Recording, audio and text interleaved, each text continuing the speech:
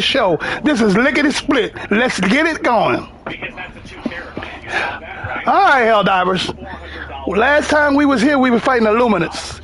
This time, I think we're finna go fight some bugs. Let me see what I got new. If I got everything new, Superstore. Well, I want to put that outfit on right there. That red outfit. That's the reason why. And PlayStation and Sony.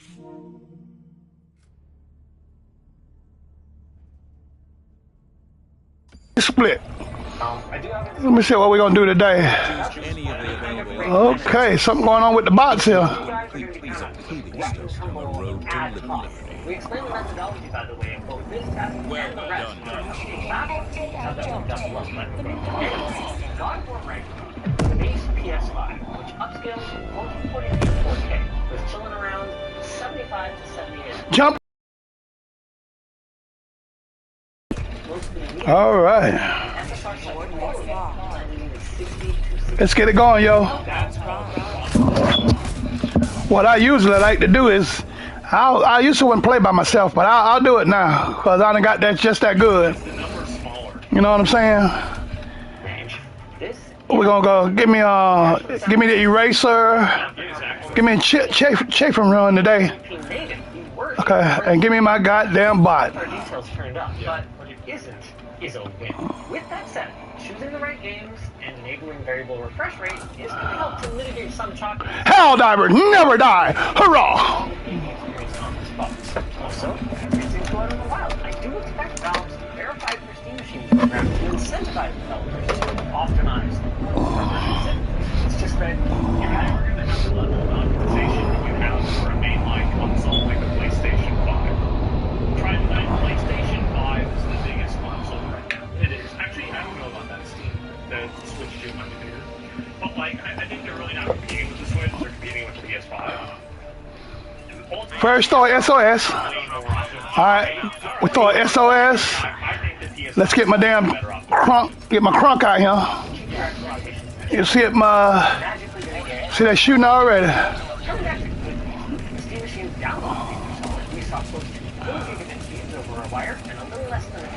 That'll take care of that shit.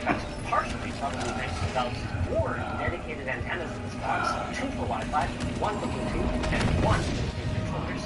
And we also saw an average power draw of just 175 watts under heavy load, with a near 66 watt. I feel like that sounds really low. Cool, that's low, right? Landing right in line with the PS5 for acoustics and averaging just 68 and 66 degrees across our CPU and GPU respectively. Good job, Val. And good job making this such a repairable and serviceable machine. Not only was the machine easily opened up, including the ability to upgrade both the RAM and SSD, but Valve has once again partnered with Fixit to make guides and replacement parts available. That's really cool that they did that. That's awesomely amazing. Yeah. Maybe consider an LTG precision screwdriver if you ever need to make any upgrades or repairs. All the bits you need and a convenient magnetic part tray that simply split. Another highlight is Valve's open approach to peripherals. I mean, can you imagine Nintendo just allowing any old thing to be plugged into their precious gaming machine? Yeah. Meanwhile, in Valve land, the Steam machine plays nicely with every mouse, keyboard, or headset that we plug into it, including random Bluetooth accessories. One thing is that some of our audio accessories were a little quieter than usual on the Steam machine, even with the volume maxed, but again, this feels like one of those somewhere. Yeah, they can probably... Bringing us finally, something Valve the detail you all been waiting for. You can order your Steam machine today. Bag it up, boy, bag it up, boy. Ah, I told y'all. Y'all got the right one now. That's all I do. Then, Steam controller got that's another $69. I think we better talk about this. It is reasonable in this current market conditions, but it sounds like you're being held hostage. Like, I think that once you break into the realm of the 4 digits, people's expectations change. And I think ultimately there are competitive advantages that the Steam, like the Steam Cube has. Like, for example, if you play a lot of PC games, the PS5 wouldn't have. But I'm just seeing a small target activatable audience for a product like this. I don't see where, because anybody that has a lot of money is probably already using a gaming PC. Anybody who doesn't have a lot of money is probably already using a console, or they have something else like a Steam Deck. So like, Come on. where's the big audience? I'm not seeing that. I mean, Valve did, yeah, that's part of it. So reasonable, yes, but like, is it too high? Yes. And that's a tough thing. I think it's fair to say that both of those things are true. Yes. Based on the costs that Valve is seeing, and also based on other options that are available in the market, it can be both reasonably priced and still too high. I was really hoping that this was going to bring PC gaming to the mainstream living room, that I could tell my friends and be like, oh, this is so cool. But this is a premium price, even though I wouldn't say it. I don't think it would be a premium price if it was a premium, like if it was able to run video games at a higher level than the PS5 Pro can, and it could do so, like, comfortably. I think that you would really be... Gotta get that one. Product. You'd be looking at a great product. And so, like, this is really what I could see happening in the next 5 to 10 years. I could see this product being refined, the development process for PC-related video games being more, curated for this type of device. And then because of that, you would have further optimization that would, as a second-order effect, make it more competitive in the market versus the PS5. In the same way of what's happened with the Steam Deck, for example. So I think that that's probably what would happen. But coming right out of the gate with this, I don't really see a huge market for it. This is a great idea, maybe for like 10 years from now, maybe 5 years from now, but besides that, I really don't know. Does it matter it'll sell out? Yeah, it does matter. Like, Bitch. Releasing a good product matters absolutely, and releasing a product that has weaknesses matters absolutely. I doubt they'll let the concept die. I mean, they obviously didn't, because this is their second attempt at it, right? Product. And in fairness to Valve, they did telegraph this. They were explicit when they came down to the reveal that it was not going to be subsidized by the 30% cut that they're going to take on games, because they have no guarantee. Solo. We doing it solo, yo. That's where they want to do it. And the Alright. PS5 is such a giant, even bigger elephant in the room than I even said before. The fact that you can still, even at the increased price, buy a PS5 for $600 US, or a PS5 Pro, which is a much more powerful machine, for $900. And then you'd still have money left over for your first year of PS5. And both of those PS5s include controller too, so that's going to cover almost another year. That's a good point. I never think about that, but yeah, it comes with controller. That said, if you're keeping it for a long time, and let's talk TCO, that's a term that not everybody's familiar with outside of, like, business and the data center. It's total cost of ownership. It often gets said that on the PC side, pricing of games is a huge boom compared to consoles, but you actually opened my eyes to the PlayStation Store having a lot of deals. There was a few weeks ago where there wasn't a sale going on, and people freaked out. So I think there's sort of a myth around Steam sales being way better than console, but I think we bounced out. That being said, you can play online games for free on a Steam machine, and on a PlayStation, you're even spending $110 a year. That is unbelievable. A lot of money. That's a game and a half. Another big benefit, though, I don't think that people see it the same way, because again, like, that's the reason why everybody's moving to subscription services, is because people are much more willing. Like, my dad would always talk about, like, he's like, well, I don't want to spend this much money per month, because, like, if you multiply that over like 3 years, it's like this much money, right? But I don't think that's the way most people's brains work, and I think that's why everything's moved to a smaller, bite-sized subscription, so people can tolerate it and they don't realize how much money they're spending. Like, most people don't have that long-term thinking, and that's the reason. I mean, obviously they don't. That's why so many things have shifted. on this, but accessory support. Nintendo's not the only one that keeps things locked down with respect to plugging things into their consoles for years.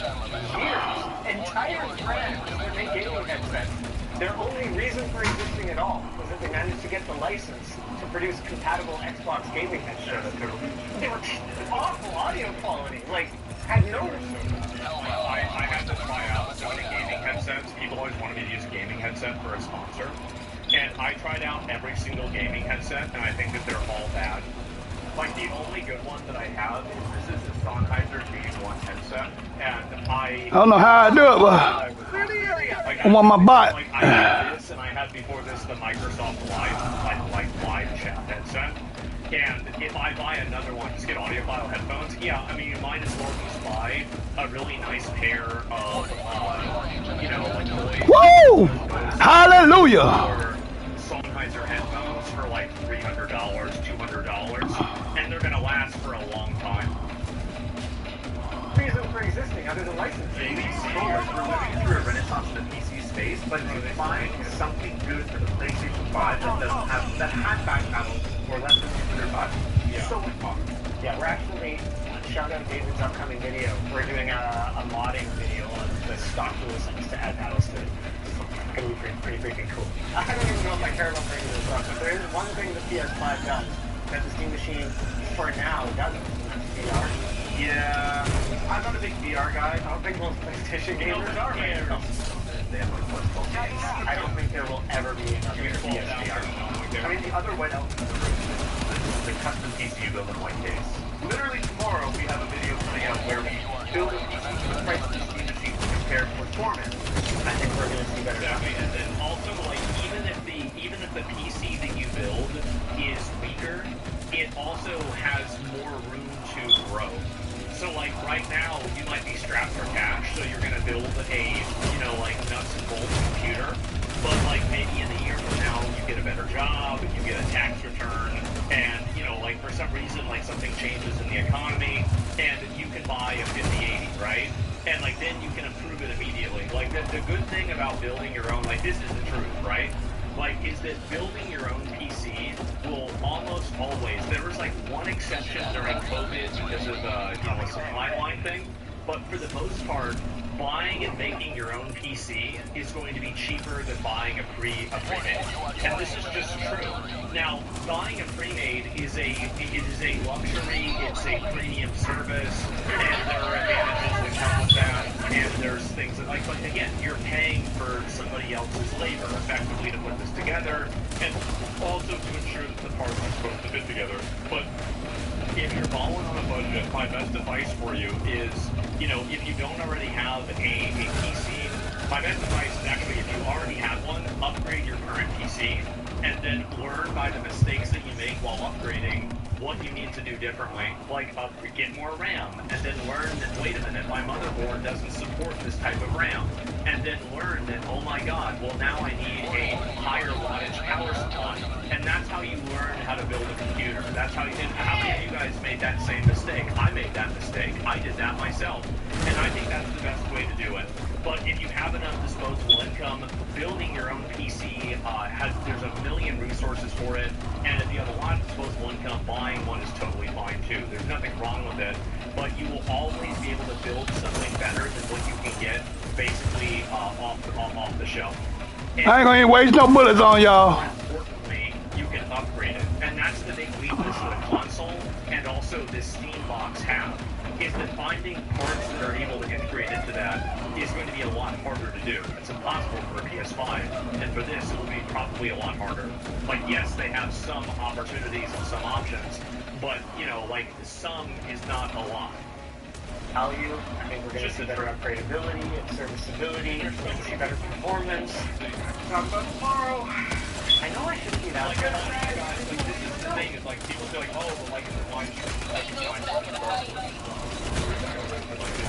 I got really involved in that anymore, but like, what I was, like, people asked me, they were like, well, why would you start a PC company if you build PCs you think it's cheaper? How many of you guys are at the point now in your life where you have enough disposable income that you can just literally just buy a pre-made? You just buy the pre-made, you don't think about it. A lot of people out there. A lot of guys out there. It's convenient, it's simple, they don't want to fucking deal with it. You guys probably built a computer, right? Many of you have probably built a computer already. And so have I. But it's just simpler, you have a million other problems in your life. And there are some people that like building computers. You enjoy this. Okay, that's great. For me, it's a means to an end. Yeah, exactly. There's a huge market for that, and you know it's not a big deal. And that's why I was always completely honest about it. I always was because it's the truth. You just can't tell people the truth. You're lying. Can't lie. Really was a downer for me. I think if they hadn't made the 4K 60 promise, it would be a little less painful. Or if they had left the door open for Steam Machine Pro. Like if I knew there was going to be something based on a 9070 coming that would be the legitimate 4K machine, then I think we'd be having a really different conversation. Or eGPU support, maybe some way to upgrade more than just the RAM. Okay. We spent a lot of time on the graphics card then. What would be the right price? What's the no hesitation I buy one tomorrow price? 700.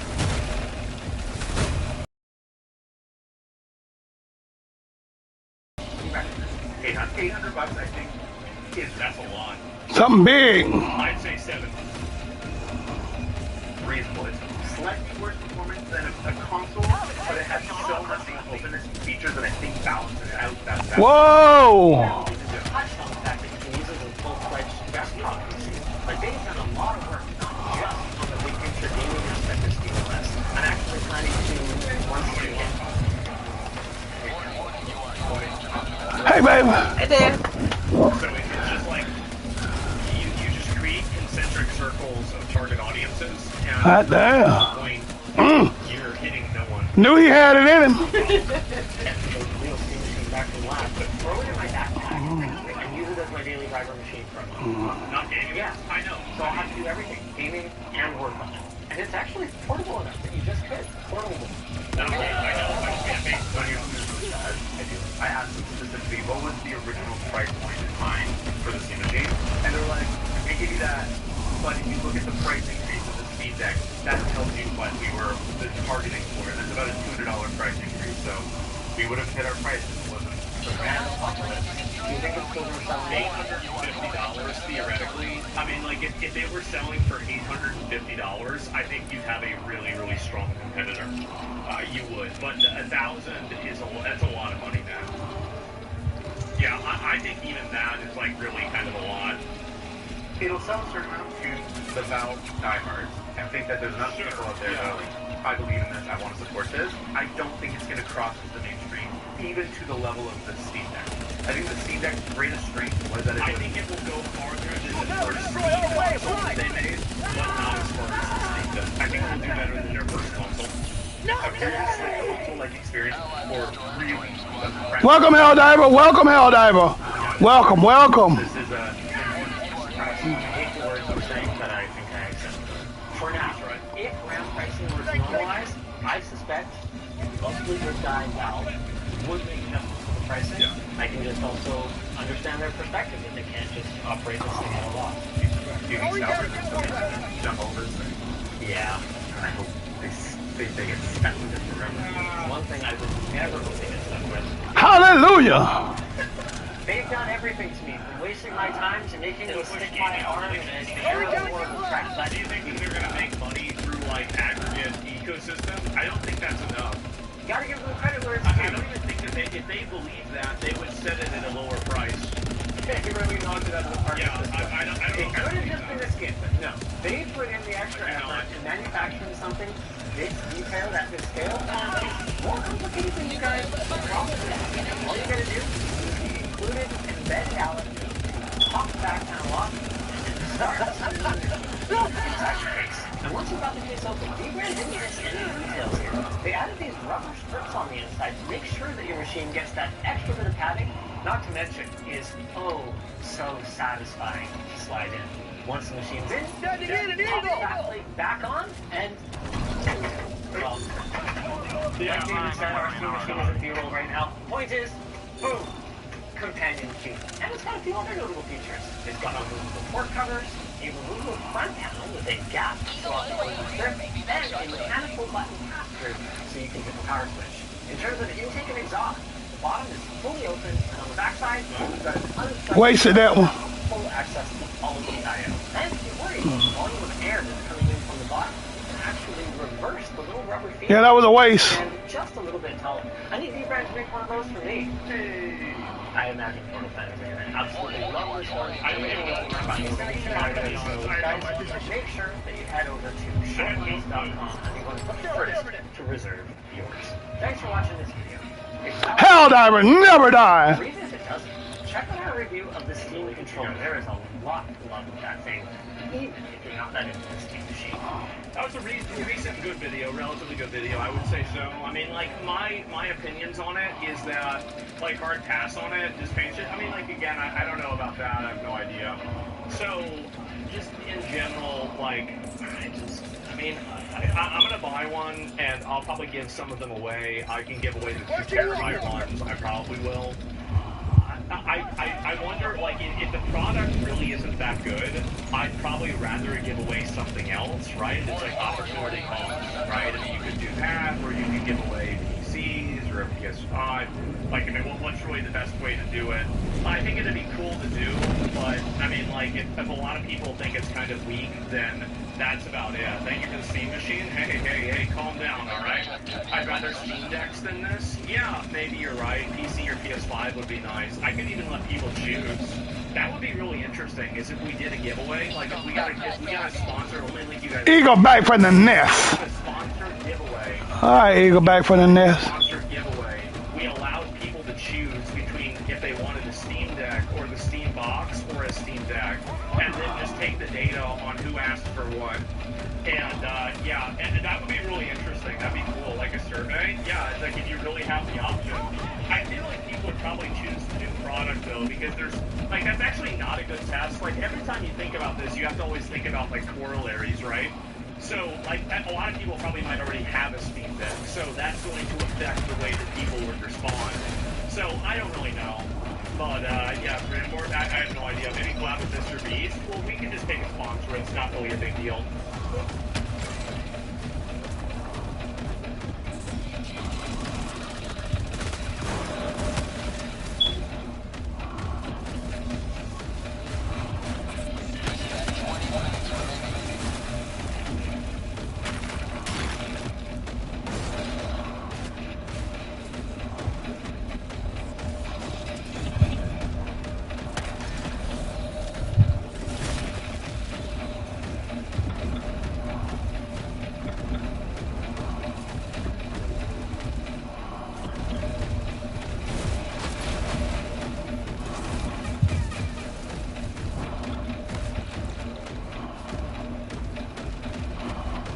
So what I come up here for?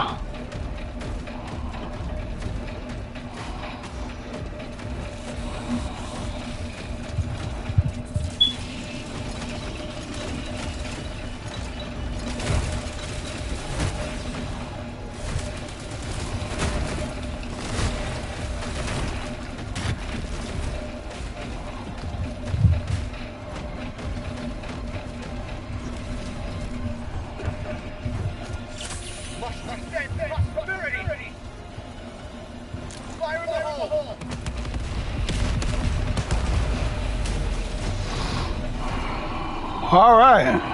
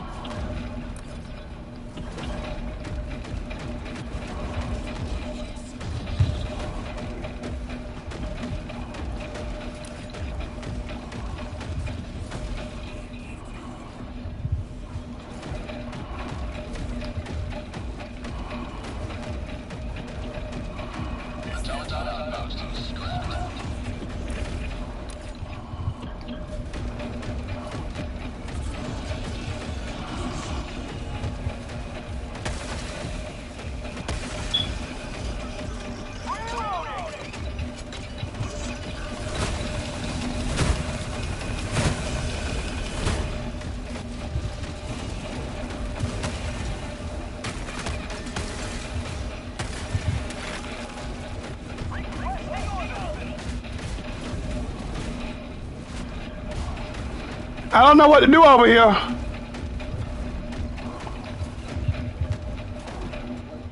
Dropping a pin west on my position.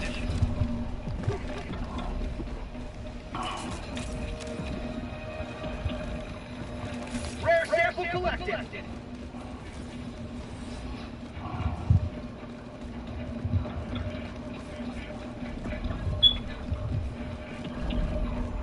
How do I take the jammer out? Found something. Fire the hole.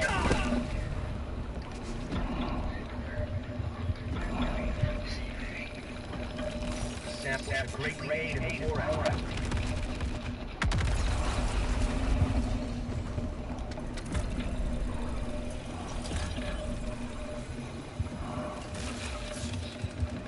I got the terminal.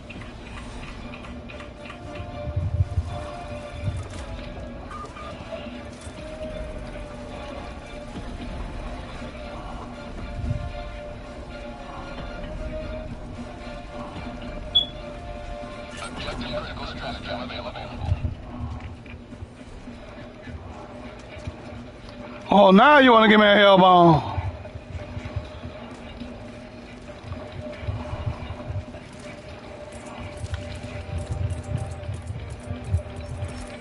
Falling in a hell bomb.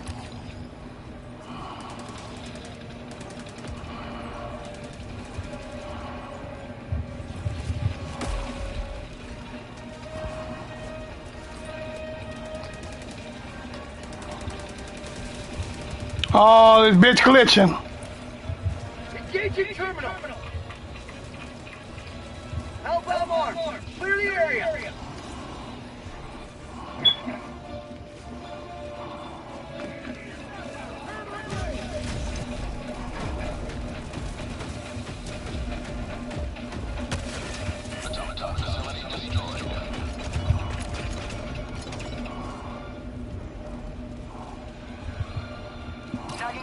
Southeast, 200 meters. 200 meters. Here I come, Blue.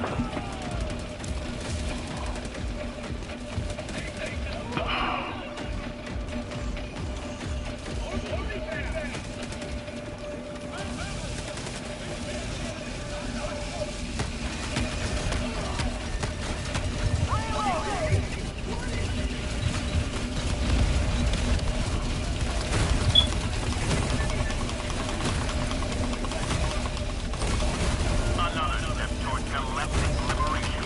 You may extract when ready.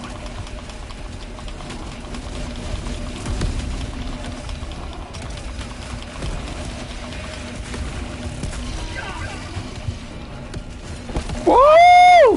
I don't know what the hell happened there, but I tore that shit up. I tore it up. I tore it up.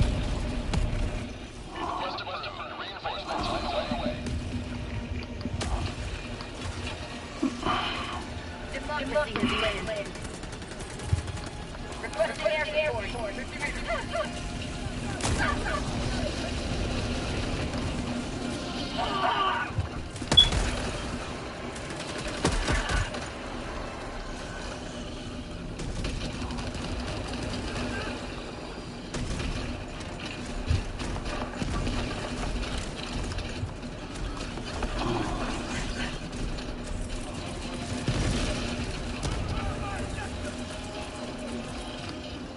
Requesting advanced weapons.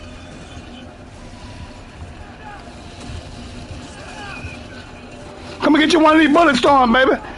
You can rock with one of these.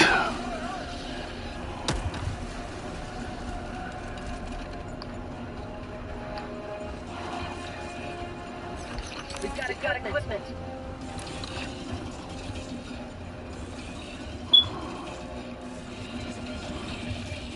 Dropping it. Down. 200 meters.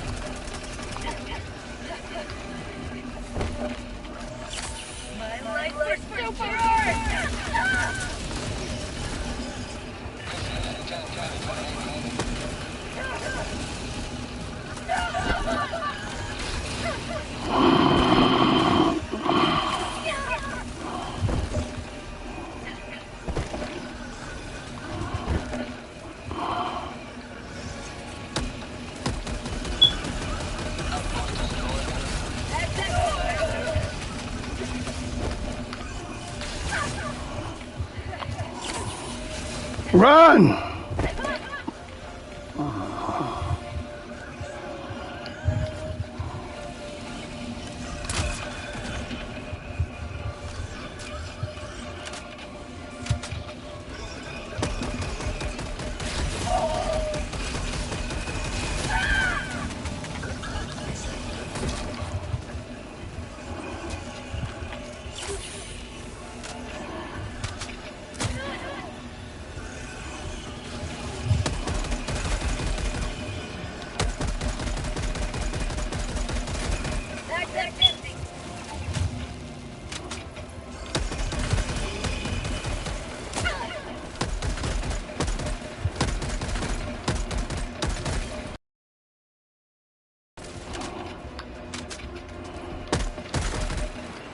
Ooh! Man, I am on fire. You hear me? I'm on fire. I need my damn shooting at me. Where you at, motherfucker?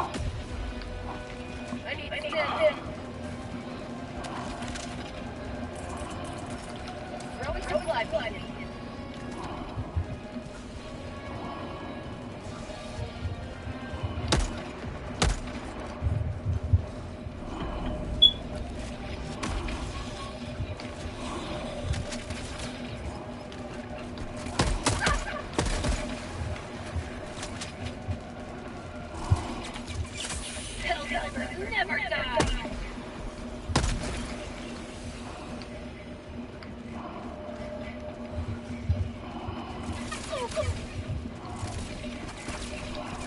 Hello to democracy. Bop drop. Bop drop. Where the bop drop back? Oh shit. Send it in an evil. Here comes the cavalry.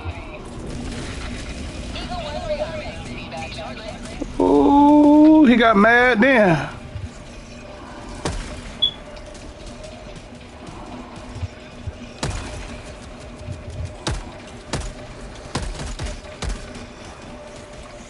Okay, getting a little too close now. New map.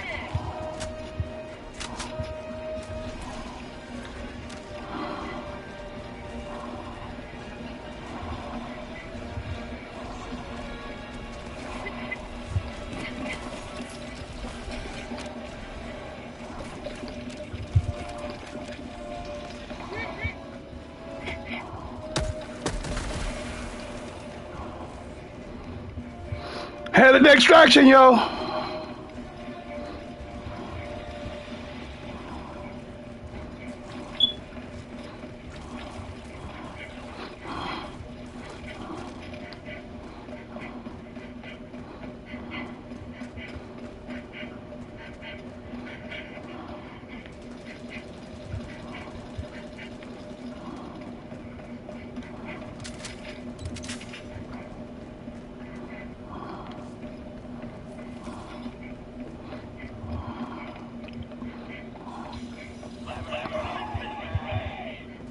Calling in extraction. Extraction request confirmed. Shuttle inbound. Calling down a vehicle. Requesting advanced weaponry. Eagle 1 armed and ready. Warning, you are in range of enemy artillery. Requesting air support. Calling in reinforcements.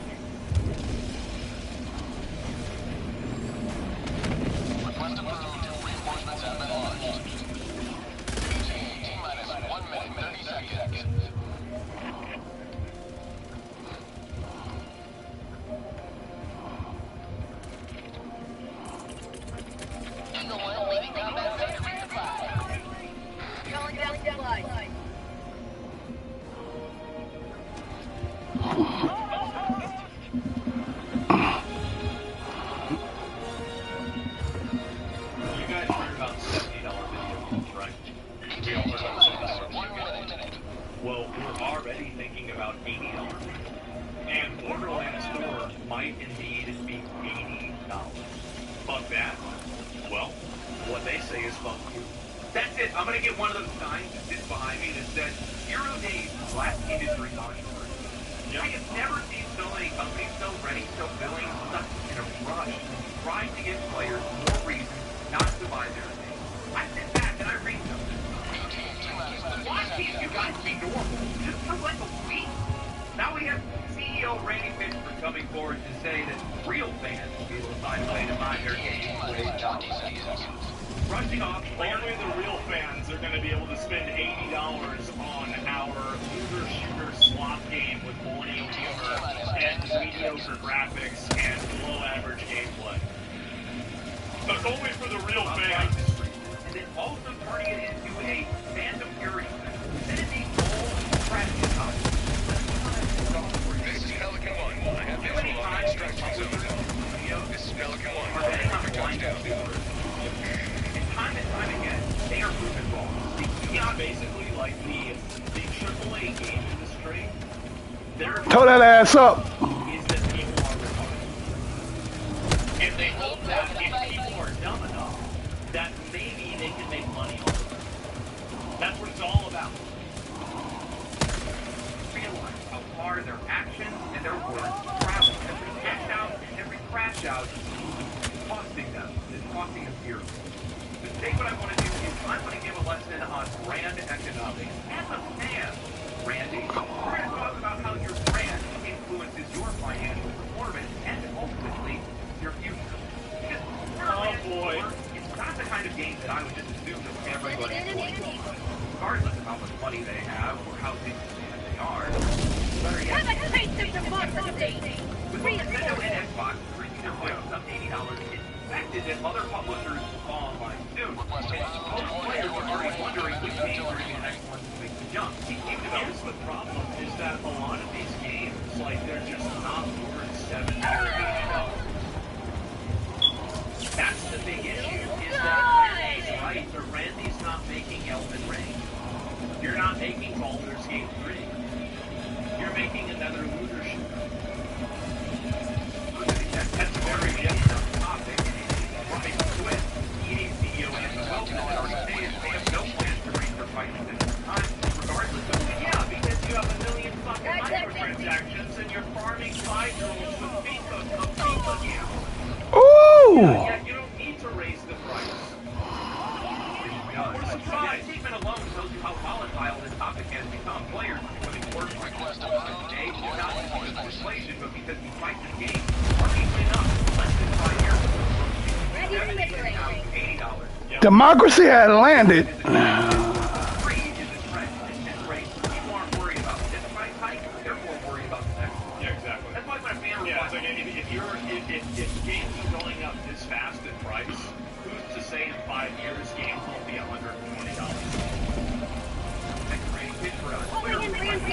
Get ready.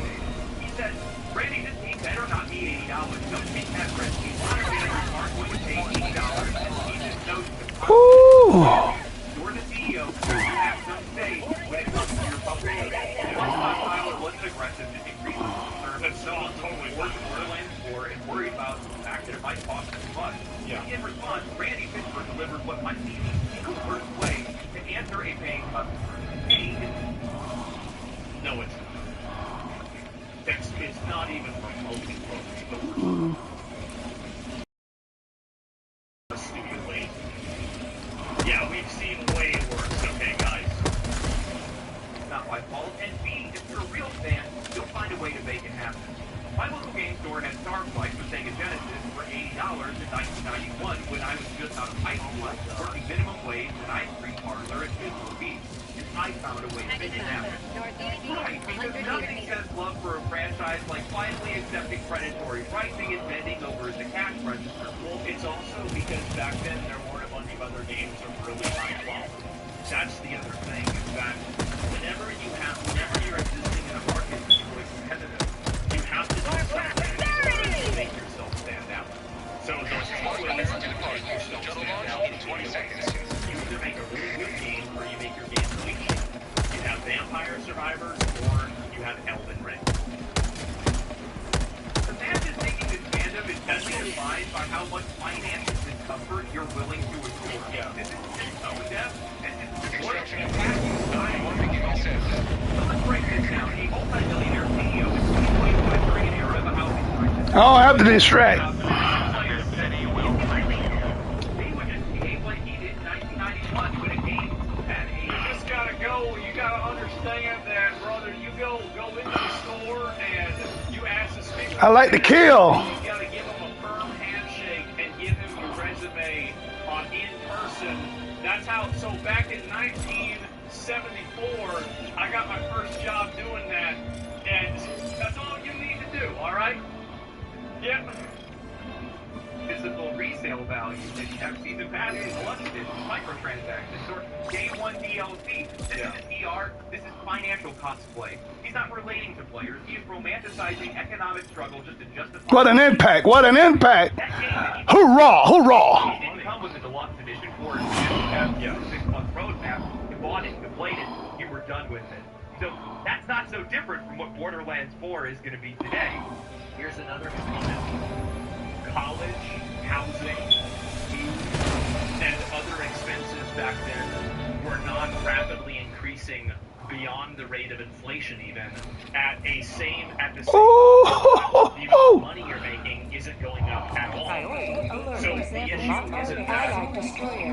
So like here's let's say this is let me go back. This is your money. Okay? So this is all of your money. Well, what's happened is that people have been eating into this money. And these circles that used to be this big are now this big. And so you have, for example, food, school. Let me move this over. School. And then you have, let's see, a cell phone. And then let's go ahead and let's do another really big one, right? And let's see. This is obviously rent.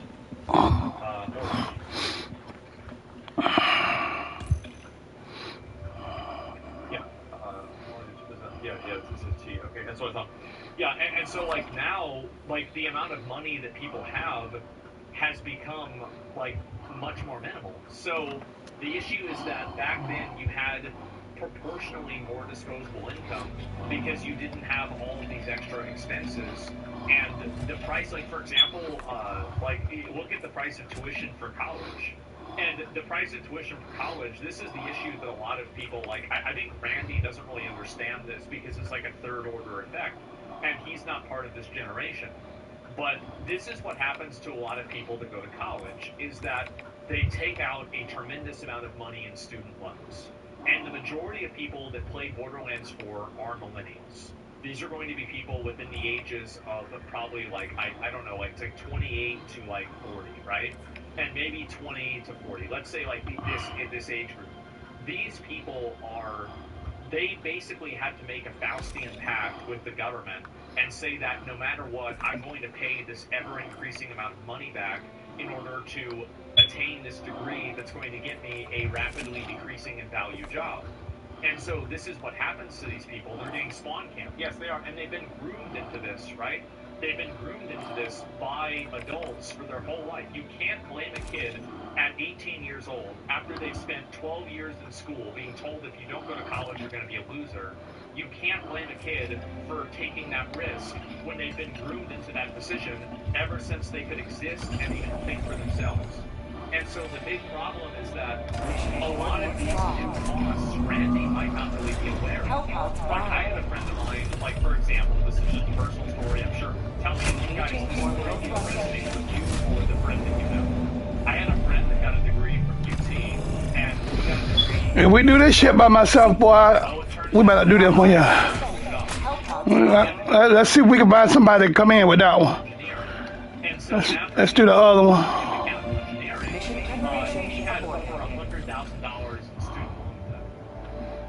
Blitz.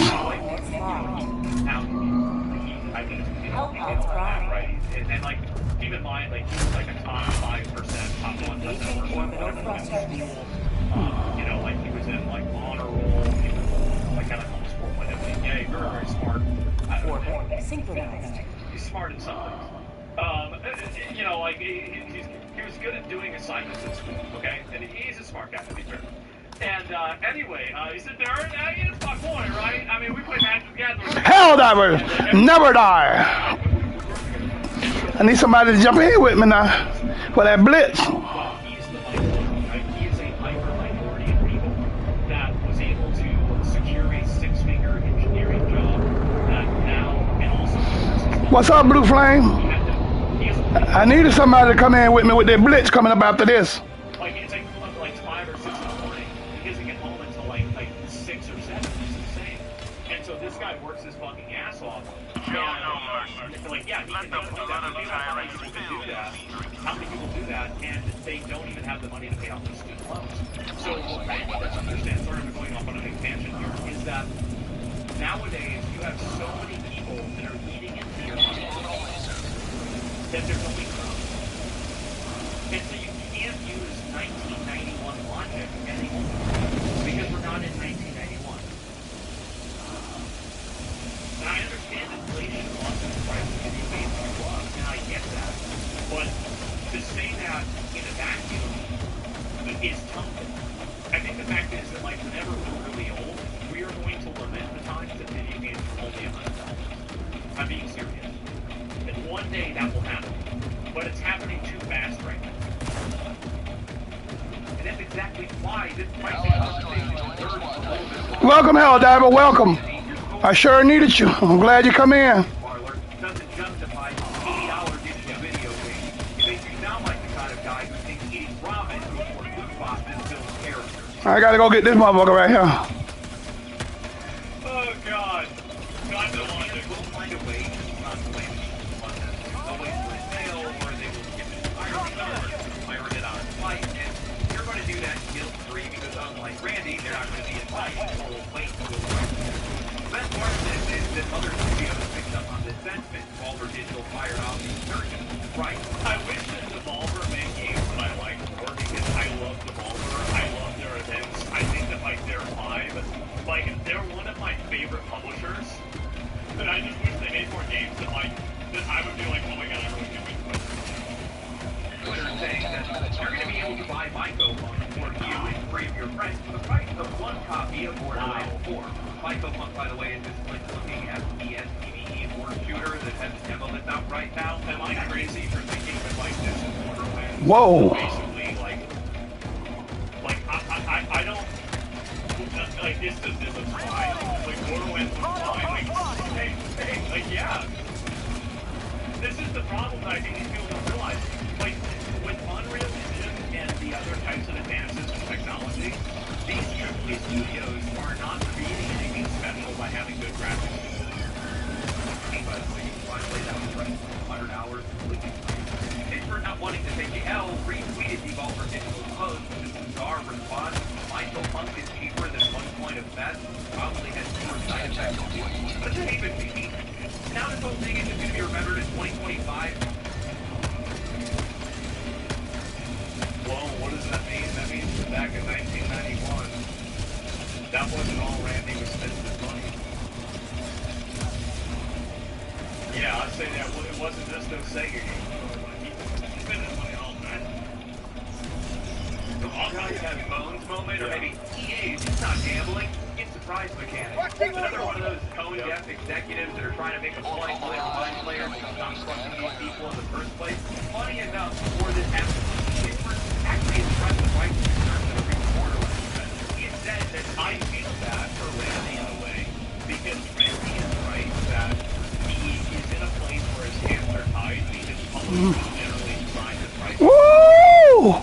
So he's put in a position where he effectively has to tank the decision of another person. But I also am not sure, like, how much of this he's really pushing back on privately at all. Because obviously, like, you know, if I was publishing a game, theoretically, imagine if I published a video game, you know, and the developer wanted to price it at a lower price point, I would probably try to work with the developer and do something big. Especially Bust all y'all asses. Killed myself too. No, Borderlands 4 was going to follow Nintendo where Xbox's price just reiterated that it wasn't its fault and added on just this game's budget in order to double that of Borderlands 3. He finished by saying that he believes in this game, that it's great, and that it will deliver at any price point. And honestly, it might. And that's not the issue anymore. The sad part is, it's too much. It's just too much. $80 for a game. Sending out an Something SOS. like this in a market that's too oversaturated. Sorry. Advanced weapons. I mean, if you want the truth, I mean, look at the first Descendant. I mean, the first Descendant, I think, in a lot of ways, has cleaner and better gameplay than it looks like Borderlands. You will never destroy our way of life! No match! So, like, why would I not just play that? Or slow in the movie? It doesn't have to be a controversy. What you said at the event, or better yet, said nothing at all. The conversation would have moved on. Maybe people would have grumbled about the potential. I love this gun. I tell you, I done found me a gun, yo.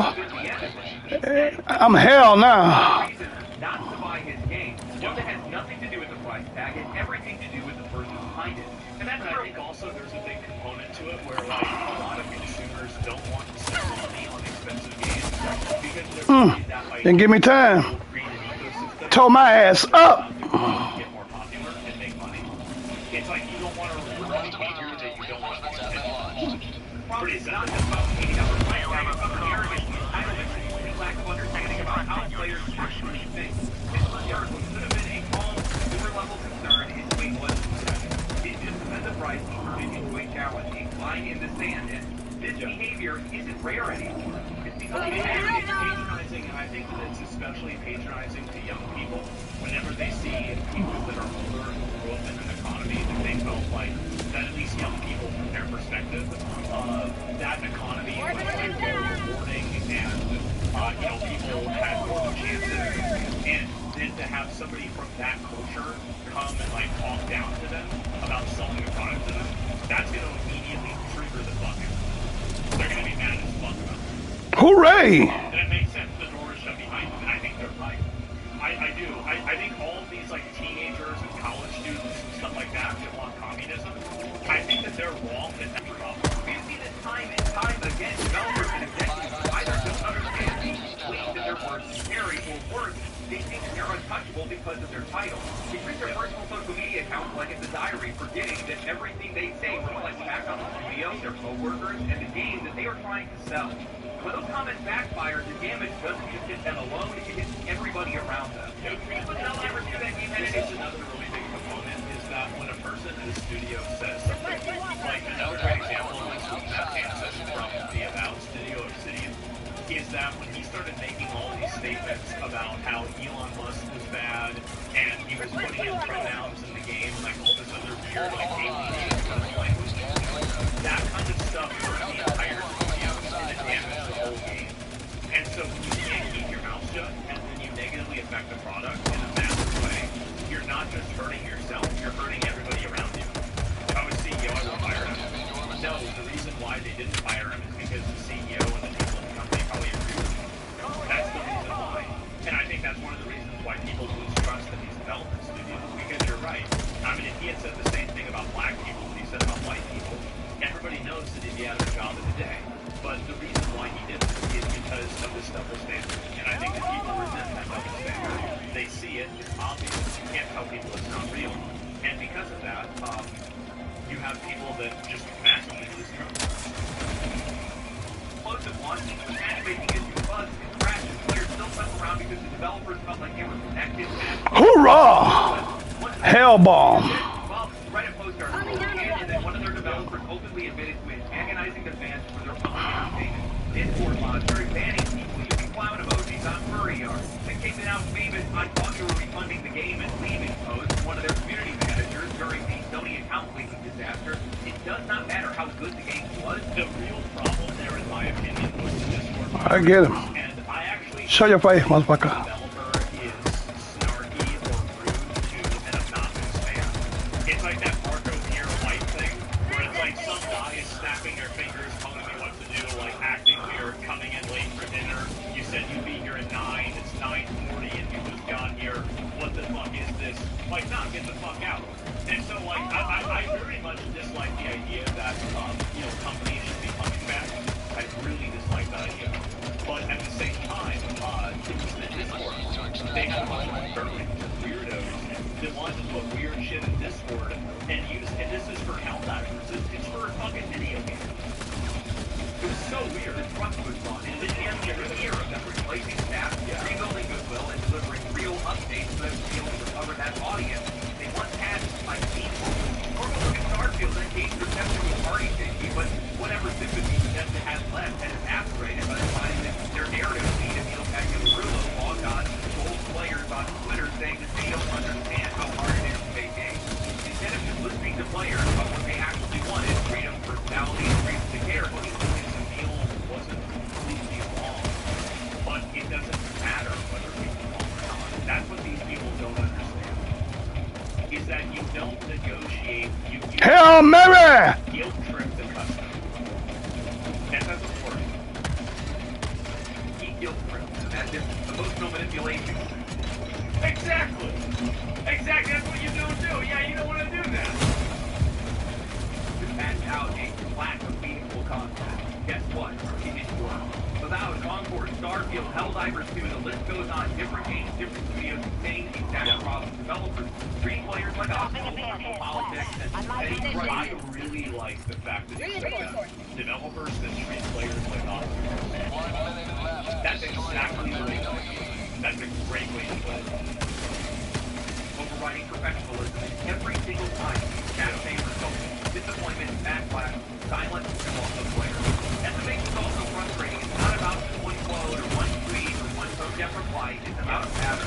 These companies are already asking players to pay more than ever. When people that are representing those companies act dismissive, deny, or outright combative, it gives players a very easy reason to just walk away. It's also, again, like, I really think that we need to talk about these last dynamics. You have an older man who enjoyed the privileges of the perceived better economy that is now a multimillionaire that is patronizing younger people trying to buy a product, telling them that, oh, you'll find a way to make it work just like I did. I think that really, really rubs people the wrong way. The same as, if you're a pro boy, just say On the way, on the way. it's the exact same thing. And it's not, it's really class. Like, obviously, generations matter. Like, you know, like, it's an Here I come. talking down, so it's like a perception of a different economy. But Don't leave me yet. like they do, of course, right? And this is like, for example, like whenever, like I don't really sell merch or anything like that, but I remember like getting got negative feedback with the like, you know, certain things that we sold. Like they said, oh, this is good money, and it's like Star Wars is a great example. When I was involved with Star Wars, on day one, whenever we announced, day one was the worst day of that company. No, it's not true. Worst day of the company is probably the day that we're talking about characters. The second worst day was probably the first day. And so, yeah, that was because a lot of people were very, very negative about it, right? And they hated it because we had an i3 processor, and like we sat down, and I remember it was an all hands on deck. Like Charlie was there, Schlatt was there, Kit was there, like all the guys from Star Wars was there, I was there, S-Man Nick was there, everybody was there, right? And we decided that day, we made the decision, the customer's always right. And it doesn't matter what we think the value proposition is. If we're selling this, What about, I got it. I get this rock. I got all these motherfuckers here. and they don't think this is good. All right.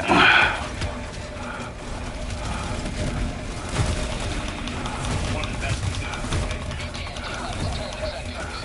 And that's it. And it's the same as we made decisions like in the EU. Like we charge higher prices in the EU because we thought it would be better for the consumer. Rather than have it be a surprise when they pay for it at customs. It's again, Don't leave me yet, yo. it's about respect.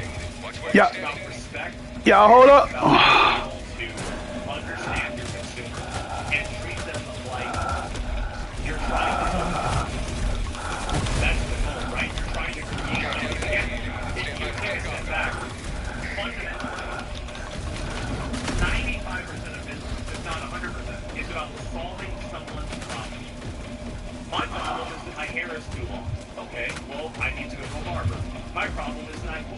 Okay, well, I'm gonna go to a movie. My problem is that I'm hungry. I've got down covered by easy extraction. My problem is that I don't want to exercise. I'm gonna go Academy and buy a set of weights. So whenever you look at Hoorah! you understand that your business is to serve. I'll be in a hurry to leave the planet. I want to kill them. Kill them all. What to do. That's why I keep getting left. It's all right, though. It's all right, yo. And if you I'm down with it. you can do business in a way that's I don't mind being left. and that's what so many of these developers just don't seem to understand. And so many businesses don't seem to understand. I'm Licketsplit. Shit. The average player doesn't care about who's managing the Discord or balancing the damage numbers. When they do care, they do notice when somebody from that team acts like the audience is beneath them. When you push players away, don't be surprised when they don't come back. Games are already expensive. Don't make players pay for your ego too. I genuinely think that these companies underestimate how many people use social media, which makes a lot of sense seeing how much they spend on their marketing budget. But it doesn't take a whole lot to come across a great quote or a headline. You don't have to be watching videos. You are remotely interested in Borderlands. The entire idea that everybody now, like, and also, like, think about think about the level of disrespect that these companies are exhibiting by even using this as an argument. It's okay for us to sell a bad product that's discussed online in depth about it being negative and problematic, because we have an army of retards who are going to see a commercial for it on TV and buy it anyway. Hellpods Prime. What a shitty business. Engaging orbital Like, thrusters. really? I mean, what a cynical, shitty business model that is. There's a good chance that you're going to be using Twitter or Reddit or YouTube or whatever it might be, and you're going to see something, and all of a sudden somebody that had passing interest in something is going to pass entirely. Yeah, exactly. And the idea is that once negative sentiment starts, it is impossible to put out. It spreads. It is possible to put it out, but it's really hard. It took Starforge probably 6 months to rebuild that trust, if not longer. Think about how long it took for CD Projekt Red, how long it took for No Man's Sky. You can rebuild. Helldivers never die. Hurrah! The trust being rebuilt makes it stronger than it was in the beginning. But at the same time, like, From Software hasn't really ever needed to rebuild trust. I think that people trust them and I think they're great. Same as now. So, like, you don't need to do that. Rebuilding requires making a good product. Yeah, and it costs a lot of money. It's better to maintain trust. It's cheaper. It's cheaper to maintain trust than to rebuild it. As hardcore fans, people making YouTube videos for Borderlands content, people that stream it and things like that, they might be able to brush it off, but the wider audience, no. People that have been purchasing for people that are sitting on the fence and people are wondering whether or not they're even going to be supported for something like this in their feed, it just reinforces all of their most negative and narcissism developers are out of every negative possible thing you can imagine. Right? Now here I am sitting here and seeing the CEO say that if I want to play their game, I need to dig deep to be able to be taken seriously. Yeah, Jesus. What the hell? Living on Earth when it comes to they cannot see anything past their own. Calling down the support button. You're sitting here telling me during a housing crisis, prices going up, you're trying to tell the common customer that we increased our prices, we increased our staff by 150 members, we increased our budget by more than twice the amount, and you gotta pay for it. We're gonna need you guys to be able to make that up. Yep. You overspent. You overstaffed. This is your problem. You make a bad financial Already? and then you expect the customer to bail you out.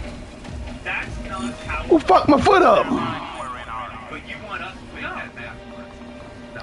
Oh, they ain't used to having them motherfucker now. The where all of this optimism is coming from, Pittsburgh is acting like Borderlands is untouchable.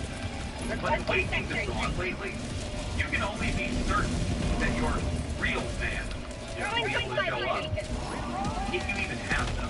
I am, for all intents and purposes, a die-hard Borderlands fan. I want Borderlands 4 to be amazing, because if it's good, how will the 480 even thousands of hours that go on? And somebody who grew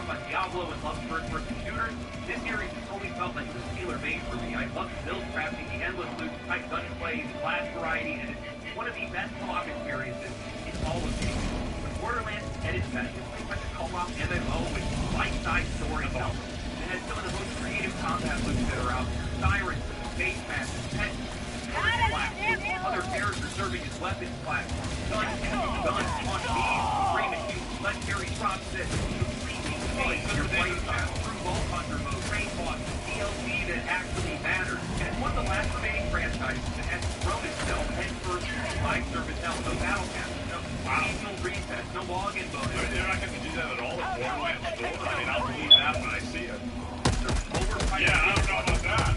Experience, tactical content, expansions that actually expand on something. In a lot of ways, Borderlands is a reminder of what games used to be before monetization worked the entire genre. But that's the thing. What Borderlands represents and what Borderlands has become are completely different things. And what I don't think Gearbox has acknowledged or maybe hasn't realized is that Borderlands has a reputation for the few, not the many.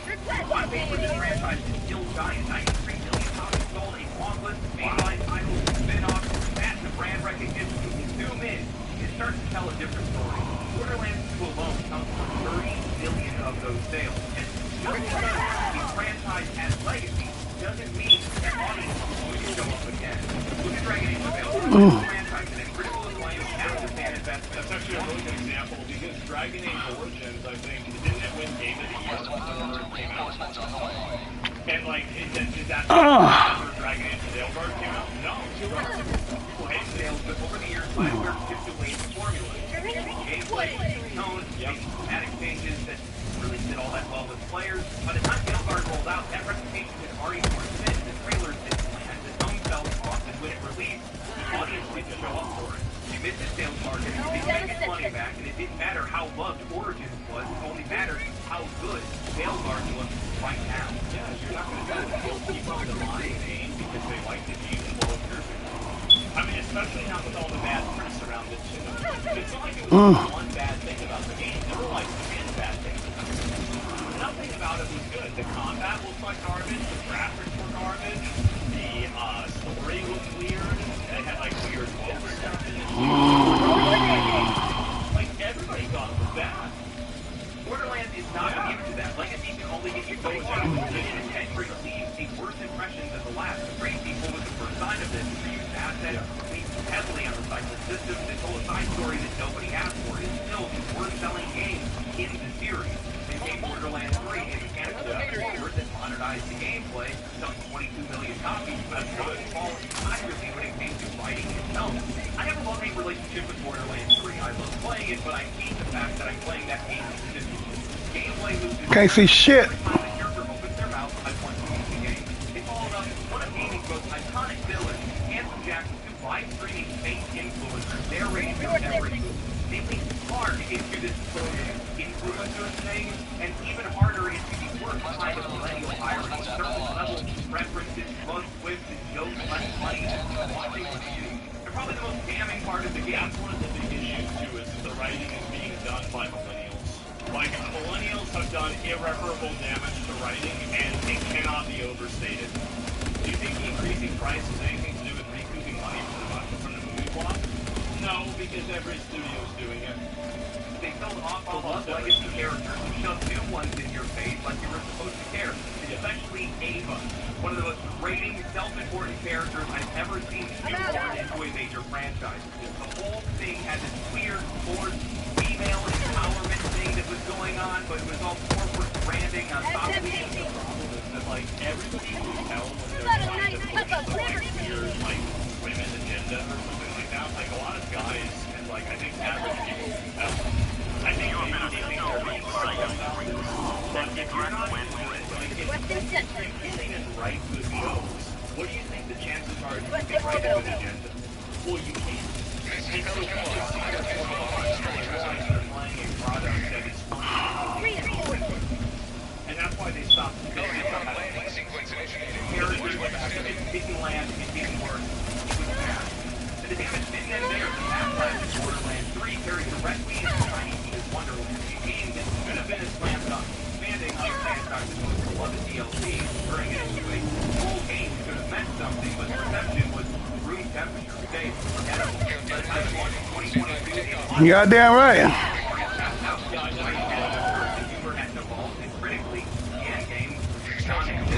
Hoorah! That's what I'm talking about, partner. That's what I'm talking about, my guy. That's right.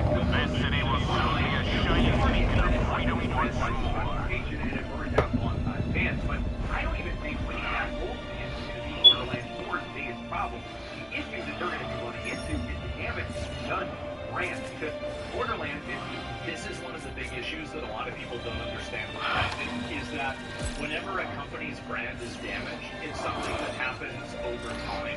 It doesn't happen like immediately. It's not like, oh, instantaneously the brand is awful and everybody hates this game.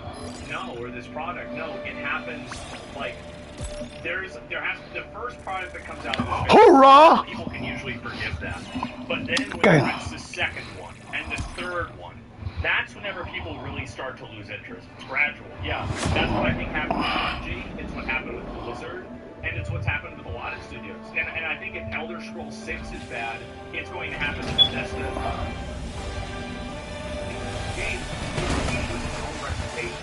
Borderlands will be catastrophically pulling in just $18 million on a $110 million budget. He's miscast, tone deaf, utterly disconnected. Just made Conqueror special. And for a lot of people, that's their first exposure that they've got to this franchise in years. Not the games, the plot. Then there's Take-Two's recent update to their end-user license agreement. They moved so anti-consumer that it's starting a review bombing campaign across all of their franchises. Modding, bannable. VPN use, bannable. Exploit in a single-player game, bannable. Why would anybody battleground talk about of your exploiting heroic a single-player game? intervention. How does that benefit the customer? The automatons think this plan is theirs. Show them a another. single-player game. I like this one, yeah. The Colossus system. Who cares? You bought the game, they got your money. Like Elden Ring has a mod that turns you into a jet engine, and you can blow everything up as not a jet engine, sorry, a fighter jet, and you can go around and blow everything up instantly, and somehow that's totally fine. Allied destroyer So what has happened? left squadron. Front and center. See you later, partner. Competition hasn't just caught up, it's already passed them. Prophylactic, Resident, Helldivers, Risk of Rain 2, Monster Hunter Wilds, Rust, Company. The co-op space is stacked right now. Some of these games are cheaper, some of them are free, and most of them feel fresher and more ambitious than what Borderlands has been offering lately. All of this leading up to the real question: Napalm, that motherfucker. more anymore? Because it's for fat millennials that own at least 5 Funko Pops that still watch Marvel movies. That's what it's for. They grown up. Everybody knows in 20s, 30s, or 40s now they have kids, careers, limited time, and they're not lining up to drop $80 on a franchise they love just because. And this is another. He actually brings up a really good point here. This is something I don't really talk about enough. Is that when you're a guy and you have, let's say,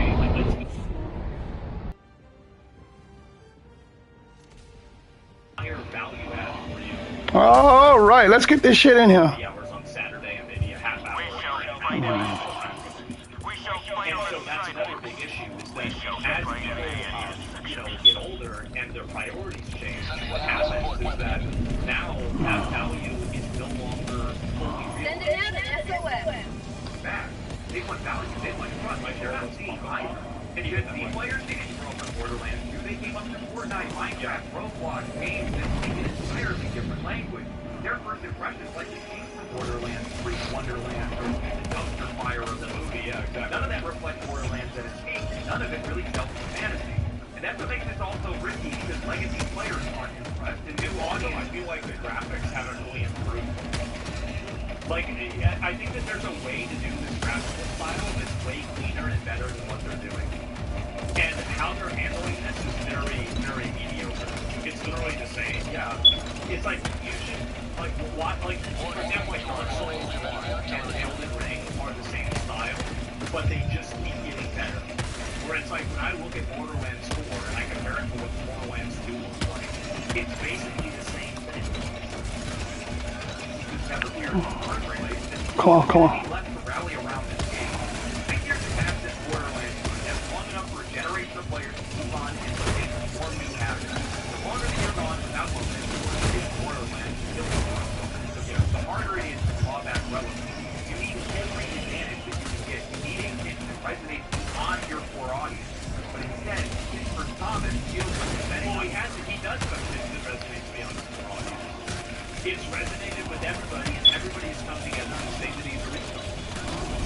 it's resonated with the entire internet. It works. Legacy of Borderlands is still a guaranteed seller, and it's not. And even one-time fans who bring some of them find a way to pay $80 is a hell of a selling price. It does not build trust, it builds investment. It makes the franchise sound like it's stuck in 2012, riding on the high of hands and nothing is ever guaranteed. Actually, that world is gone. It's just a different industry, a different audience, a different world. Borderlands doesn't get cast. It's the only game that's found. So yeah, I think real fans are going to find a way. The reality is, some of them won't, some of them didn't, some of them are just right, they're going to quote, joke, movie, they're just going to walk away. Because even the most loyal players eventually stop showing up. And they love and that's what happens with over time, people just lost interest with the brand. And I think that's what happened with Overwatch as well. Is that like if you mismanage a brand, it doesn't die overnight, but it dies over 3 or 5 years, and it is not a fiery, you know, like they don't burn out, they fade away. And it's sad. Well, they will do great. Everything past Borderlands 2 has not aged well. Not at all. In fact, writing, the characters, the memes that they use, the jokes that they use, it's cringe. And cringe is not a good no. And that's one of the reasons why the narrative lead for Borderlands 4 came forward and said, hey, this game's going to be more darker, it's going to be grounded, it's going to be a little bit more serious, and I hope that's the right decision. Because people's opinions are based off of their first impression, and this series has not done a good job with first impressions. Well, this is the reason why. Is that, like, I mean, if you can't mismanage to make a good first impression, what are the odds you think? Really? Judges look like it's covered? Absolutely. If you can't even manage to make a cover look good, bro, you're not at your shit. Come on, I want this game. Really? God, I want this game. But if you're about to not have a leg to stand on when talking about betting on fan loyalty, because you learned that from the last decade.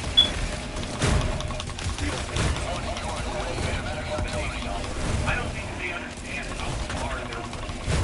Yep. Pittsburgh obviously has a lot of confidence, and I think that's really important to have. You want to be confident about the music. Sure. You need to lead with that. Why wouldn't you just say, I don't control the price, but whatever that price is, I can promise you that we will deliver. That's all you would need to say. And he's actually right. That's 1,000 times better than that. Why didn't you just say that? Most people are just too honest. You know, Borderlands does have value.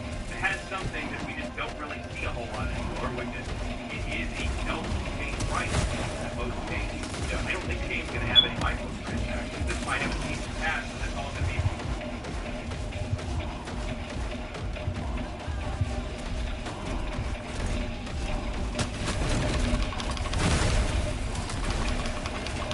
DLC is basically relevant about that.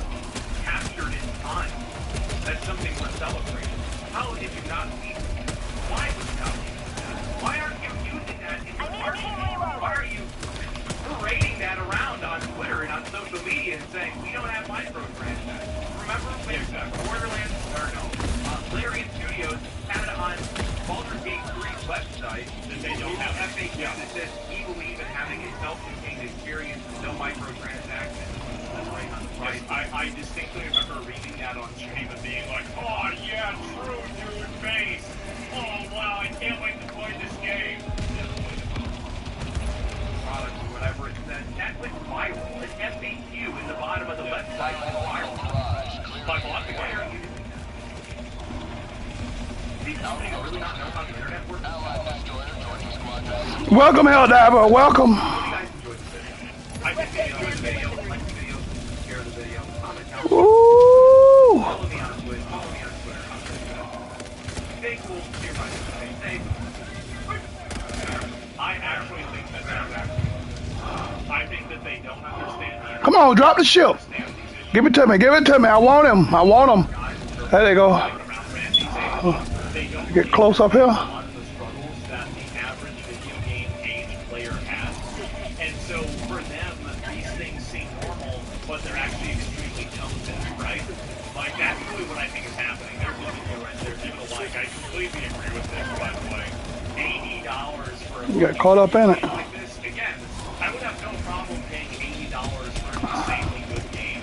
But we're not talking about an insanely good game. We're talking about this bullshit instead, right? And so I think that's a very big difference. Apparently there's some big night rain event. Like, is this true? Were they doing a night rain event? I have no idea. If you were kind of low, night rain, oh, it's just a tournament. Okay, never mind. I thought there was something that was happening. And, yeah, the draw nights on YouTube. Well, no, I'm not interested in watching streamers play the game. I don't give a shit about that. Like, I was curious if there was something that was actually happening that mattered. But no, okay. Who cares? And so when you switch to, yeah, I'm going to play that. I'm going to play it tomorrow anyway. I just wanted to double check. But before I move on, I want to say that, like, in general, this is exactly the way that I feel about this, too, is that, the fact is that, like, a lot of people nowadays just simply don't have that much disposable income. And on top of that, there are so many other things that are eating into your income. And on top of that, you usually have, because you've grown up with these games, you usually have way less things that you have, like, way less time to have to spend playing the game. So a value proposition, $80 for 150 hours is way better than $80 for 50 hours. That's it. Yeah, child support. Yeah, clearly, right? I don't have enough disposable income. Yeah, and I think that people don't really understand how much, like, the wages and things like this haven't increased. And that's been a huge problem. So, I have Vision 33 video. Yeah, I know. That game has done very well. And at $50... Drop it a pin. Northeast. On my position. Yeah, I think probably think it's like that, but the next one...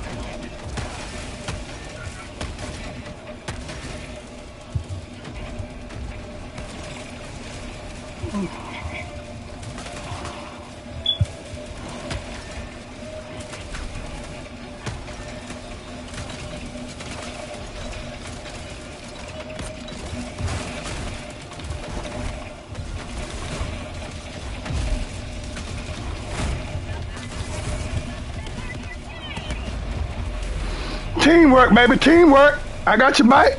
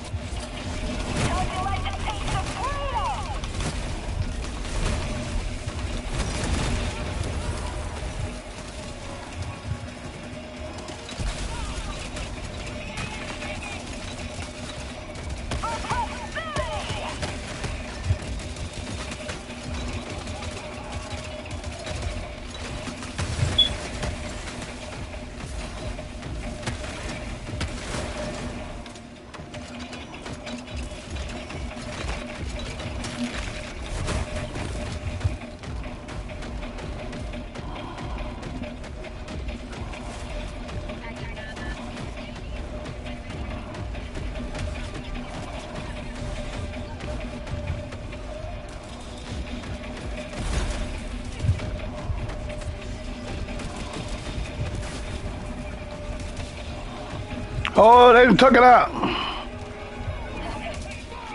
That's smart then.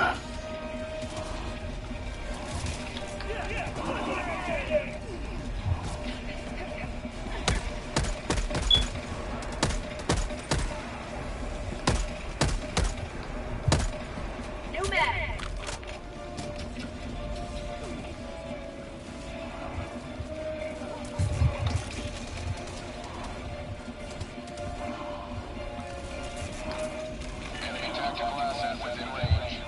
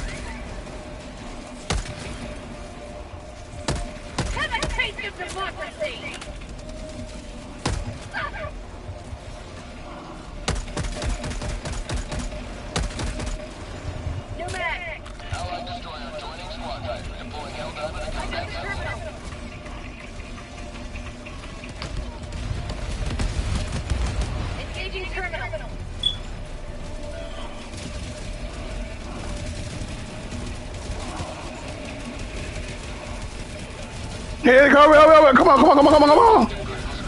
Woo.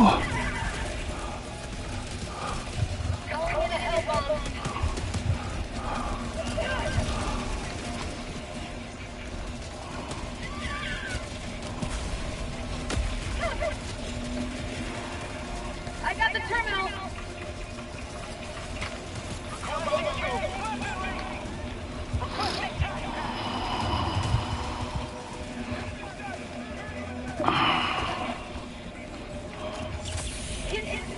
What is it?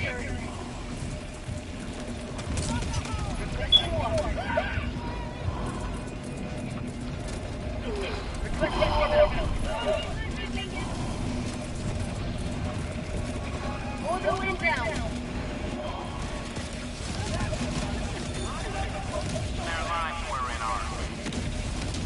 Fucking napalm.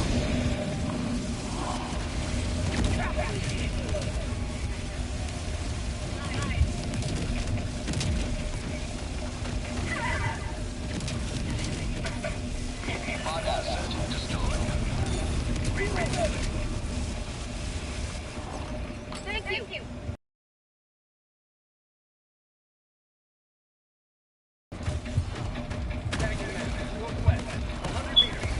Let's go get it.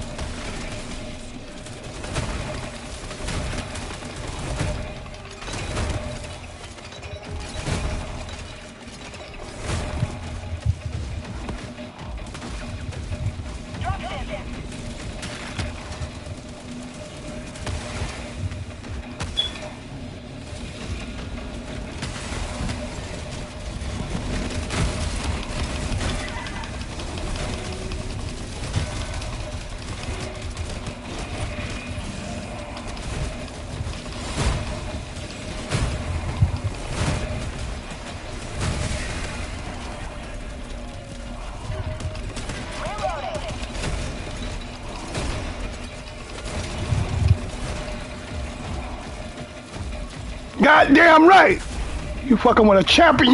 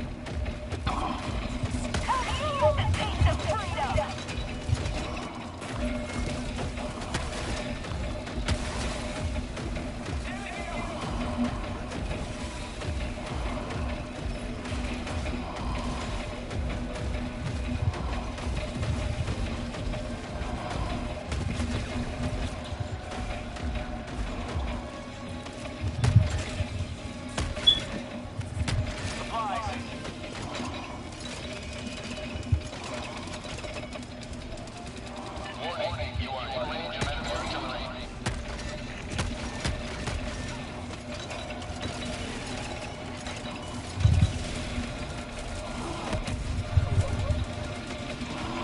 Objective critical stratagem available.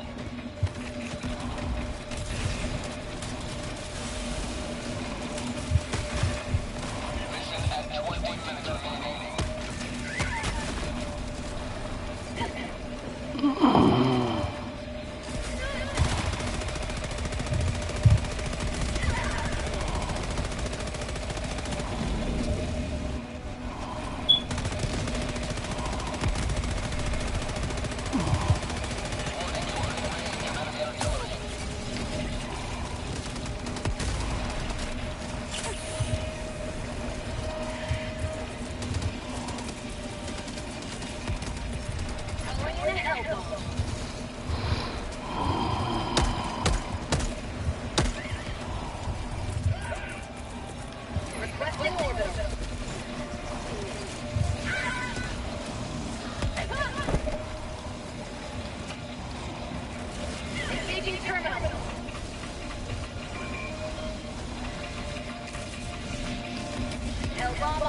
Clear the area.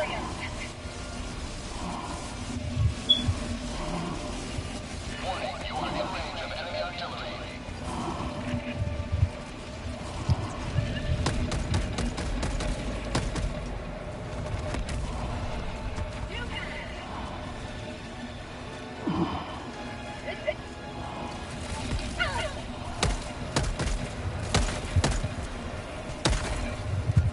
Objective critical stratagem available.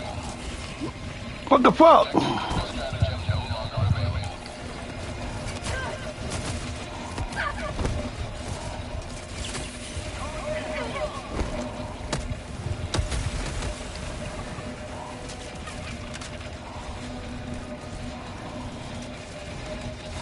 Warning, you are in range of enemy artillery.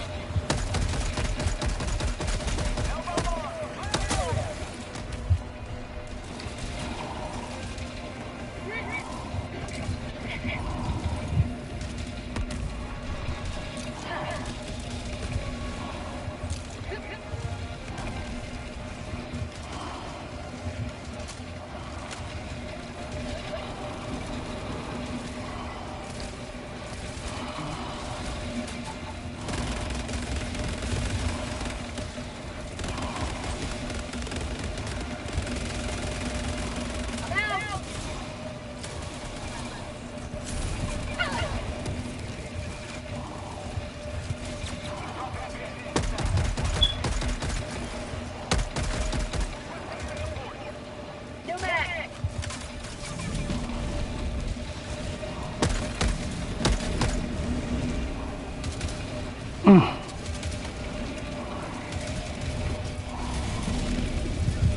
Orbital inbound. Napalm. I got the napalm. Get out of there.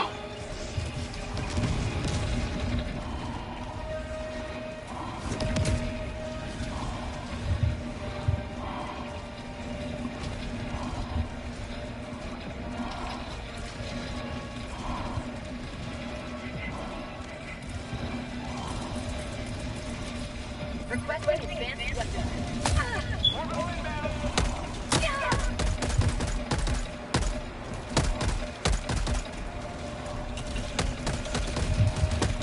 Bag's empty. I ain't mess with that.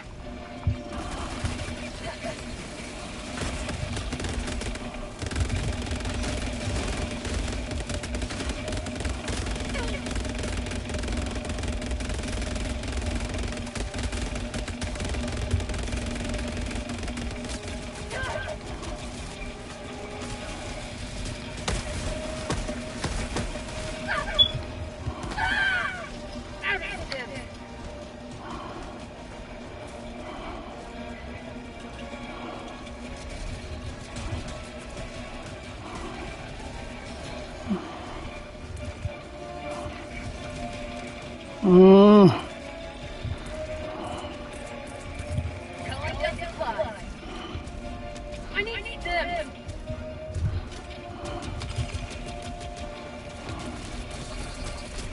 Calling in resistance.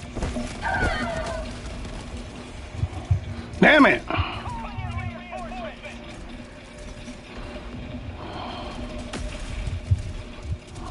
Request approved. Reinforcements have been launched. Ready to liberate. Requesting advanced weaponry.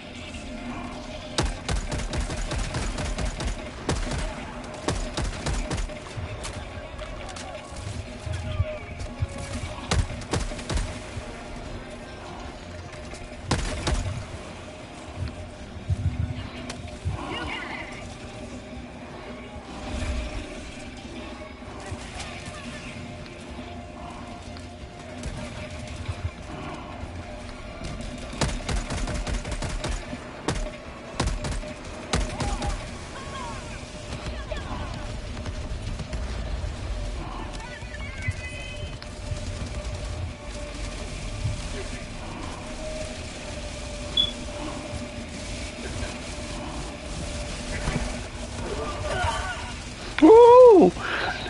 Ragdoll me all around.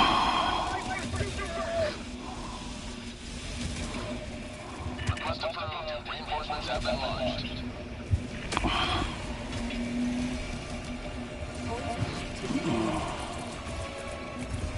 Requesting advanced weaponry.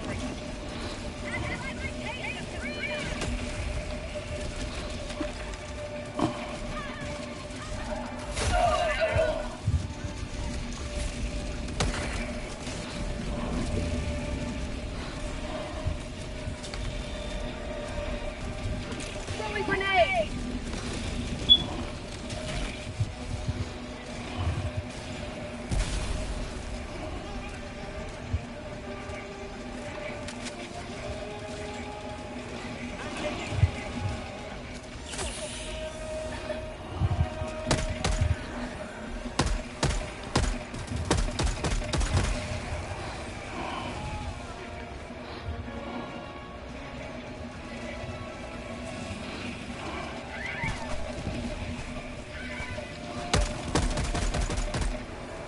No mag!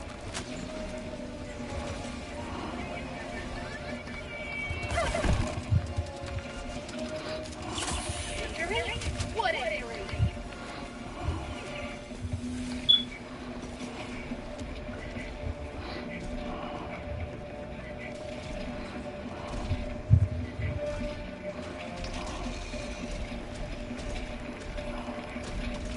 Rare sample acquired.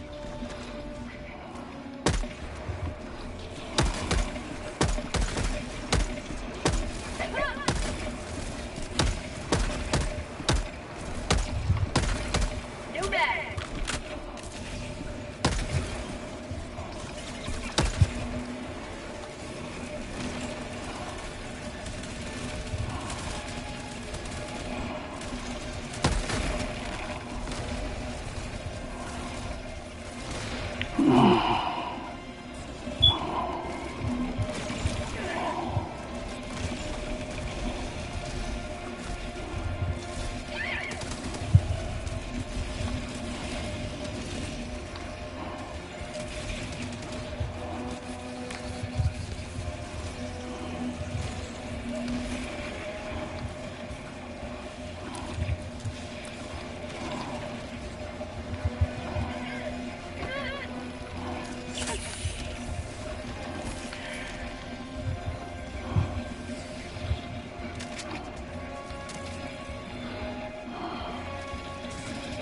Objective critical stratagem available.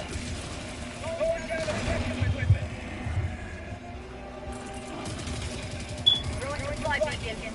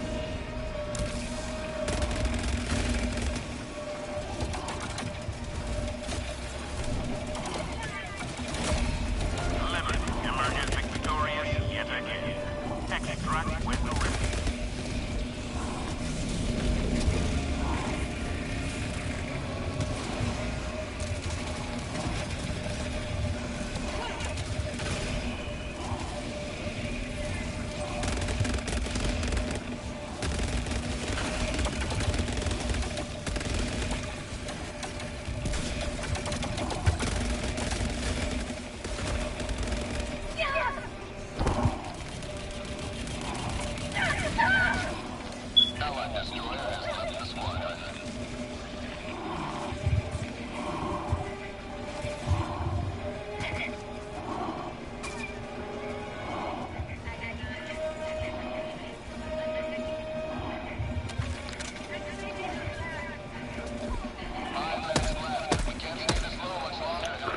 We coming. Jagged map, northwest, 100 meters. Oh, we going backwards.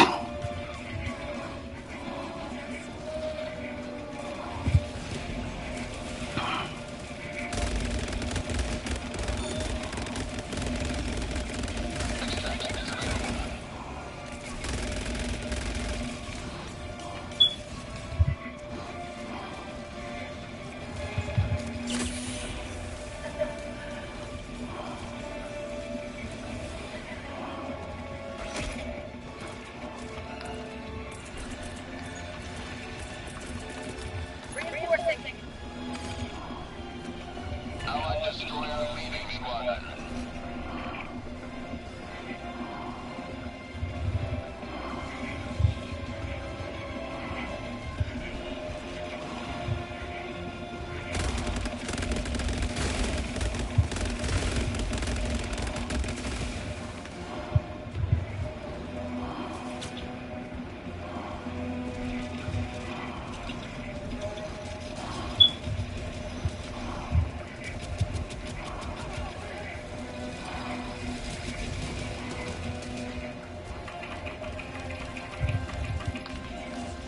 Extraction shuttle inbound.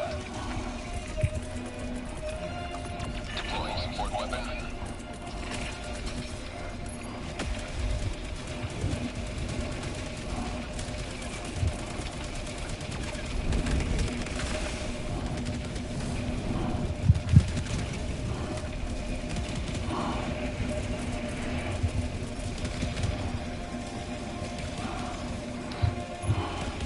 ETA T-minus 1 minute and 30 seconds.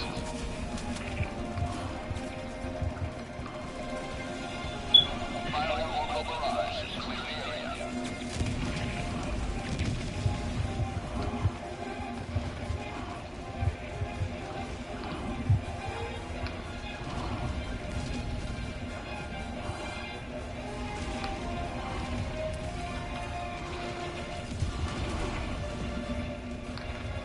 ETA T-minus 1 minute.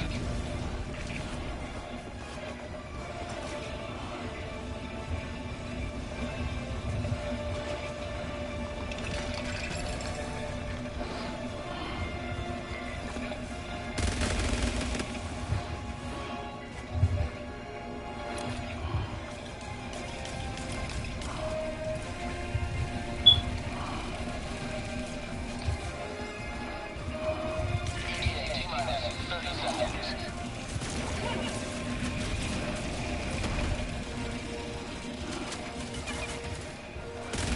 ETA T-minus 20 seconds.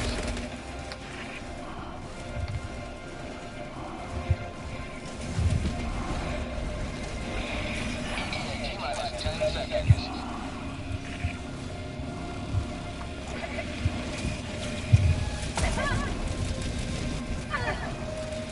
Pelican 1 arriving in coordinates.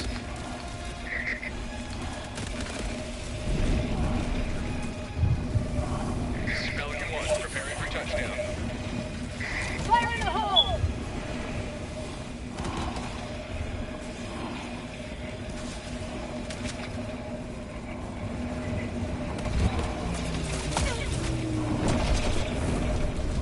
Extraction complete. Pelican 1 begin. By myself. Now TV done went off. You leave a more free city than you found.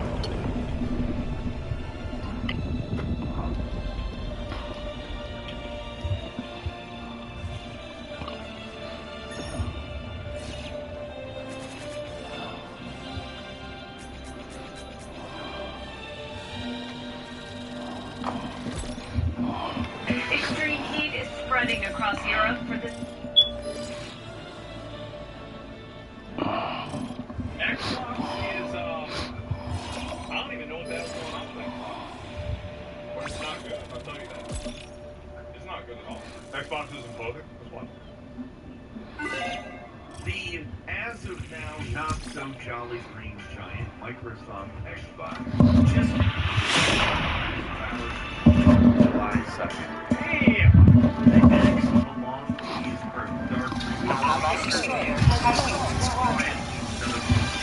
Welcome, Helldiver. Welcome.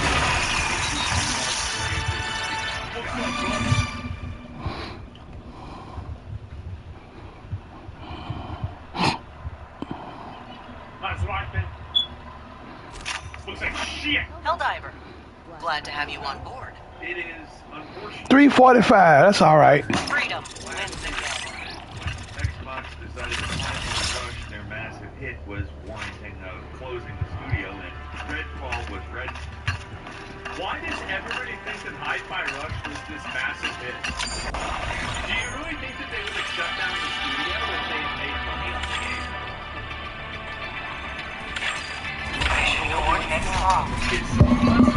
How do you think that?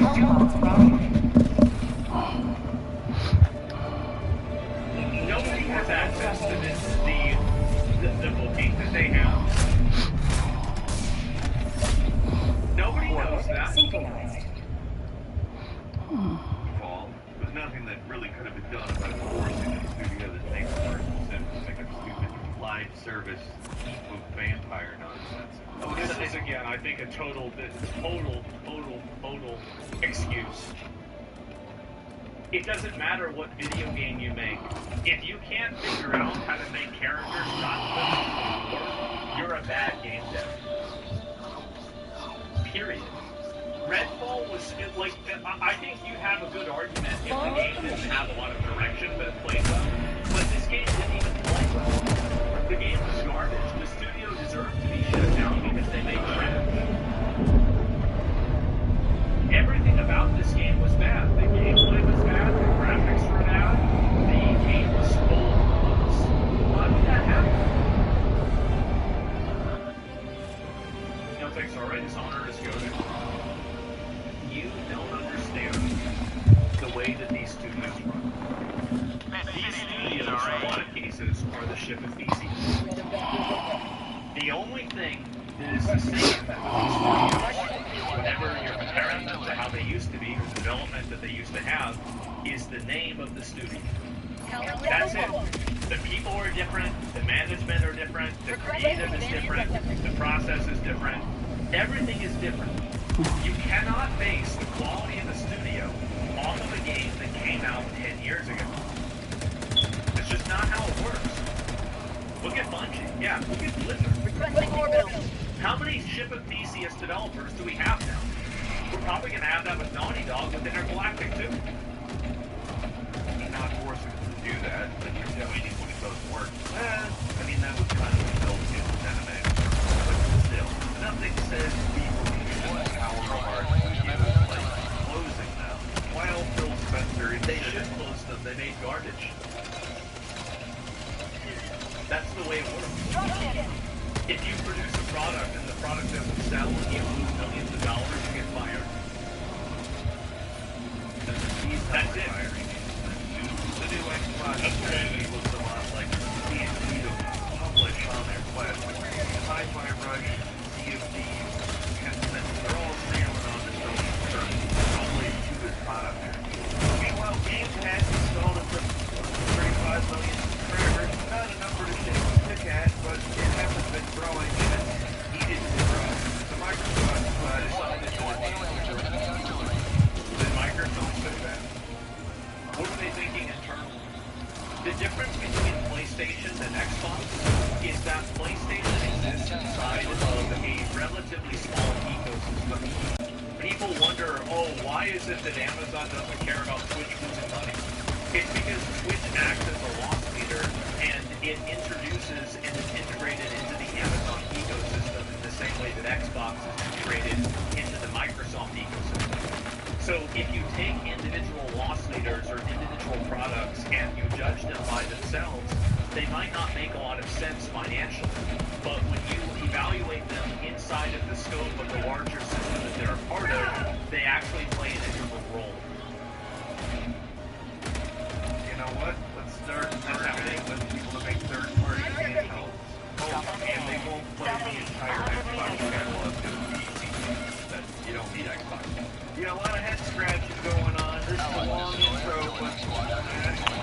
Welcome, Helldiver. It feels like we've been Welcome to my channel. but I focus on today's game rates. We are again, perhaps more fervently and more seriously asking the question: what the hell is going on with Xbox? I think Xbox, this is what, in my opinion, the problem is. I think Xbox doesn't hold their developers to a high enough standard. How the fuck do you have, like, what is the main game that Xbox is associated with? What is the game that put Xbox on the map? Watch out, because they're trying to get that arm. Halo. Everybody knows it. How the fuck have you not fired every single person Got it. 343 They got the arm. with literally anyone else? Halo 4 was a disappointment. Halo 5 was a disappointment. And Halo Infinite is currently a failure. Woo! 3 strikes, and the only thing you do is rename the city.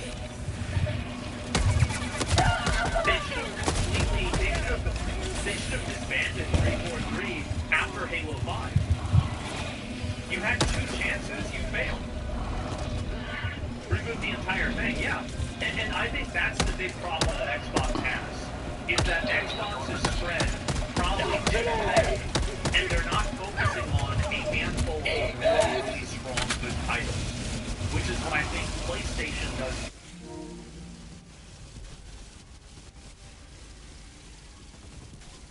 Single player experience. Hold on. Like Death Stranding, Had that right there. Oh!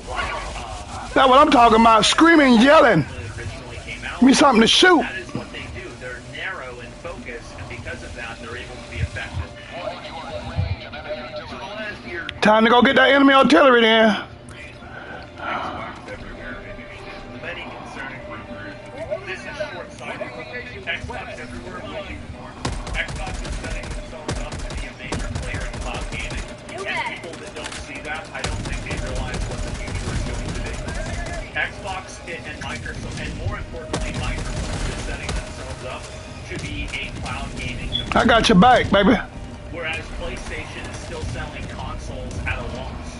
Did you guys know that a lot of consoles are sold at a loss in order to, hopefully sell video games that are sold at a higher margin? So why would Xbox fixate on selling a product and a piece of technology that is effectively something they're losing money on anyway? It's not even a good, like, if you go down to a fundamental level, why would Xbox want to keep making why would they want to keep making Xbox consoles if the consoles lose money and they could just sell the same product on a different place? It doesn't make any sense.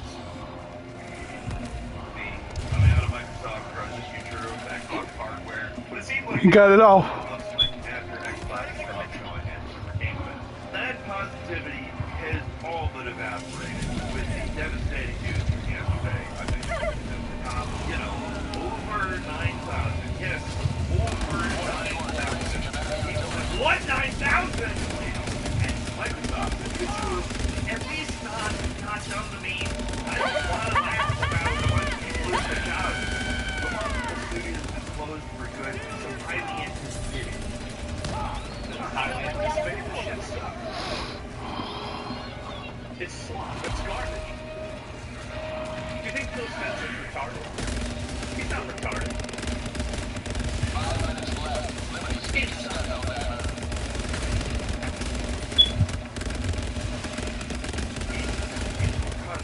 Layoffs are everywhere. Even Oh, successful areas like here come a big boy.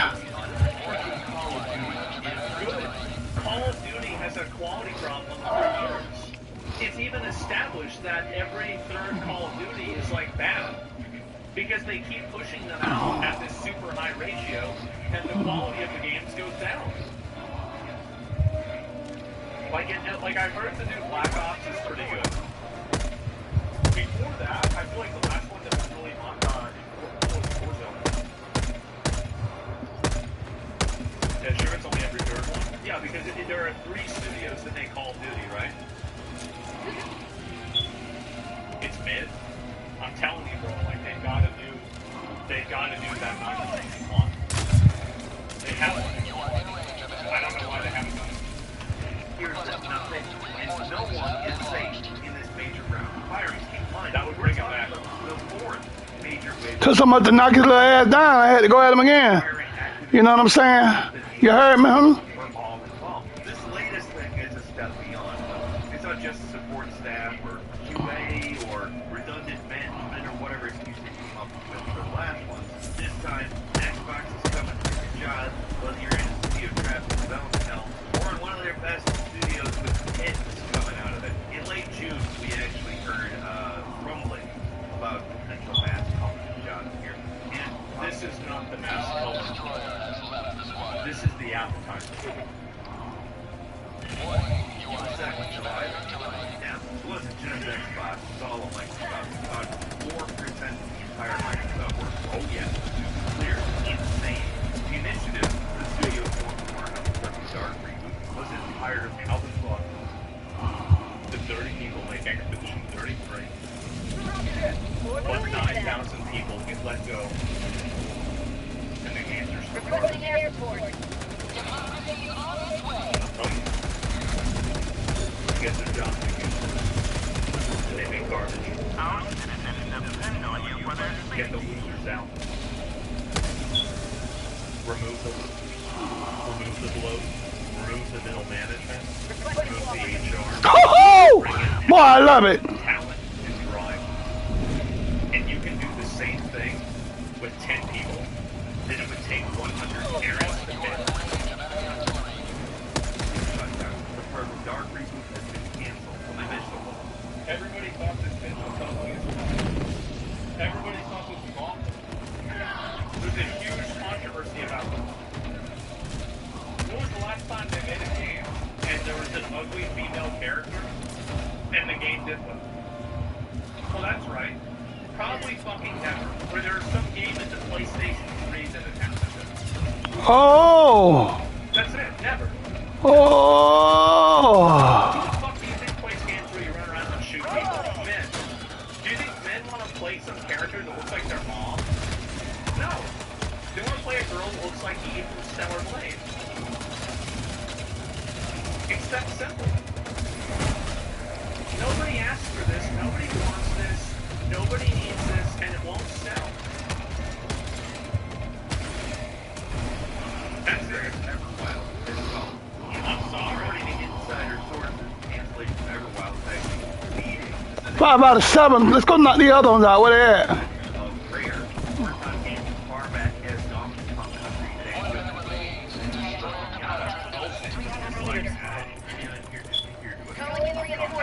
I'm out, guys.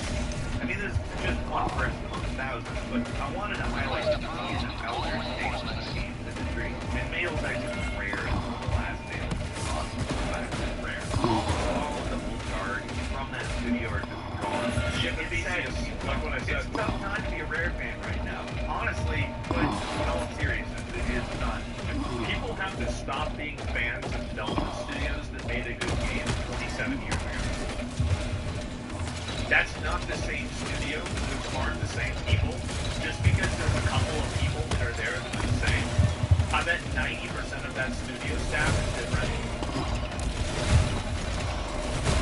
It's so interesting. Xbox. Even King, the mobile game developer and massive moneymaker for Xbox, is getting like 10% of its studio budget. Bring it on.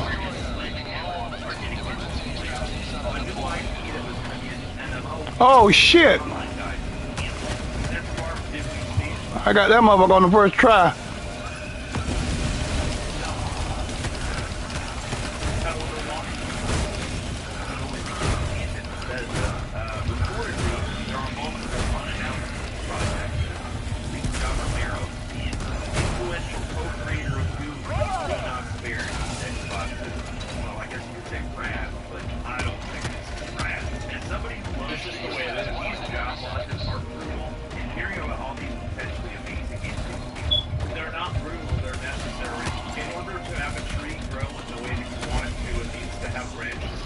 You gonna fail. Don't get on the ship. We ain't ready to go yet. This is necessary.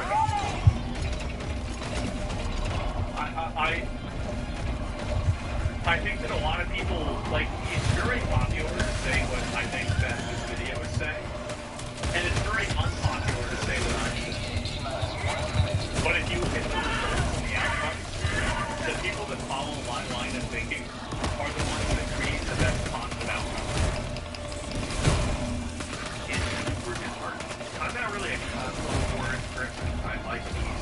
PlayStation, I like Nintendo Switch, and I like Xbox.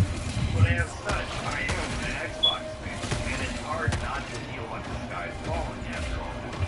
So what does Phil Spencer as Microsoft aiming to do? Why put out his own detrimental message that sounds more like the press shareholders? Anything meant to press return is also what is absolutely the bottom of the barrel around. It's great to see long range, but other reasons too also is, here's probably the main reason why. It's because it was for shareholders. They can't share internal emails because they always get so the only things that they share with employees privately are things that they expect to go public. That's the reason why. I feel like a lot of the people who make decisions to make all this vote get affected by this. I think that you're right, and you need to see more executive leadership get sacked as well. That's true. You should know that. This entire thing is so pathetic. It is pure quote garbage. Personally, no fault for not being on hands on with the devs. I think you bring up a really great point because at the end of the day, Phil is the head of Xbox. Sarah is also the head of Xbox. When they have a game that comes out, it is ultimately their responsibility that that game. And so I wasn't ready to go. Fucking up my groove, man.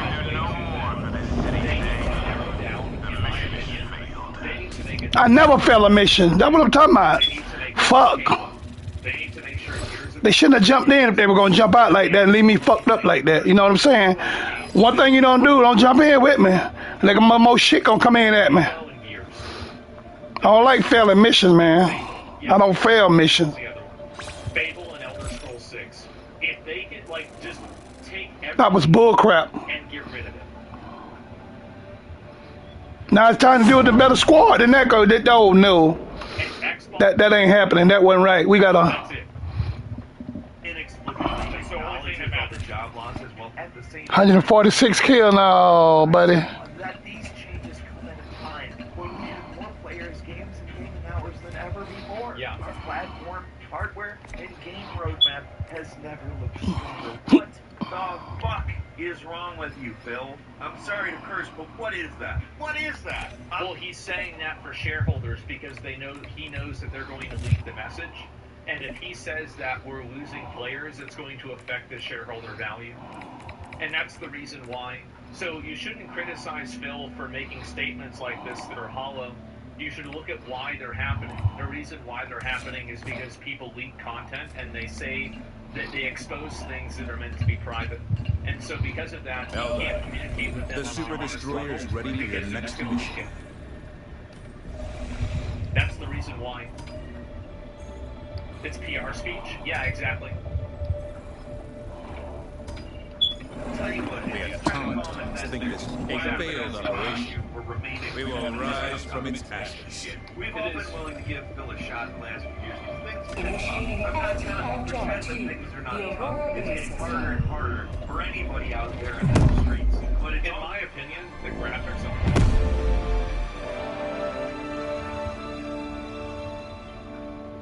I don't Jump successful.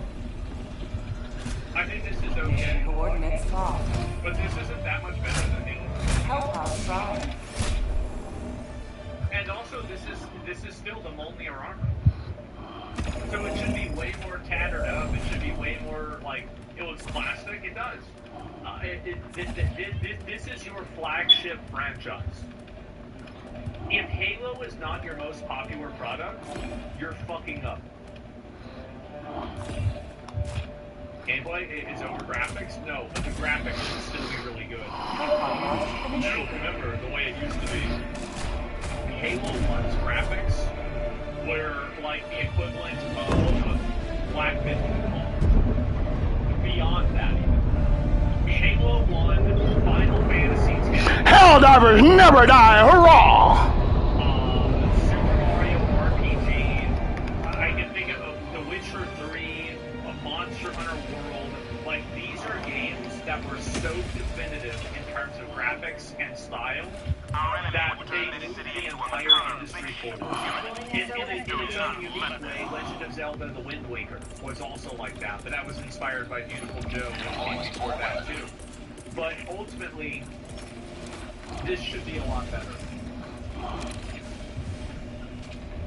But it's also getting harder and harder to see it run as the leader of Xbox as a freaking disaster. Going from the top of the industry to what is essentially a third-party publisher in just over a decade is something basically only Sega can truly identify with. Like the Genesis was just, I mean, it did what others did. The Xbox 360, yeah, it had some pretty big problems over them, but they did right by consumers, and that built the brand in a massive way. It's arguable that the Nintendo Wii was their sales, but culturally speaking, the Wii is the most transcendent console of all time. The Xbox was the winner, right? Now, a lot of homegrown Xbox franchises dead in the water, floundering badly. Division is entirely propped up by their third-party purchases of Bethesda and Activision, and even then, it's like, at least right now, the purchase of these massive studios is hurting them more than so much time. Like, think how many customers targeted Bethesda and Activision, like, it's across the board game division stuff. With how things are going at Microsoft, along with all the reports we're hearing at EA and jobs being cut there, They canceled the Black Panther. Everybody talks about why this is so important that they canceled the game, but we haven't even seen the game. We didn't even see the game. We know that this is a bad decision. it's hard not to feel like the bottom. Because the people that made Black Panther, one of the women that was running the game, said that she didn't want to work with white people because they made her, like, she couldn't communicate or talk to white people in the right way. You really think that people like that are going to be able to create a good product? Probably not. They're retarded. If this really is that going to go into the U.S. dominated video game, it's at least partially a self-defense, fueled by reckless consolidation and tech industry buying up everything they can without actually understanding why people buy video games. It's honestly completely infuriating. The narrative that's being built is not just the U.S. games industry, honestly. There's reports that video game spending is just down across the board. I think the reason why video game spending is going down is because there's so many free games that are available that people play regularly, things like Fortnite, for example. And so as you've seen that transition happen, and also another big reason is because 18 to 24-year-olds have less disposable income. So, like, if you're comparing this to COVID, like, what are you comparing it to 2021? It's very well documented that during recessionary periods that, luxury purchases actually go up. It's just, a lot of this is just not, it's not contextualized in a way that I think is accurate. Do games with microtransaction trends? Yeah, markets oversaturated. They play gotcha games now. Well, I mean, I think that would be included, right? COVID, all these companies bet on instant growth. But hey, remember how we were all stuck indoors and the best thing to do in that situation was play video games? And now we aren't all stuck indoors anymore? Oh, there's a shock. Were these people thinking that the disease was going to keep us inside forever? Like, that wasn't the new normal. It was an aberration in human history. Yes. That's not how human history works. I know people like 28 years later, but that wouldn't happen, man. That's not just the whole zombie aspect of it, but, like, they die out. The zombies start. They can't think. They just do brain shit. Eventually you run out of energy. That's how diseases work. They become less as they spread. And we don't get into it. I just can't fathom the reaction of all these companies that because we're in a pandemic and we're locked down and everybody's playing video games, that that's how it's always going. I just can't fathom. He's right, but I think that his perspective is also short-sighted. Because if you look at a lot of the companies' growth habits from before and after COVID, many companies retain 40 to 60% of their COVID numbers. So, I'll give you a couple of examples just to kind of prove this.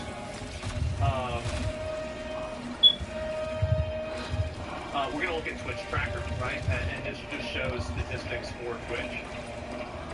You can see that as COVID was a massive multiplier on the popularity of Twitch, after COVID ended, they maintained a lot of that popularity afterwards. You can look at, let me think of another, are there more examples of Steam users? So let's take a look at that over here, and we'll see if there's a graph also. And you can see right here, you can see obviously COVID was a massive amount of people coming into the demographic, but it continues to maintain. So this entire idea that the COVID levels of success were not at least partially maintained is untrue. Now, obviously, it didn't just continue blindly up, straight up, absolutely not. But the reality is that a lot of these companies, they did retain a tremendous amount of the people that they brought into their ecosystem. The Steam to be a better graph. Let me see if I can pull that up and find it. Charts, maybe? Can I just find it through charts? Concurrent Steam users. Okay, let me see if I can show this. That's what I had failed. See, I went back and got it. And you can see right here, this clearly, yeah, this is a great graph. After the 9 years, so this is COVID-19, right? And you can see that Steam is even going up after that. So, Netflix as well. Yeah, you can look at Netflix as well also. So, but maintaining that growth is all growth. Yeah, exactly, right? There's no set of information that implies that. And yet, and the younger generation is literally getting priced out of their own copy. Games casual audiences might actually want, like Perfect Dark. They're not getting made. And Halo is not out of the woods. We know what's going on with 343 right now. Well, the thing is that back to 343 aren't in the other line right now is an insult to Halo players. It's a complete insult. Like, they've failed 3 games so far. 3 games they've released with the largest IP in Xbox history, and they failed. Like, why are they not Epic Donald? They should be Epic Donald. Does anybody want or ask for Perfect Dark? I think that if they remade Perfect Dark, Gemini, First Bad Birthday, for like one of these like older video games, like the Odd Odyssey or whatever, like any of those, if they remade those, people would lose their fucking minds. They would be so happy. Yeah, Lost Odyssey, exactly. Yeah, Oddworld, yeah, there you go, Oddworld. And it's not about that. It's not about the IP, it's about the quality of the game. I know this is a real downer, but it's pretty hard not to be frustrated with it too. If there's something I can say to counteract the negativity, it's that Xbox is in the game. All of it has been dropped the last few days. It's very obvious that Xbox was completely recalibrated after the fall. Over it means there's reshuffling going on. They do still have 40 games development. It's at least one more Xbox. Yeah, let's see. This game's gonna do well. This one will do well. This one will do well. This one will do well. This one might do well. This one, I don't know. This one will do well. This one will reload. This one will do well. Presidents, I heard this game was pretty good. High on Life, I don't know about that. Clockwork Revolution, insanely, like this trailer was ridiculous. This is probably gonna suck. Let's see here. Persona 4 will probably do well. Let's see here. Call of Duty doesn't know. CSD is continually does well. And that's about it. Maybe something else that we can talk about. Console future probably, at least that's what we're hearing. Game Pass is going to be like 35 million subscribers. Is a lot. It's maybe not the license number 20 Xbox and Microsoft hopefully was, but 35 million subscribers is a success. They should hold on to that. If I'm not mistaken, current game subscription service that is successful. Like, there's the Netflix program, it's Game Pass. So there's all that. It's important to keep in mind that even with all these terminations and Microsoft there, de facto still the number 1 game publisher in the world. That is because they own the big, but still Xbox is the small. And yes, people plan to play on it certainly does deserve their bond. He's responsible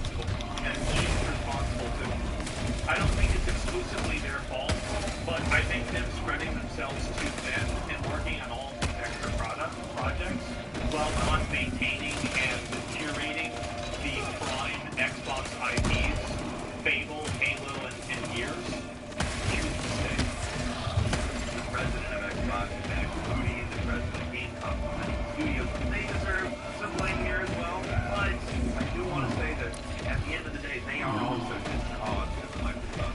Still has some answer to Satya Nadella, the CEO here of Microsoft, and you better believe that it was probably him and not Bill that was pushing for the reduction. And he's right to do that. He's right, and it will be shown that he's right in coming years. A lot of these studios will be making the same decisions. These guys aren't stupid.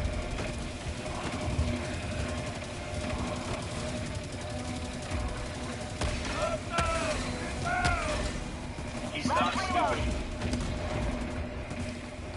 Like, they know exactly what they're doing.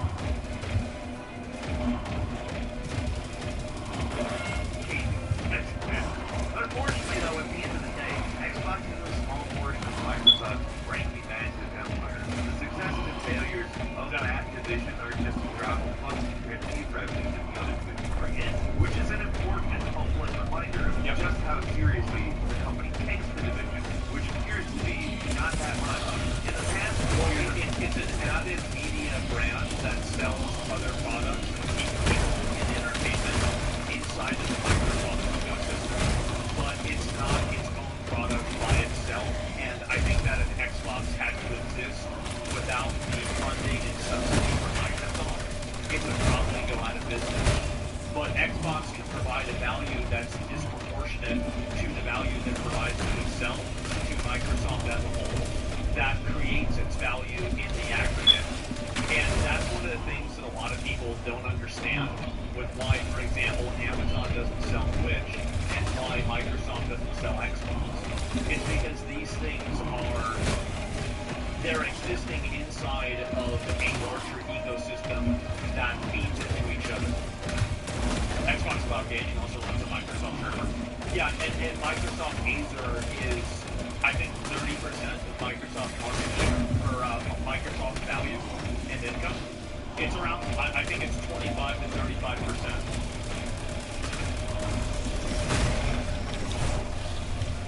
It felt like the sword of Damocles. The wing was just hanging over Xbox, waiting to fall. We have no idea what was going to be. All pure speculation. But it literally just could be that rather than a string of bad decisions. I don't know that I would say it's that, but I think that they have made a string of bad decisions also. They've released a number of really bad games. That's true. I think that they're making really good structural decisions, but their creative decisions are horrible. Could have been trying to say to be done. You're just trying to keep the gaming division alive with the vultures in Microsoft. Other divisions are certain.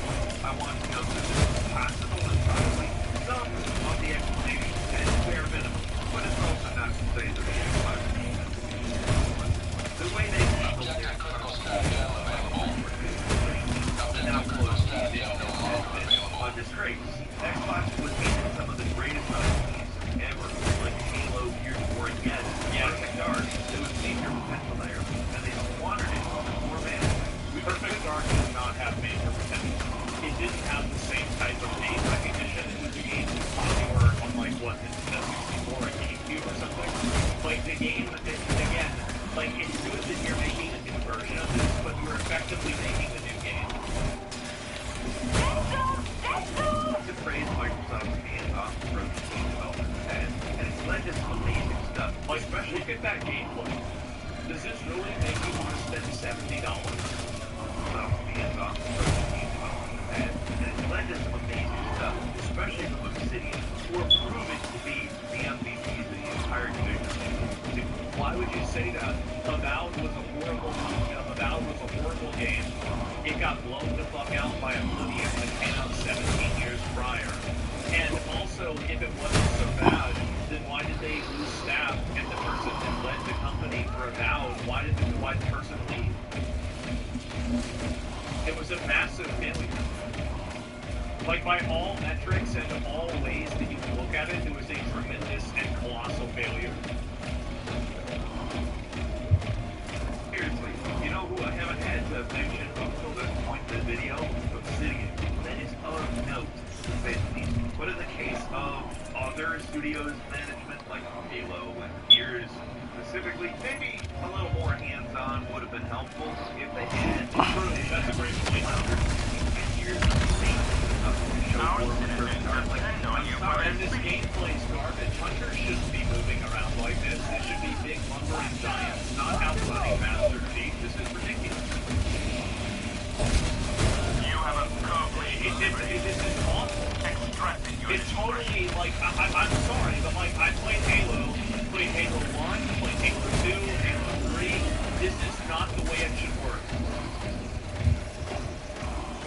Founders for nearly 10 years with basically nothing to show for them with Perfect Dark. Like, I'm sorry, but it's not that hard to make Perfect Dark.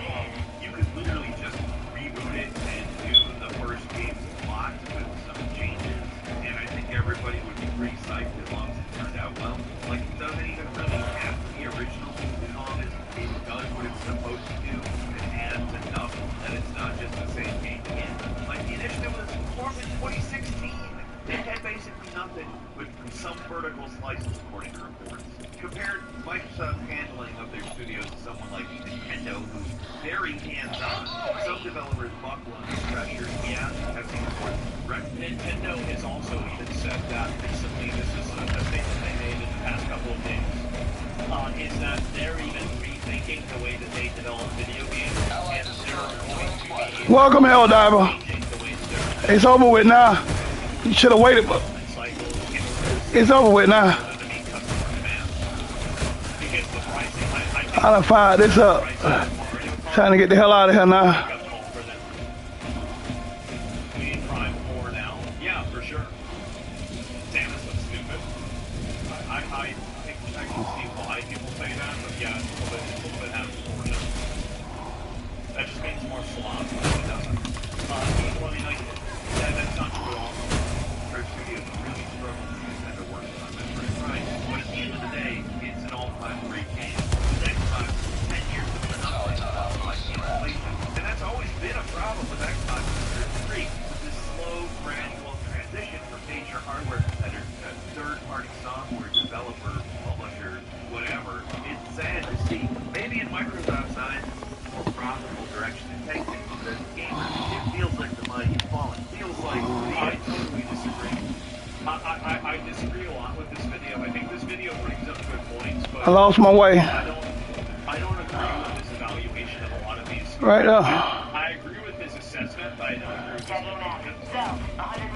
I think the reality is that why would Xbox continue to make consoles in a market that they're already cannibalizing their own sales in?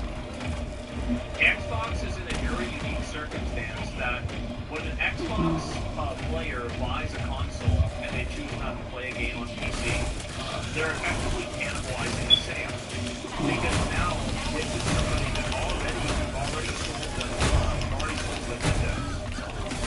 You've already decided that now you're selling them the same thing again, and it's being sold at a loss. It's just not a commercially good decision in any way. They're a giant corporation out there, we care about profits. What do you think, the smaller companies don't? They all care about profits. Here I come, goddammit. Y'all don't scare me. Come on, come on. That is promo. I told you, I am not a console war person. Seeing this happen to a big company that was this successful, which technically has a much bigger company behind it, that up until this point has been willing to fund it to no end. I mean, if you don't see something that notices to you, I don't know if you're looking. That doesn't look good. Like, I will say, it's going to be an economic one. And it may eventually even out. Maybe I'll just do a move around Xbox. Warranted that it had to make these moves, and this is working out in the future. I don't know. But as an old-time, Sony's going to do the same thing, by the way. Sony's going to do the same thing that Xbox is doing now, with shutting down studios, probably. Nintendo, you're probably not going to hear about it because, like, the way that Nintendo does press and everything is very different. But Sony, you'll probably see the same thing happen. for someone who's watching this happen at Sega and now is watching it in the Xbox, but now in a completely different economic climate, seeing how things have been going the last 2 years, it sucks. I don't really care about Microsoft's bottom line. I care about video games. In the case of this situation, I care about Xbox games and positive feelings I've had about all the amazing games back on the 360. But more and more, the division feels less like that Xbox and more just Bethesda and Activision because they're really doing the lion's share of the games. Almost all the old Star Wars and Xbox games have become that's seemingly dying. I hope that's not the case. I hope Halo comes back bigger and better than ever. But right now, that possibility. Why would Halo come back better if they're being made by the same company that makes pretty bad Halo games?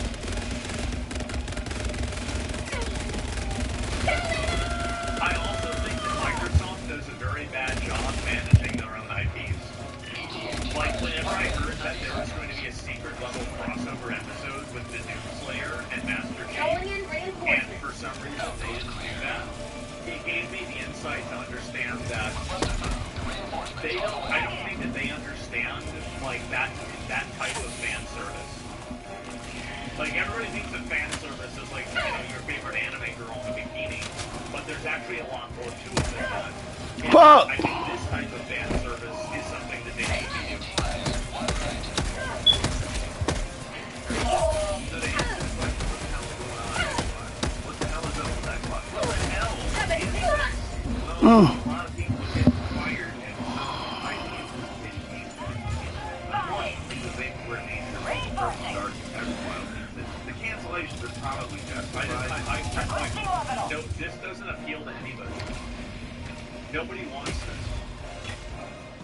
This is going to be a game that's going to release on Helldiver's are outside the extraction zone. Landing aborted. Requesting advanced weaponry!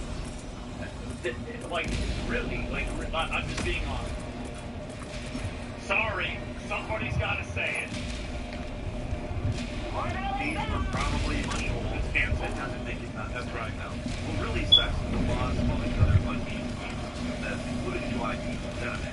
It all just went really bad on the whole, but this was the inevitable result of their purchase of Bethesda and Activision. Like, that's how industry stuff works. Jobs are gonna get lost. But I don't know if anybody really thinks about that. Rare sample acquired. And cutting around This is only the beginning. It's going to get someone. Reinforcing! 50% of the staff that turns 10 guys behind board studies, especially brutal. As are the Call of Duty developers or even Legend. I mean, Call of Duty is basically like rich money now. That's not initiating either. It doesn't have any evidence. They protection. It's a bloodbath across the board. And things might sound really bad. Xbox, unfortunately, whether they deserve to or not, is going to weather.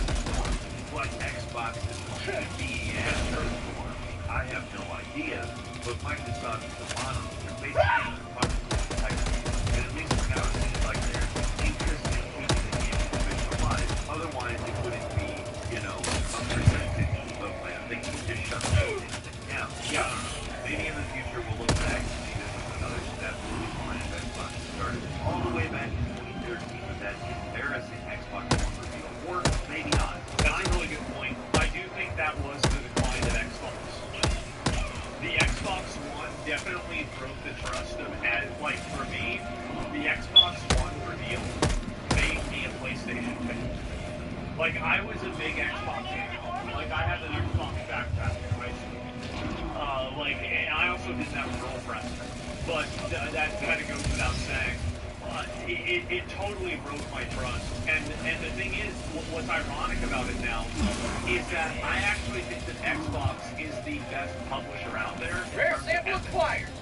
Like, Xbox is the Sample most collect. pro-consumer publisher between them, Sony, and Nintendo. So, out of all the three console developers, Xbox is far and away the best. Hope things stabilize. Not just for the future of Xbox, but for the future Obviously, of I think Valve is better. the developers. But, like, besides that, It helps. The developers aren't even hard with them. Got him. There is a serious problem that Xbox is facing. A need for content is written. That has implications beyond the job of Xbox. This is an Xbox. This is a tech thing in general. like, didn't Meta drop 20,000 employees last year? This is happening on a macro level. Big jobs elsewhere to get. There's a lot up in the air right now. Morale has got to be rock bottom at the company too. Hopefully things improve for these guys and they're able to make great games. That's what matters. What matters, right? That's what we all hope can happen. What do you think? Leave some comments, let us know. If you like this video, click like. If you're not subscribed, that's a great time to do so. We upload great videos every day of the week. The best way to see them first is, of course, a subscription. So subscribe. Don't forget to enable notifications. And as always, thank you very much for watching this video. I'm Falcon. Follow me on Twitter @FalconHero. We'll see you next time. Right here on Game. It's funny because I literally disagreed with pretty much every point that he made in this video, but I do appreciate the video. Welcome. I think that his analysis is looking at Xbox inside of the vacuum. Welcome, Helldiver. It's about over with now. It's great. I mean, they're amazing. And even though I disagree with them, you know, for me, in a lot of ways, I like videos I disagree with more. I get to talk about it more. So yeah, that's really how I see it. DEI hires are causing problems, or they might hire a Calling in I think it's reinforcements. probably a bit of both. I do, and yeah, give the video a like, give them a sub.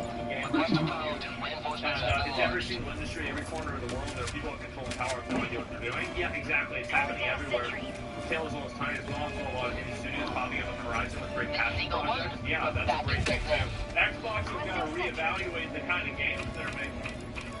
They gotta stop making dog shit that nobody wants. Western games Going down a support weapon. They think that people want to watch fat, ugly, middle-aged Throwing women supply beacon. do karate tricks and kung fu. No, nobody wants that. They don't want that. That's not it. You gotta make real games. You gotta make games for gamers. If you're not making games for gamers, you're having problems. Like whenever I saw that Gears of War EA trailer, I thought to myself, maybe finally they're learning. It was just Arcus and Mom fighting a fucking, some demon, and that was it. There was no bullshit, there was no weird, messaging. It was just two dudes killing a dude. That's it. If you look at Doom, The Dark Ages, I think that game was really bad. I think it was just a bad game. I know it might be an unpopular opinion, but when I compare the aura and the gameplay and I don't know where the hell they put my tank. Where the fuck you put my tank? On top of the building? games, I really compare them all. What the hell is that? Where my walker at, man? If they made a new Halo, and also Warzone was the biggest VR, maybe not bigger than Fortnite, to be fair. Fortnite is just It's up in the air. But other than that, Warzone was the biggest VR in 2020 and maybe also 2021. It was a huge success. Like, nobody should be thinking about that. Yeah, even PUBG. Yeah, I PUBG was published by Microsoft too, I'm pretty sure too. Yeah, like, they popped the bubble up. Like, they had a number of really big W's. And here's the W right here. The Oblivion remaster, they shadow dropped this. And I don't know how many games, how many copies they sold, but they had over 200,000 people playing this game concurrently on just Steam. Warzone was so ass. No, Warzone, when it came out, brought in loadouts and the Gulag, which totally changed the way that VRs work. And that even had other companies like Respawn, I think Respawn makes Apex, then they had the cards so you can bring people back to. Yeah, the buybacks, yeah, and all that. Like, there was a lot of it. Now I hear it's all shit. Yeah, they haven't managed the IP very well. But before that, it was great. Warzone was really good. Yeah, it was. Oh, that's my damn shit. I played it every day, man. I played it every single day. It was so fucking fun. But yeah, PUBG is still huge in Asia. Yeah, I know it is. But either way, I think Xbox has a really bright future. And I think the reason why people don't see it is because they don't understand that Xbox's future is something. Xbox is going to exist as a service and not as a machine. That's, I think, what people don't understand yet. And Xbox is going to sell machines that are optimized to deliver that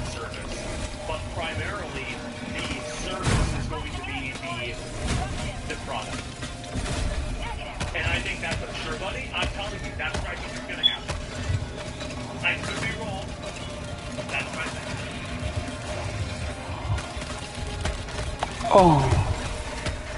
Well, I got rid of my arm.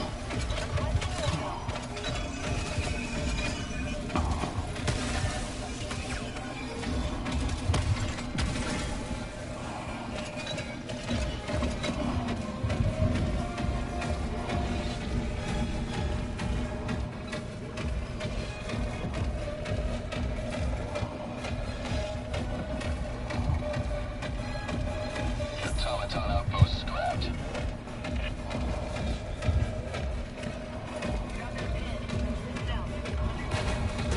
Requesting sentry.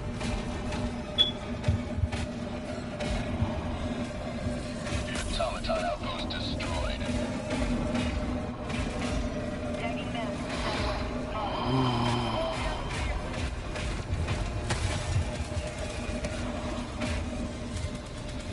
Throwing supply beacon.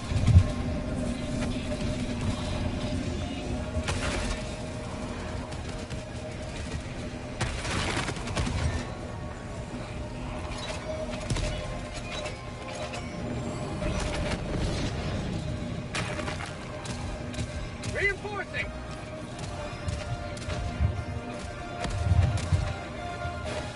Request approved. Reinforcements have been launched.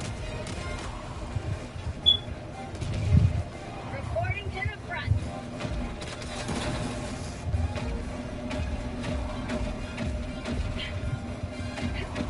Calling down a sentry.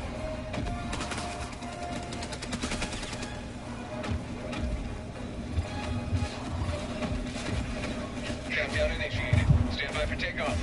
Dropping a kick. North. On my position.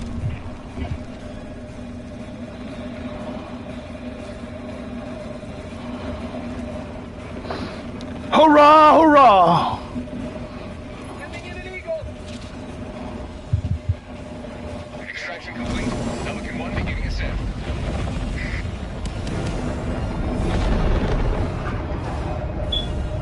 You have proven beyond doubt the mettle of the Helldivers. As usual, it's your fault. And Hell divers never die. Hurrah. you know the players love censorship. I didn't get greedy on that one, yo. Of a moral high-roading journey. Oh, you don't want to hear a good example of that? How about the Game Awards? How 90% of the Game Awards are being decided by a panel rather than actual gamers. Whoa! Saying that the discourse around Ragged Age of Bale are positive, that their opinions are All right. valid than ours. We're halfway there. Natural. You would think over the last few years, with the direction that games journalism has been heading in, that they would see an industry that is losing its relevance, that's shrinking. And I also, I want to say that I am on a bit of a crusade against dishonest journalism. I think dishonest journalism is one of the most corrosive things that we're dealing with as a society. And I think that people ignore it too often because oftentimes people do something that is parallel with what their views are. I think that journalism is like a... Woo! Boy, I was on fire. I am on fire. I'm telling you, I am on fire. It's consolidating, it has mass layouts and outlet closures. People are just not engaging with the platform the same way that they used to anymore because you're not delivering what they're looking for. But instead of seeing any adaptation, any change, or anything like that, we're seeing that you say you are the audience. And even more so, it's YouTubers and commentary. Engaging orbital Your thrusters. mouth shut. All they're doing is just hoisting the industry, hoisting the all around these metaphorically. They need to be controlled by these platforms because, censorship is great as long as it aligns with my own personal goals. Yeah, censorship is when it happens to me. Fairness is when I do it to somebody else. The plan failed. The ploy failed. His sanitized approach We're waiting on my number. to viewing and video game discourse isn't landing well with audiences. It's not what they're looking for. It's not authentic. You would think that this is an opportunity to say, oh, everybody's telling me that I'm wrong. Maybe I'm wrong. Yeah. Here you come. Here you come. They're saying it's YouTube. The expected outcome of I don't have a problem. There have been a lot of instances where where I've been at odds with my community for different things, where I think something and then everybody in the community thinks something different. I think it's fine if you want to have an opinion that is not a mainstream opinion, but the problem is that I think that the opinions that are being held are things that people think based off of like a secondary reason. It's like an ideological. Because a lot of people disagreed with me. Like I wasn't a fan. Other people were. That's it, right? There's always going to be people that disagree with you about something. And I don't think that you should ever change your opinion on something because a lot of people disagree. However, some people definitely take it way too far.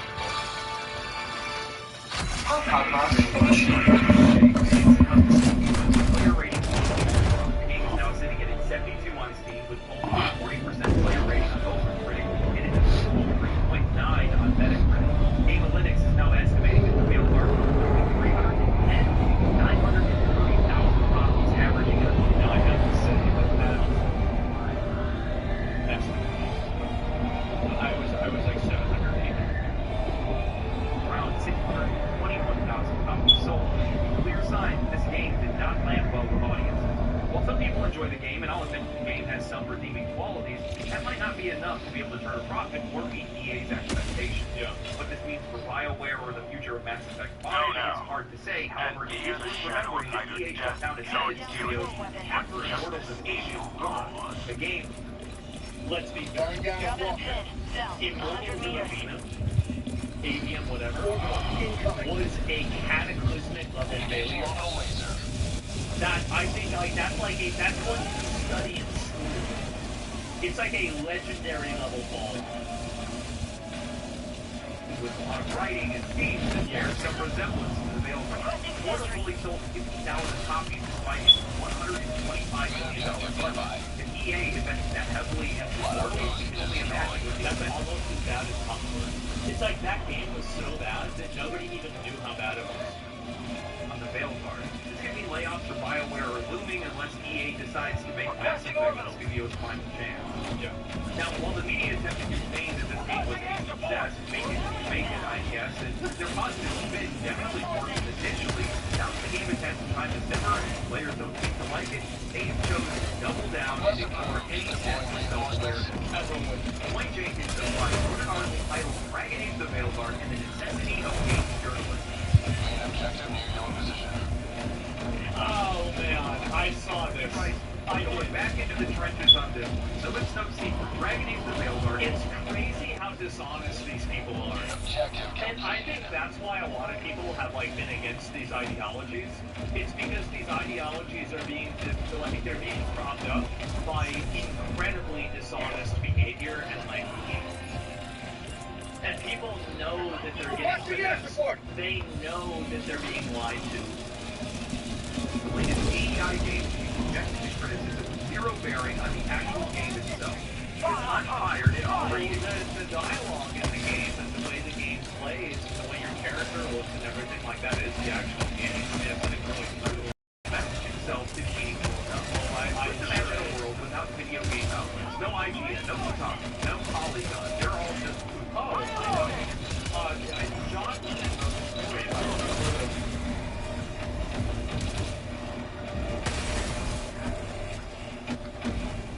yeah.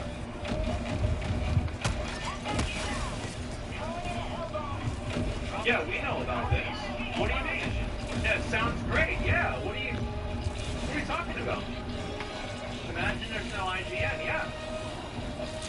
I didn't say Dawn Lemon. I said John. I did say extract when ready. Overnight, gone. No more reviews for inside game journalists. You know what that leaves you with to gauge how good a game is? Censoring on Metacritic has gotten completely out of hand. Not a smart move if you want to stay relevant, aka in business, because of this whole NWO Great Reset book psyop has failed. For a second, I actually thought that and I was like, this is actually so good. Same? Yeah, I'm like, this is perfect. Oh my my God. Someone is trying to re-up. There is crumbling and everyone not bailing out in time will go down with ya. This, in case, if you couldn't tell, is a user review from Metacritic. Well, so what? So this, and I said this before whenever, like, I discussed this originally, is that, yeah, you're absolutely right that there's censorship that happens on Metacritic, and there are people that give stupid reviews. But there's also critics that also give stupid reviews from Metacritic. I want you to really read that review. Let it nestle in your brain for a second. Now, what did you meaningfully glean from that? What information from that excerpt will help you decide whether Mailguard is worth your time? Did the game... Well, let me turn it around. What meaningful information would you gather from the review of Concord saying 7 out of 10? The idea that gaming journalists have some sort of better understanding of what gamers want is clearly not true. And I actually think here's the reality. I think that games journalists and gamers are actually extremely aligned. But the problem is that when any sort of social or political content comes into play, there are two diametrically opposed viewpoints. Because gaming journalists promote, and they are like super positive about, you know, like any type of like identity politics stuff in games. And players are very against it. I think that if you look at games that don't have any of that, you'll see pretty much an alignment. They used to be whenever they were gamers, now most of them are just journalists. Sure. And characters of different ethnicities, and that's bad. This brand of bridge is existing YouTube where content creators aren't bound to any kind of journalistic integrity. Sure, a few YouTubers promote that. I talked with feedback on the strengths and weaknesses of the game, but some couldn't care less about worthwhile, relevant, informed discourse. They don't have to decide what's worthwhile, relevant, or informed. If somebody cares about DEI or social politics being in the game, you don't have the right to tell them that their opinion is invalid. They have every right to have a concern about it or to not like it. There's no reason why they shouldn't be allowed to think that. They do, as a league, yeah. That's what journalists say. Exactly. I don't see how this is even a conversation. The marketplace says, yeah, everybody has a right to choose what they want to look at, and you don't have a right to tell people that they can't care about this or they're not allowed to care about this. Why? You decided that. I talk about the gameplay, visuals, I'm a killer. I'm a killer, boy, I tell you. I don't play around, man. That's what I like. Gotta get them stuff, you know what I'm saying? I'm glad they dropped these mechs down like this now. I really don't need to do nothing but get in my mech now. 5 minutes left. Please get your step, Helldiver. It's that simple. That's it. Like, if there's not, it's not complicated. Like, if you want to go and sell hamburgers, well, maybe you're going to have a bad time doing it in India because apparently they are cows sacred. If you're going to go over and sell Winnie the Pooh t-shirts, you might have a problem doing that in China. If you're going to go and do a game about like a, LGBT romance, and you try to sell that game in the Middle East, you might have a bad time. That's the way it works. These people are so caught up in the world transcending of their opinions that they refuse to acknowledge reality. It doesn't matter what you think it should be or not. If people believe it, then it's real. I don't know why this is complicated. Franchise by introducing any other sexual orientation that isn't straight or a gender identity that isn't man or woman. This is the reason why is that a lot of people don't acknowledge that there are Shit, I'm fast. besides man or woman. Right there. There's a lot of people out there that think that. You can't just write this off and say, oh yeah, wow, I wonder why this is happening. Because this is an opinion held by millions, tens, if not hundreds of these people just in the United States. Like 95% of the world, yeah.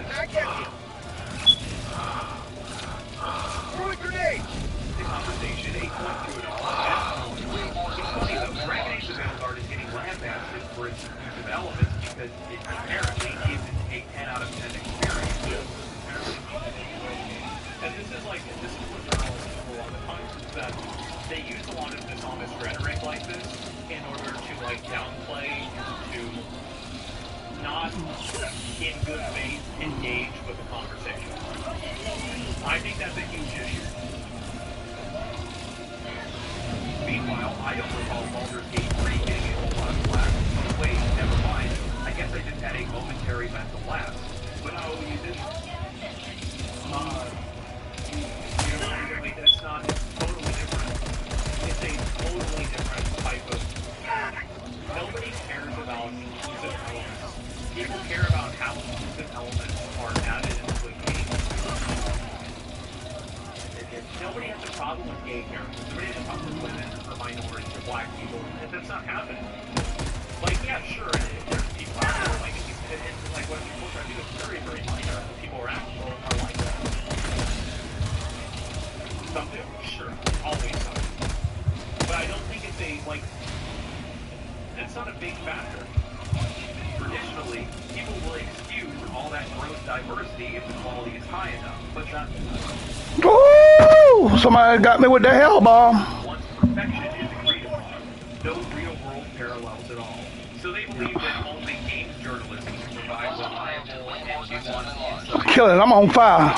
The problem with the reviews use Elliot 1 returning to extraction point. certain things Destroy like inside the extraction players phase. think are important. This is something that's really important in the wordplay that a lot of journalists like to use to mislead readers. But notice that they say a few YouTubers provide valuable feedback. Well, they use the word few because they want to magnify the issue. It's big law. It's so they're cherry-picking some of the most inflammatory discourses around Dragon Age. See how that works? They're making something seem like a bigger issue than it actually is. Imagine what the ADL is like about Steam being a problem. Steam has over 1 million accounts. Where my mech at? 15 or 2,000 accounts has something that may be interpreted as anti-Semitic or racist or something like that. It's just such a ridiculous thing to say. Or without IGN, Kotaku, Polygon, PC Gamer, or Eurogamer. Yeah, I can. The players that are actually going off the opinions of other players, people that are actually playing the games and likely have the same kind of perspective and taste that they do. One of the reasons why YouTube and Twitch... Wait, bro, are you serious? Dragon Age is banned here in Saudi and the only claim... No, is it actually banned in Saudi Arabia? No fucking shot. Reinforcement budget deployed in T-minus 1 minute.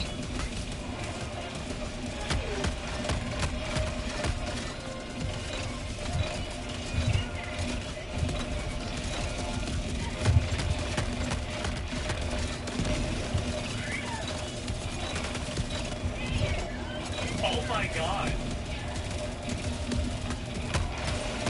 Man. That's crazy. T-minus 30 seconds. Probably a lot of predominantly our countries, maybe? I don't know. It's probably a religious thing more than anything. They ban anything to get character while you shot. It's just crazy to see. It's crazy to see that it's there it is. Man. T-minus 10 seconds. I'm telling you, like, I've been talking with some of the guys. I'm actually kind of excited. I really want to Falcon 1 arriving at coordinates. I do. That is so, like, it must be so much different. The whole country has been Falcon 1 now. landing Yeah. sequence initiated. Watch where you're standing. That has blown up over the years is because you're on a lot of ways here to be able to find somebody that you can align your taste with, have similar opinions on things with, and see whether or not one like you. Countdown initiated. Stand by for takeoff. Probably one of the biggest issues in game journalism today is the fact that the perspectives and opinions and beliefs that are held by those in the media are not shared by those that are in the audience. Extraction complete. Falcon 1. Hoorah! Yes. Another hold down. Another victory. Never in doubt, baby. Never in doubt. They feel that a lot of these folks on YouTube and Twitch are a lot more genuine and less compromised, and in fact, they are less compromised. I mean, the writer themselves says they're going into the trenches. They view this as a battle line, like they're going into war. They view this as a war that they're in. They even go as far as the war that they started. They started trying to push this stuff, and then they categorized anybody who disagreed with it as some kind of Just making it through the grind, going through the grind, that's all. not the right messenger, right? Going through the grind. Meaningful enough. Well, that's the problem. How do you lack the self-awareness to realize that you're magnifying an issue that's not even there to begin with? Exactly. And really what it is at the end of the day, you're not good at delivering whatever your message is. By Friday, I'll be a hell level 10, level 10. Tired of hearing the same message. I go up one every week. So Is that a lot of them really aren't very good at we're on 7.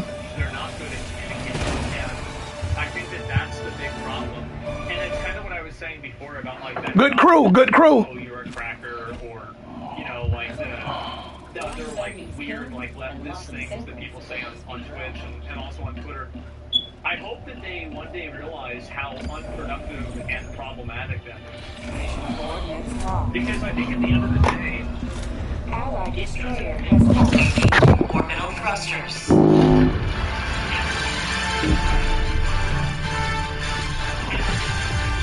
Orbit synchronized.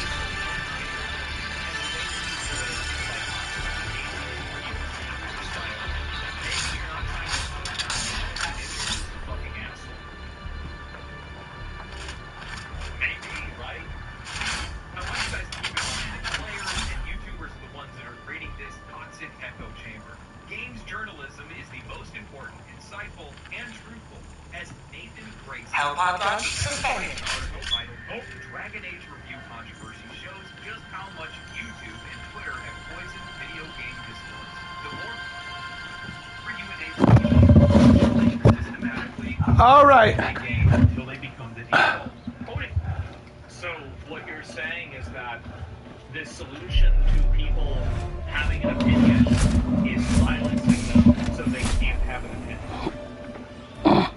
I see. Had to run to the bathroom right quick. Yeah, the headline is saying gamers are poisoned. It's a blitz here, yo.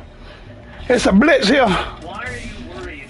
See, this We can't fuck around on this one here. why Gonna be coming fast. you're ideologically, why are you worried about your ideology, excuse me, becoming like no longer the default if you think that your ideology is accurate? Because logically, in a free marketplace of ideas, the best ideology usually wins out given a long enough time period. So, what are we doing here? It's because they know it's not, yeah. During the discussions from their podcast, Nathan writes, these days, when a big new game comes out, you can pretty much roll the dice on what kind of reactionary controversy it will produce. Are we looking at a moral panic over trans characters, diversity consulting, games journalists being too positive, games journalists being too negative? Some of the interchangeably swapped out like grains of sand dragged away by the unrelenting tide.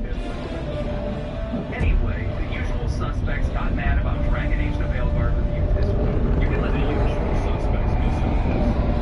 I'm really and he's always been very polite. We've had very, polite conversations privately. And there's been no real problem I've had with him. But I completely disagree with what he's saying. I think that he's totally wrong about it.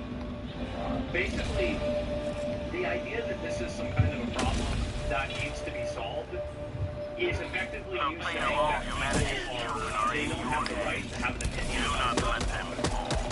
I don't agree with that. I think that if somebody has an opinion about something and they don't like it, it doesn't matter why that reason is. They're still entitled to that opinion. Stupid opinions people are still entitled to because they're people. It's one thing. Yeah, exactly. Oh, it's down a sentry! It only happens in the West. This is especially for Pride Month. Every year in Pride Month, they play Rainbow Cars. Western social media account, what Muslim French stays the same. They don't feel good about it. That's kind of a separate problem. But I do think it's happens. So he isn't entitled to his stupid opinion. Why do you care? Well, the reason why I care is because people like to actively go out of their way to try to get other people, deplatformed and take it down. And that's really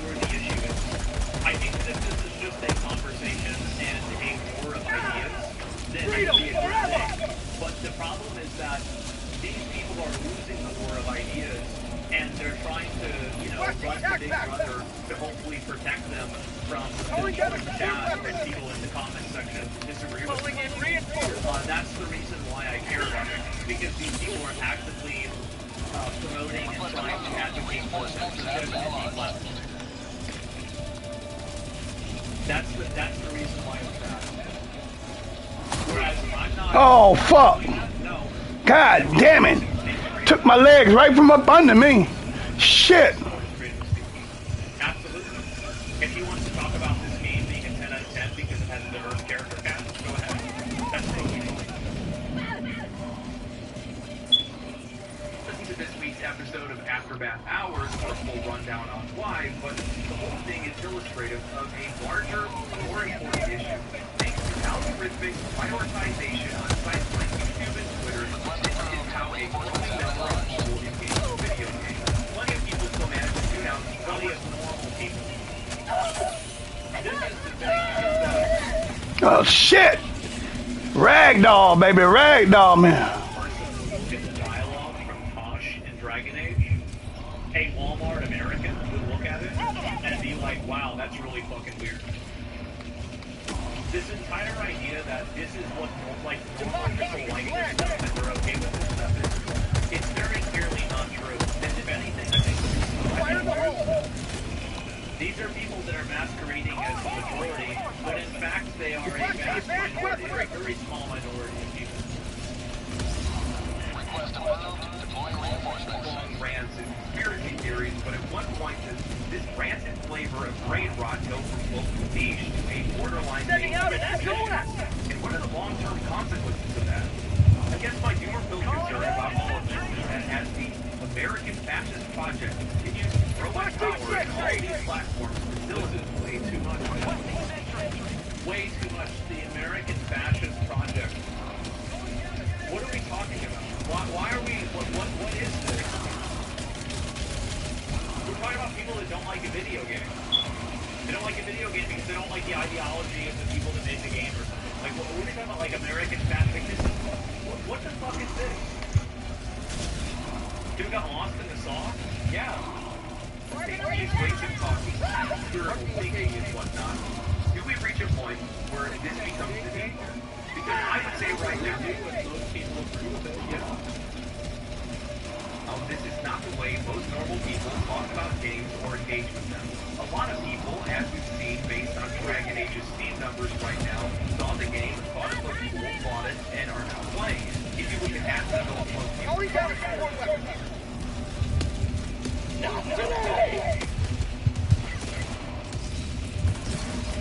Reinforcing!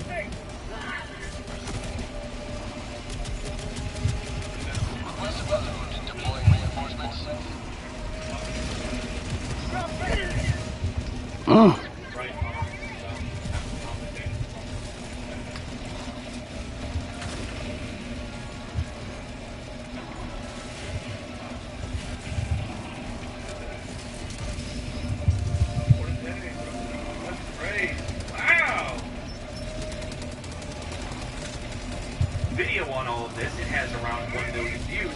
1 million sounds No, it has more than that. It has more than 1 million. Yeah, it's got way more than 1 million. It's got like 1 point, like probably almost 2 million now. Yeah, what the fuck is he talking about? But this game will probably be bought by more than 10 million people, so it's a fraction. 10%'s a really big amount of people. And then, that video is probably never going to buy the game anyway. So it's not negligible. Exactly, but it's still a niche. But it's easy. I want to say that before I made a single video, the trailer was very well received by the fans. By the nature of the trailer being released, you could actually come to the conclusion that nobody made a negative video about the Dragon Guard trailer, or sorry, the Dragon Age trailer, until after the trailer came out, logically, right? So if you look at the trailer, and you look at the feedback that individuals are getting from the trailer, it's all negative. Get my ass on that roach. Just like which came first, the chicken or the egg? It's all of the egg, not being the chicken. I come from those people building up my viewpoint. because they agree with it. Launch countdown complete. Extraction complete. Telecom Because beginning the ascent. commander in the game was it's not happening anymore. Liberty smiles upon your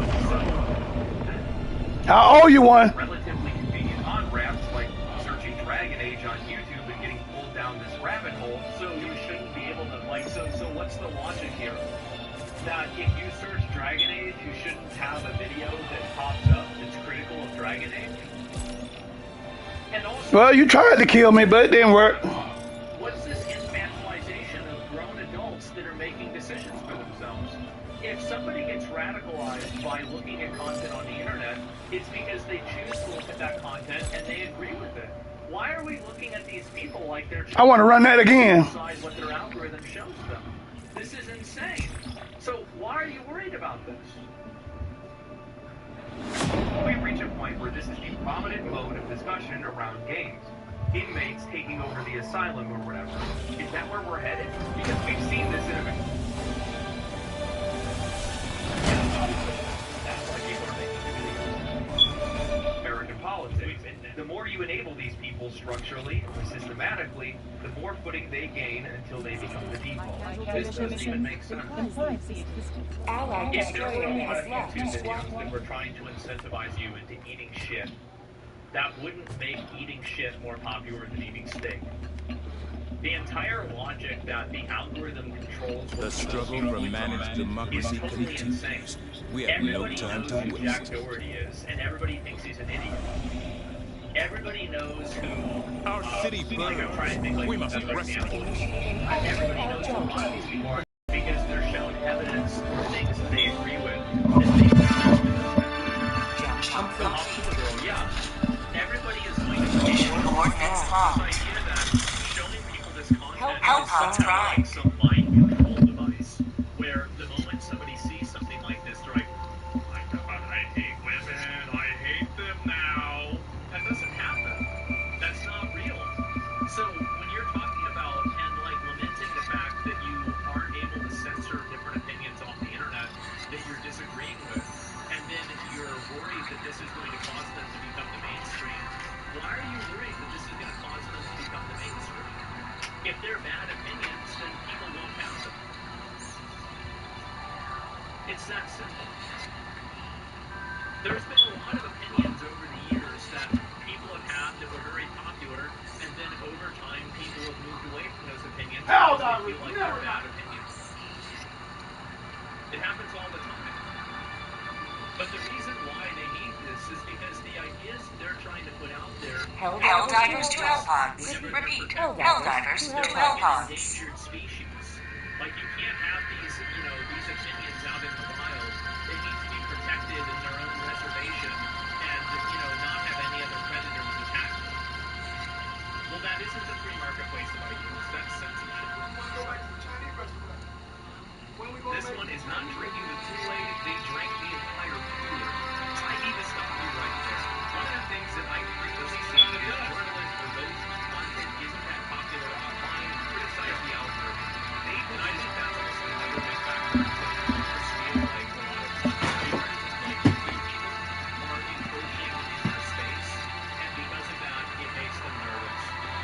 Like, they see somebody like me or like Legendary Drops or somebody else, and like this person's getting a lot of viewership, getting a lot of attention, and this is a direct competition to them. It is a system that is promoting these opinions that they disagree with and ultimately are suppressing their own. That system is an issue, and it's only fascist because it's not promoting their ideas or their opinions. YouTube and content creators in general are supported by their audience, not the algorithm. The algorithm simply feeds you things you might be interested in, and it's up to you to engage with it. If my content, or Asmongold's for that matter, wasn't supported by an audience who resonates with our opinions or our discussions, then it wouldn't be seen. Go to the Allied destroyer has joined squadron. I have videos. Welcome, Helldiver. I have videos that are. Welcome, Helldiver. I have it happen kind of regularly, where like I will have a take about something or an opinion about something, and that opinion will be not received very well. People will not agree with it. So like this whole logic that, oh well, if people see the video, they're going to agree with it. That's not true. Popular opinion that was held, then it wouldn't swallow the opposing opinion in the algorithm, and those videos would be served above ours. Content creators and YouTube don't create a bias, they confirm it. Going on to talk about identity exactly. Hurrah! Fucking exactly. You ain't got shit. You ain't bringing that with you. Go on YouTube to find videos. I don't believe that. They already think. Politics in games. Automatons are equipped with a hyperreactive protocol, making them susceptible to the suppressive fire. The more you shoot at them, the less accurate they'll be. Gotcha. Hello. Decides who's able to talk about video games in certain ways. Why are you making the rules for who can talk about a video game? It's like such a crazy thing. Oh shit. Politics. You'd be surprised when those games find themselves Gotta get out here where we can. Discord. It's the very reason that you put something like that into a game in the first place. By its very nature, it is subversive. When they say the more you enable these people structurally or systematically, the more footing they gain by a default. Again, the lack of self-awareness when you're saying that your subversive messaging is more important than these people. Referencing those who they disagree with. What this actually reads as, we shouldn't platform these people because I disagree with them and my beliefs and opinions are the right ones. Yeah, you know, from my that's exactly right. Is that these people are completely convinced that their viewpoint on the world is so accurate and so true that they are unwilling to even consider the possibility that other people can have another viewpoint to it. If all this is high school nerds jealous of the high school quarterback and them being more popular than them. If it was only the other way around. Whoa, shit. Around, everybody would totally respect me, but they just don't understand. This is literally just nothing but bitterness over the fact that people are... No, I threw that wrong. Because it's not traditional media anymore. That's not what people are interested in. Instead, what they want to do is they want to look to people that they can relate to. People that they feel like their tastes and their opinions and their perspectives align with because, well, they're more likely to steer them in the right direction. They don't feel like these people are for times that not. They're not. They are literally just a guy like me with a microphone just saying what their opinions are and leaving that out. Individual content creators can be compromised in the exact same way that journalists can be, and I don't think that you should draw a parallel where journalists are biased and content creators are not. Both groups of people are capable of biases and also objectivity. You need to look at things individually rather than paint with a broad brush. Into the ether for other people to pick up. They resonate with it, they do. If they don't, they don't. It's not that big of a deal. But, you know, if you go back and you look at the videos that I make on these kind of topics, for the most part, I do try to stick to the merits of the game because that's what I want to judge these games. Woo! Cyborg, mate. Run, you son of a... Got the cyborgs back. Okay, okay. Okay, that what's up. I know what I got to do now. Somebody put a comment in the chat. I'm going to read this real quick. Democracy has landed. Why do people like all this game woke? Wokeism isn't what makes the game bad itself. That's why I don't Damn it. identity politics. No. This person's not going to get mad. Why would they get mad? There you go again. Why the fuck are people getting mad when they see that people know or people fucking games? The game is shit. It's not because of that. Here's the reason why. It's because they view that the inclusion of that content, I don't think that that's what happens at all. People don't view Baldur's Gate 3 as being woke. What you need to understand is that, at least for a lot of people, including myself, the, I guess, like, you know, default definition of woke is not inclusion or representation or diversity. It's the way that it's portrayed and the fact that it's done in a cynical and Welcome, Helldiver. one-dimensional way. You can't have, like basically, having the, like, inclusion or diversity. Might not work right there, but I'm going to try it and see. The problem is the way that it's communicated. That's what people think is woke. That's the whole point. It's like political correctness. Yeah, exactly. That's the difference between something like Baldur's Gate 3 and Dragon Age. Being a pain point point as to why some of these players are not engaging with these games and not wanting to buy them. But the problem that we keep running into is that when we try to have this kind of conversation, well, they just want to cherry pick some of the most outrageous and inflammatory remarks that are out there and use that as a way to minimize any critical discourse around any of these games every single time. That's completely right. And this is what a lot of people do, is they'll pick somebody out of a group of people that is the most extreme or the dumbest, and then they will use that person to paint the entire group as if they were a people. It's like very, very traditional, simple tribalism. Conclusion, Dragon Age is lecturing, there's such a huge difference. Hellbound arm! Yeah. Clear the area! Yeah, I think that's definitely what happens. Patronize the nature of the message instead of having it be a natural story. Yeah. Literally every single time. The Americans have on you when you're calling us. Calling in reinforcements! Sorry to... Yeah, sorry the election didn't go your way, buddy. The system is to work. Yeah, maybe it will next time. The idea that a video with 1 million views is somehow not reflective of how an audience sees the game is mind. Especially when you're yeah, that's not reflective, but the article that has 2,000 views, that's what everybody really believes. See, looking at one video, if you go and you look at Dragon Age the Veils art across all of YouTube, you could accumulate probably 100 million views if you wanted to, people being critical about the game. If you don't think that's reflective of how the audience receives the game, what sense does that even make? It was hard to believe that you think the game sold 10 million or will sell 10 million? 10 million copies? You can't even say it out loud, it's too funny. I don't think it's going to sell 10 million. That's way too many.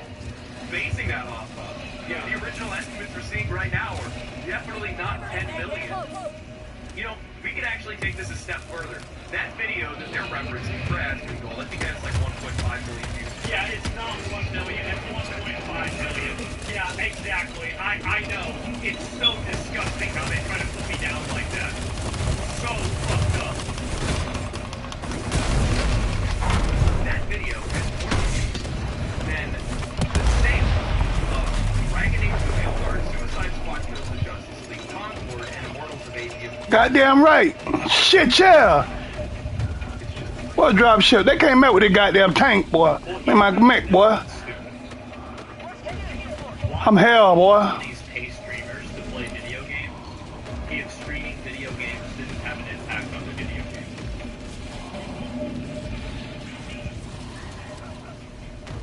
About that. A little bit of logic. Oh, wow. Right on the podcast transferred saying, I think an important thing to remember is we work in video games, and we work directly with people who know as much about video games as possible, and as much about the video game media ecosystem as possible. The people that follow us on social media, all they do is talk about video games all day. Our peers and colleagues and former colleagues, that's all we talk about. As a sample of the video game playing public, we are a tiny fraction of people. All my IRL friends will talk to me about is a Call of Duty game once a year. Everyone I play football with will talk about EA Sports FC once or twice a year to complain about it. They don't play Dragon Age. They don't know what it is. They barely know what Fortnite is. It's the same for everything. I feel like a lot of my friends, I don't know, like a lot of my friends probably do play games like that, but also maybe grew up doing that a lot. But I do have a few friends that are like not really video game players. That's most people. Yeah. Music and movies. People don't consume media about these things relatively on a daily basis. It's easy for us to keep track of that because we think everybody does, but everybody around us does. But my experience with this stuff is I make it my point to know as many people outside of games as possible to avoid a broken husk of a person, is that it's really important to get that perspective. To avoid becoming a broken husk of a person. Okay. That's a lot. It's fucking video games. No one cares. Play a game you like or don't. You don't need to go online and talk about it for 18 hours a day or whatever. People like Asmongold are out there making these videos.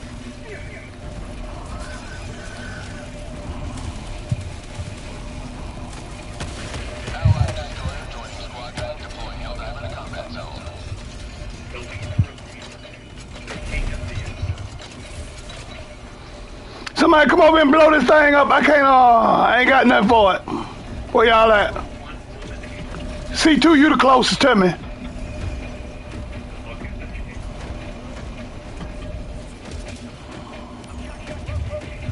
don't know what to say. I really don't.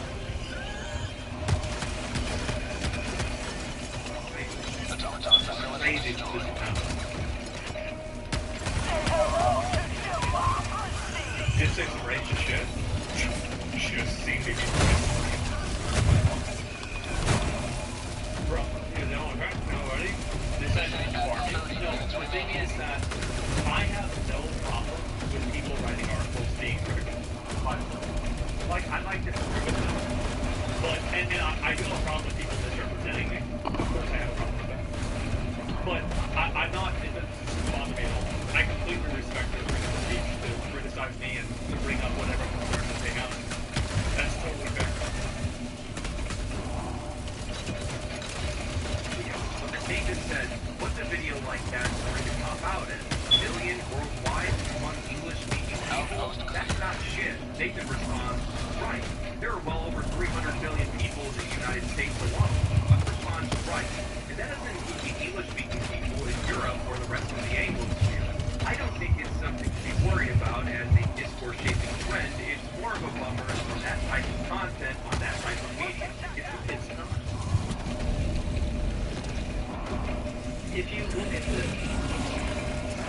just go and look at the video, look at the speakers, and I get one point to you bury your head in the sand for so long that you are unwilling to look at anything that is contradictory to your view. Like, what's in their end game? The person's end game, is they want to see people like me silent, and they don't want me to be able to make videos and express myself because they think that too many people are agreeing. That's literally the problem. They've literally stated the problem is that as the goal of making videos, a lot of people are watching the videos, and they're worried that my opinion and my viewpoint is going to be the default. That's what they said. That's exactly what they said. Ooh, got stuck up in there. Damn. Like, if I were them, I would, well, actually, I wouldn't do that. I would change my opinions to something that's more reasonable. However, I can see why they're trying to do it. Reporting to the front. You should get your videos dubbed in different languages to really piss them off. If somebody wants to do that, I know there's like Koreans and like Chinese who do that. I don't really. I don't know if I can like just legally say like, yeah, I'm totally okay with this, but in a general sense, yeah, I don't know. Go ahead, right? I mean, I have to. Otherwise, yeah, go ahead, do whatever you want. Want to make money? I want to be fine. Go ahead, fine. Going to go on its own journey, and during that time, people are going to be put off. People might stop watching that kind of content and look somewhere else. They might look on TikTok or on blogs like the Aftermath.site. It's not a given that every 13-year-old boy watching an Asmongold video is going to turn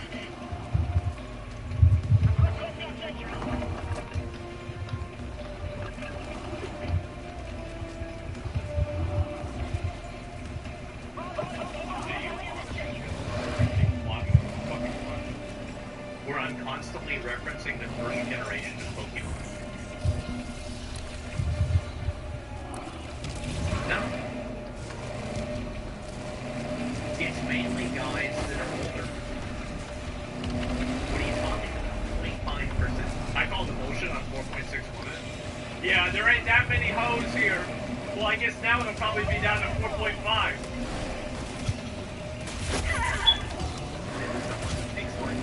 Most people are relatively normal, and there's a point where once kind of hateful or twisted your views start to get oxygen and get enabled, their views become a really bizarre equation of a person. People aren't so easily brainwashed as they're along with all that. Obviously, then why are you worried about people seeing and being the default? Political situation in the United States shows that lots of people can if they're subjected to it long and hard enough. On a global basis, on a normal person basis, a lot of people will eventually be like, I think this guy's fucking weird. Who cares if Dragon Age? Or everything has to be a conspiracy and a political gesture. I'm more optimistic. I agree. That's why people are mad at the game. So, the fact is that a lot of people do think that, and I've been outspoken about that. Like, Nathan probably isn't looking at... I wonder if he'll watch this video or not, but I don't know if we put a video out about this, because I don't really have any oversight like YouTube really, other than like, hey, I'm like a video, make it public and everything. Other than that, I don't really have any oversight. We had a conversation maybe for like 45 minutes about that game south of midnight or whatever, southern of midnight, and I was relatively positive about the game where my chat was very negative about it. I don't think there are a lot of games that I don't say are DEI games. This is your shadow box. I didn't do this. I never said this. Yeah, like, my chat's not retarded. There's people that disagree with me in my chat. Wow. Just disagree in a way that's respectful. Oh my god. I guess they know this but it's more of a YouTube problem than a societal problem. They need to sort that out. They can respond to truth, but in addition, it's a Twitter problem. I think that, like, what is the logic here? So you're saying, obviously, the political situation in the United States shows why people can't, but normal people can't. So let me get this straight. Winning the popular vote in the country in the national election, just by the definition of what normal is a norm. Normal is the top of the bell curve. What are we talking about? Normal people are the reason why Trump did win. That's the whole reason. It's crazy how, like, this is double speak. It's insane. It shows that he's upset. You want to accept that fact? Yeah. Everybody that disagrees with you isn't having that. It's a Facebook problem. It has been good. It's a Twitch problem. It is, to some extent, with Asmongold, there is a Twitch problem. And to some extent, it's a TikTok problem. It's a problem when people have opinions that I disagree with. TikTok problem. Yeah. My God, nothing says I'm right like the call for censorship. Believing that these platforms need to handle commentary people like Asmongold, myself, or anyone else. It is disgusting to hear someone want to put the control of freedom of speech into the hands of publicly traded platforms. They have more power than they already need, and you would blindly trust them as long as they are propagating the opinions and messages that you feel comfortable with. That's exactly true. And so what I find to be really funny is that I don't know all of Nathan's opinions, but he seems like the kind of guy that definitely criticizes a lot of corporate stuff. I've followed him over the years and seen him make comments about this. Why would you want to give this company that you think is a faceless, soulless aberration, this parasite on society, why would you want to give it sensorial control over what people can talk about? Why would you want that? On fire. Based on the fact that they are conflating criticism with hate or conspiracy. To me, that everything is fascist as long as it doesn't agree with me is wrong with this. I am sick and tired of this notion that there is a silent majority that is not talking about or doesn't care about these topics and they're not engaging with these sort of conversations. I think a silent majority argument kind of died when Trump was the possible. I think that the actual silent majority are the people that don't speak out against it because they're afraid of being hated or canceled or getting attacked. The people that are the real silent majority are the ones that are too afraid to speak because these people have created a culture and an ecosystem where you need to be afraid if you have an opinion. Somehow need to be the person that's talking about these things 18 hours a day to actually care about them. It's nothing more than convenient platitude, painting a picture that specific voices and concerns don't matter or that the general public doesn't care about the messaging or the quality of their product. From my perspective, when people use the term silent majority, it's meant to make you feel like you have no real control. And what you want has no real impact, which much more people invade, believing that these games journalists and those games insiders need to be the ones that are shaping the conversation around games. That these uninformed voices, these peasants, more than anything else. Set north 100 meters. They're trying to clean my shoe. They're the ones, ironically, that are actually interfacing with this media. They're the ones that are interfacing with these products. These games are made for them. I also really dislike how a lot of people in the media try to present themselves being like the enlightened few, or being, actually the enlightened is not the word, enlightened is the word, where they consider themselves to be the enlightened ones, and they're doing us all a favor by, giving us this thing, imparting this divine knowledge onto us. The chosen. Yeah, that's not true. Like, I think Oh! and that's why I hope people watch the videos, but otherwise, it's not really that big of a deal. And that's the fact that you Did I get him? that are shaping the conversation around games. You believe that you Now I gotta get that out. Fuck. That pissed me off there.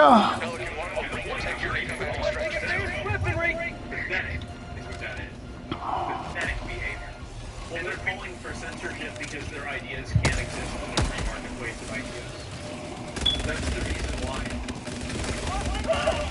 And that's why in the entire article that's discussing what I said about Dragon Age, at no point or another do they take an excerpt out of what I said in the video and then try to respond to that or, provide any rebuttal or, contradictory comments.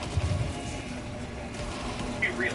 I know that the vast majority of these companies don't give a shit about any of these social issues. And likely these people don't even care about it either. It's vanity more than it is anything else. I think today proves that, right? Look at how many people, like, we're saying, oh, Twitter is losing all of its money, Twitter's dead, and now all the advertisers are coming back to Twitter. That's because these companies don't actually care about any of these social issues. They'll put their ads next to one because they're getting paid enough money for it. That's all. And they are. It's been confirmed by like sources that places like Disney, Comcast, and Walmart are coming back and advertising on Twitter again. It's called pandering. Yeah, exactly. Warner Brothers, yep, Lionsgate Studios, another one, yep, absolutely. And all these places, like people are using as like a benchmark of moralism. Now they're gone.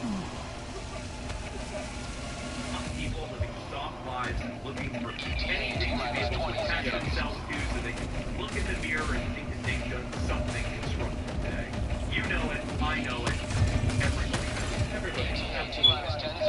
You know what they fail to realize is that people don't watch these videos because they want to be told what to think. They're watching them because they have their own opinions, their own thoughts, and they want to be told what they already think is right. Either validated or challenged to be that way. A video like this goes out and it resonates. They like it, and if they like it, then it gets viewed, and more people view it, and like it's not like copyright. What you fail to realize is that the content is serving the audience. The content creators are serving the audience. The platform is serving the audience, not the other way around. Hoorah! That's one of the reasons why people got so disappointed in the video game industry with game creation. Everyone beginning of games over the last few years, government, with regular legacy media or anything like that, is because they forgot how they the audience, the customer, always comes first.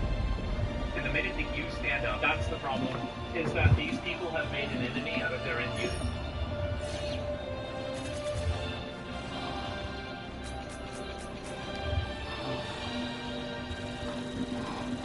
Shit's bad. You thought it's bad here in the U.S.? Over in China, every single girl, like there are all these girls in China that are trying to make it as the next big content creator, popular, like influencer in China. It is insane. If you walk around in a Chinese city at night, you might come across something like this. Rows of people, mostly young and attractive, sitting or standing on the streets in front of rows of phones and ring lights. Oh my god. They still lying about that cap talking about 150 because I know my brother 150. Shit, you supposed to go over to 200. I ain't seen nobody at 151 or 157. All I saw was 150, so they told a damn lie about that shit. Hell divers never die. Hurrah! Bridges or under bridges. There was even a bridge that became so famous for this type of gathering that people started going there just to watch the spectacle. There was so much foot traffic under the bridge that at one point it started to look like lower because people dressed up in paddling while dancing in the mud, carrying a heavy jar of water as well as dancing in the mud, or downright throwing or basically doing whatever it takes to get attention from viewers. Orbit synchronized. Is that Wukong? No shot, that's a Wukong cosplay.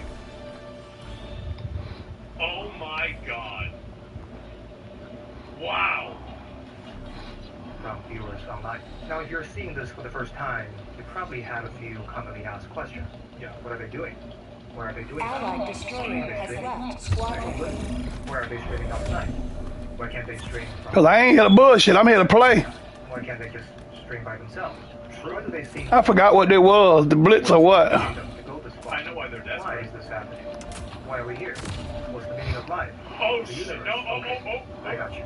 In this video, I will talk about this phenomenon of homeless streaming in China.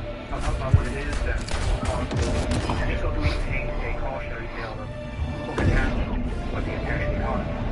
Well, now like these streamers, The problem is that there's too many of them not enough cities. That's the issue. There are a bunch of girls out there, but there's only so many steps that can give them money. I'm not allowed it. I mean, what? You might not be a streamer. I'm just saying. Because the lessons here are applicable across culture and geography and can be useful regardless of your particular. I talked to a girl that she came from West China, and I talked to her a lot about this. If you think that Western streamers and these streamer girls in the West are catty, like the China and Taiwan, that's all. I didn't even realize that. Like, it was crazy. It's ruthless in China? Yes, it is. Political names of human endeavor. So join me as we dive in Savage. to the rise of these homeless streamers. Now, first of all, yes, they are indeed streamers, but no, they're not homeless, or at least not usually. So why are they out there on the street in the middle of the night? Well, they come out at night because nighttime just happens to be a peak time for streaming traffic in China. Most people would have finished work at that point and are now online seeking entertainment. So nighttime naturally has the most streamed viewers, and streamers in turn get online at night to capitalize on that. Many streamers also have day jobs. Missed it. And only have time to stream at night. In terms of why they do it on the street, though, it's mostly because it makes for engaging content. We've seen the TikTok dancers filming their content in public, sometimes to the annoyance of other people. TikTokers can do film their content in private spaces, but there's something interesting about the real-world chaos. The cars and the cityscape and the social pressure of other people watching that can make the content more engaging to watch. I think that's probably true. He's right about that. Many streamers stream in public to capture some of that same engagement on the screen. Additionally, for some streamers, this is also an attempt to appeal to kids. The idea is that if viewers see them sitting out in the cold at 1 in the morning, they might feel empathy towards the streamers. This is one thing that happens with people here in the U.S. too. That they try to act like they don't have money, or like they start this way. And like this is not, it's not as big as it used to be. Like if you got people trying to like, you're trying to make them think that they that's you. Maybe it's like me. Did I show like what money I made like today? Like what the fuck? That's not me at all. No, but it's this entire idea of like trying to be relatable, and it's just farming losers. That's what it is. As a result, become nicer to them than they screen so often. Now, I acknowledge that this book is kind of insane.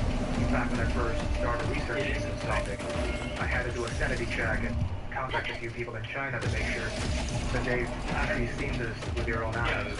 That is not just AI-generated footage. And unfortunately, it is real. In fact, you can watch the stream from the streamers right now. You need to use the Chinese streaming platform, and here's me trying to do this a few weeks ago. I just searched for streaming and found one after just a couple of scrolls. What was shocking to me it's like that I was watching this. that's like one of their most popular places. That's one of their big websites. That's like their TikTok basically. Outpost clear. At 1:40 in the afternoon Pacific time, which would have been about 4, almost 5 o'clock in the morning in China. So this poor girl was on the street at basically 5 in the morning while it was kind of raining and streaming for the 46 people who were watching the stream. So the question is, where are they going to spawn? Sure, streaming outside might make for slightly better content, but compared to the comfort of streaming from home, what's pushing these streamers to go out in the coast? Welcome, Helldiver. All you really need is 1 or 2 sims. Like, how many of you guys Prayer sample collected. that are pretty much Come on. loaded by like 3 guys? I've seen this a lot. Whale sims, 2 or 3 loaded sims, exactly. So there is a macroeconomic reason for this. After the COVID lockdown, China's economy has not rebounded as strongly as one would have hoped. The rate of unemployment is still relatively high, and even those with jobs might not necessarily be able to afford the cost of living in major cities. Streaming, on the other hand, has a low barrier to entry. Basically anyone with a phone and internet can do it. So naturally, streaming becomes an many Chinese people supplements their income. According to CCTV, there were more than 50 million professional streamers in China at the end of 2023. That means roughly 1 in every 100 people in China were streamers.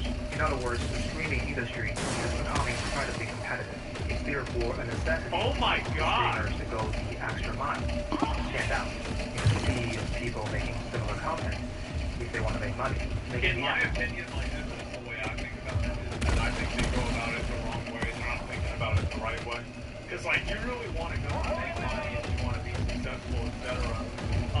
What you have to do is you have to do something different. Like, oversaturated? No, that's not oversaturated. Go in there and you do something funny, and you're still going to come out ahead. Winners. All right, we're going eastbound. You always have to keep that. Eastbound on Highway 55. We're going to kill us a bunch of murderers. A bunch of bots, baby, bots. Yeah, I love them bots. One of these factors is baked directly into the mechanics of Chinese streaming platforms, and it has to do with how Chinese streamers get paid. Now, many streaming platforms in the West, like Twitch and YouTube, have ad revenue sharing programs. When streamers are qualified and accepted into the program, even if the viewers don't pay them, streamers can still get paid from ad revenue. Chinese streaming platforms, on the other hand, don't have ad revenue sharing, or at least not yet at this time. So streamers' income has to come from the pocket of the viewers. That usually happens in one of 2 ways. First is Fire in the hole! They're trying to farm 1 or 2 sims, and that's all they need. Viewer donations. Viewers can tip the streamers directly. That's why they're wearing makeup, trying to look good, skirts, wearing high heels. The second way is buying commerce. This is basically commercial, but on screen. Streamers would talk about the product, and there will be a button at the bottom of the screen for viewers to click. When that happens, the streamer receives a commission on the sale. Now, regardless of how it happens, the fact remains that streamers don't get paid unless viewers take money out of their own pocket and give it to them in one way or another. That is a different dynamic. It's ever so subtly. For streamers to be a bit more desperate, they seem more needy because they do need something from their viewers. Because of this is the way Twitch used to be. It's like there used to always be viewers and like streamers would used to hide their wealth and like hide the amount of money that they made. And this is something that happened really until COVID. And I think that COVID, because it was such a multiplier on like the, I hate using the term, the influencer economy, it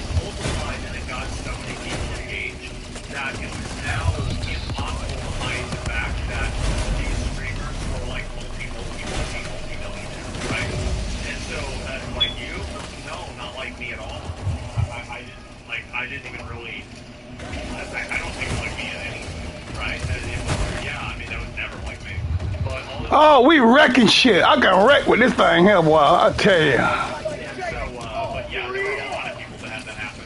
And so then, like, that was the disillusionment.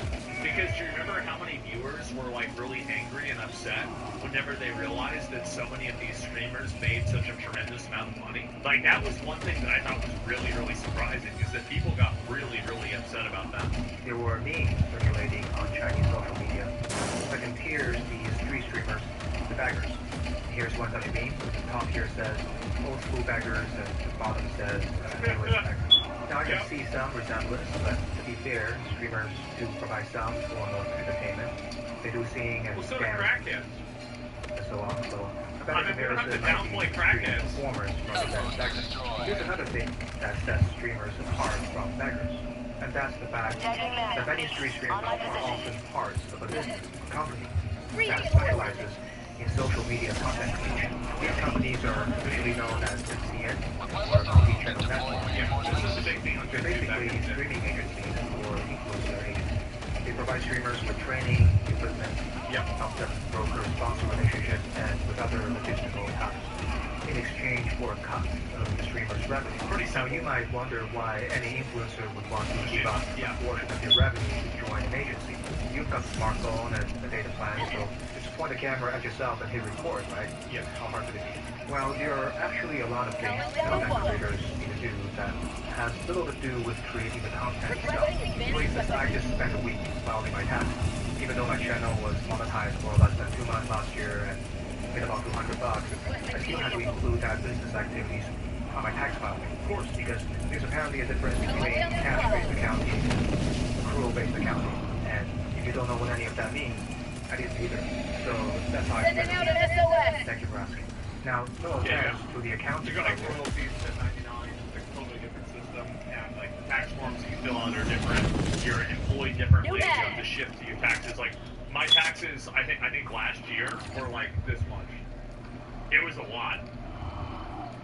This is fascinating stuff, but as a content creator, it's probably more efficient and relevant for me to spend a week researching for this video topic instead of learning how to depreciate a capital asset at fair market value. The idea of a company taking care of these kind of things for me sounds like a great value proposition in theory, but in practice, joining an agency, especially Oh shit, yeah, we can. usually means Fuck am I going? a degree of creative and career freedom. And depending on how ethical the agency you're working with is, you could be giving up on a lot of freedom to the point that you are trapped contractually. As part of This it, is what happens with a lot of MCNs and a lot of other networks, and this is especially true with B2B, and it's like at least historically true, is that you have a lot of these companies that end up basically, if people don't even realize it, but they're signing a Faustian pact, a deal with the devil, and they don't realize that, like Tifu was a victim of this with FaZe back in the day, and I think that you also had other instances of this happening also, like Ninja Sanji had a lot of drama about their contracts. So, and in general, people lose and they become slaves. Yeah, and those are like two different examples. There's like IP rebranded and everything like that. Like you're never really going to know, but like people kind of put two and two together and they assume that to be the case. And so, I don't want to give up like a lot of names or like say anything specifically, right? Because I don't want to get sued, to be honest. But it's fairly well known that a lot of these deals are just simply not always advantageous to the creators, and they are sometimes at the expense of the creators. All gas, no brakes. Remember Channel 5? Used to be all gas, no brakes. And because they had sold that IP, it took them a long time to retain that, and Andrew recently got that IP back in the last month or so. Doki Bird, another example, yeah, that was Ninja Sanji. So this is very, very common. And I think also it's predatory in the case that a lot of these people that run these companies, they know that they're dealing with people that are categorically unfamiliar with certain spaces, like accounting, things like that. And so, or like intellectual property or anything else like that. And that's what happens. joining an agency in China, streamers might face restrictions on what kind of content they can stream, where and when they have to stream, Where you at? like how much revenue they must generate per week. find that Chinese streamers don't make revenue until viewers give it to them, in the media orders. As a result, the streamers try to deviate more than possible. It's so easy to see how these restrictions intensify restoration and push streamers to hustle ever more friendly to avoid controversy. For example, you might have seen clips like this on the internet. People have called them influencer factories, and these would have been influencer agencies. Not all of them look this bad though. There are some with better conditions, like this one based in Indonesia. But the business idea is that's the better one? Streamline the content creation process, like training, the filming. Oh my god, look at this. So the content this is so dystopian. Manufacturing. Many of these street streamers are just the other side of the same coin. Now some street streaming gatherings are more organic. Boy, it's hectic out there.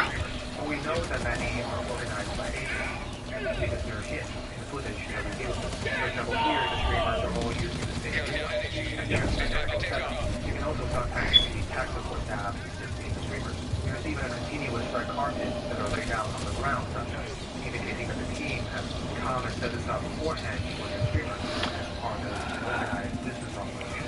Regardless of how these gatherings form. Round the outside too. Two them around the outside. Two hell divers right around outside. Round the outside. Super citizen arrest. I'm coming at y'all 150. And you can see that like there are some guys, but it's like a 10-to-1 ratio. Cameras clothing with beautiful makeup in front of spotlights and cameras, as if they are celebrities. Yet in reality, they are out on the street like homeless beggars.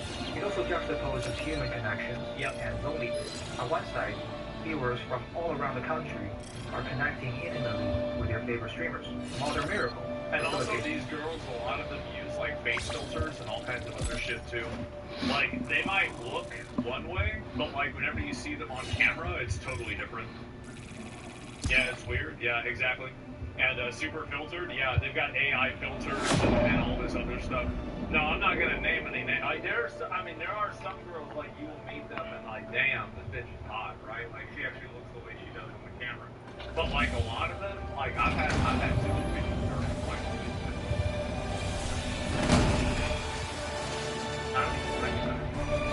by the internet. On the other side, everyone is alone. Most viewers are probably in a room by themselves staring at a screen, while the streamers sit just inches apart from each other, yet never interact. Everyone is locked in the prison of their digital worlds. The hour of our next victory rapidly approaches. Let us cleanse the galaxy of Sabotage! I like these sabotage missions.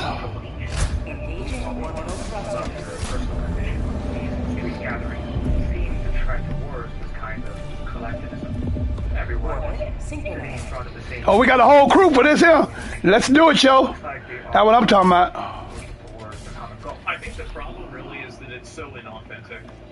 Like, why would somebody want to get attached to this whenever they realize that it's like, you know, are you going to get attached to like, you know, the dairy cow number 943 on the farm? Probably not. And so I think a lot of these people, they go into it, and this is the other big reason why, is that my understanding is that China has like another similar problem that we have. All right, yo, let's make this a good one. A lot of people have high unemployment. It's hard to get a job. And you have people even in China, and this is also true in other Asian countries, that have basically just totally given up on life because they realize that they can never gain employment in a way that's like meaningful. And so, yeah, wealth inequality is going hard, like everything like that's going super hard. But the reality is quite the opposite. It's hyper. Yeah, that's what they call it. Streamers aren't working towards any sort of collective well-being. Rather, each streamer is out for themselves, climbing over each other to pick. Hell divers never die. Hurrah! And you can see this too on Twitch. Like, this is one big difference between Twitch and YouTube, is that on YouTube there are so many viewers that there's an abundance that people don't feel the need to cannibalize each other's viewers in the same way that they do on Twitch. But on Twitch there's a lot more competitiveness because the market is more limited, and the discoverability is based off of popularity. So, for example, like if Well, yeah, Helldiver. right now, where Hurrah! if I look at it, it has been a bit of a fight, and I gain a passive advantage right now because we have the top stream on the entire platform. This is a big thing, and so there's a snowball effect that continues to happen. You see kind of what I'm saying? Give me an accent, give you a shot. I would have came sugar. You definitely have bacon on it. So it just builds on itself. You have no bacon. Yeah. Did you right? Thank you, honey. So that increases the amount of competitive behavior. Chinese streamers are regional now, which is global time zones. Yeah, but do you think like they're still fighting for the same sims? There's only like maybe a handful of sims in China that are willing to give some random pretty girl $1,000. So they're all fighting over that same guy that wants to give a pretty girl $1,000. That's it. There's only so much budget for one streamer to gain a viewer's attention is for another to lose it. Send it in an SOS. Zero-sum competition leads to the last seven position, the appearance of individuality and its configuration. The point of streaming is supposed to be genuine connection. It is a platform for streamers for their authentic personality and uniqueness, for their fans to connect with. And each streamer here appears to try to do this. They're all dressed up, enthusiastic, and entertaining. But in reality, they lost their individuality in their very attempt to show it. The reality is that they're all doing the same thing.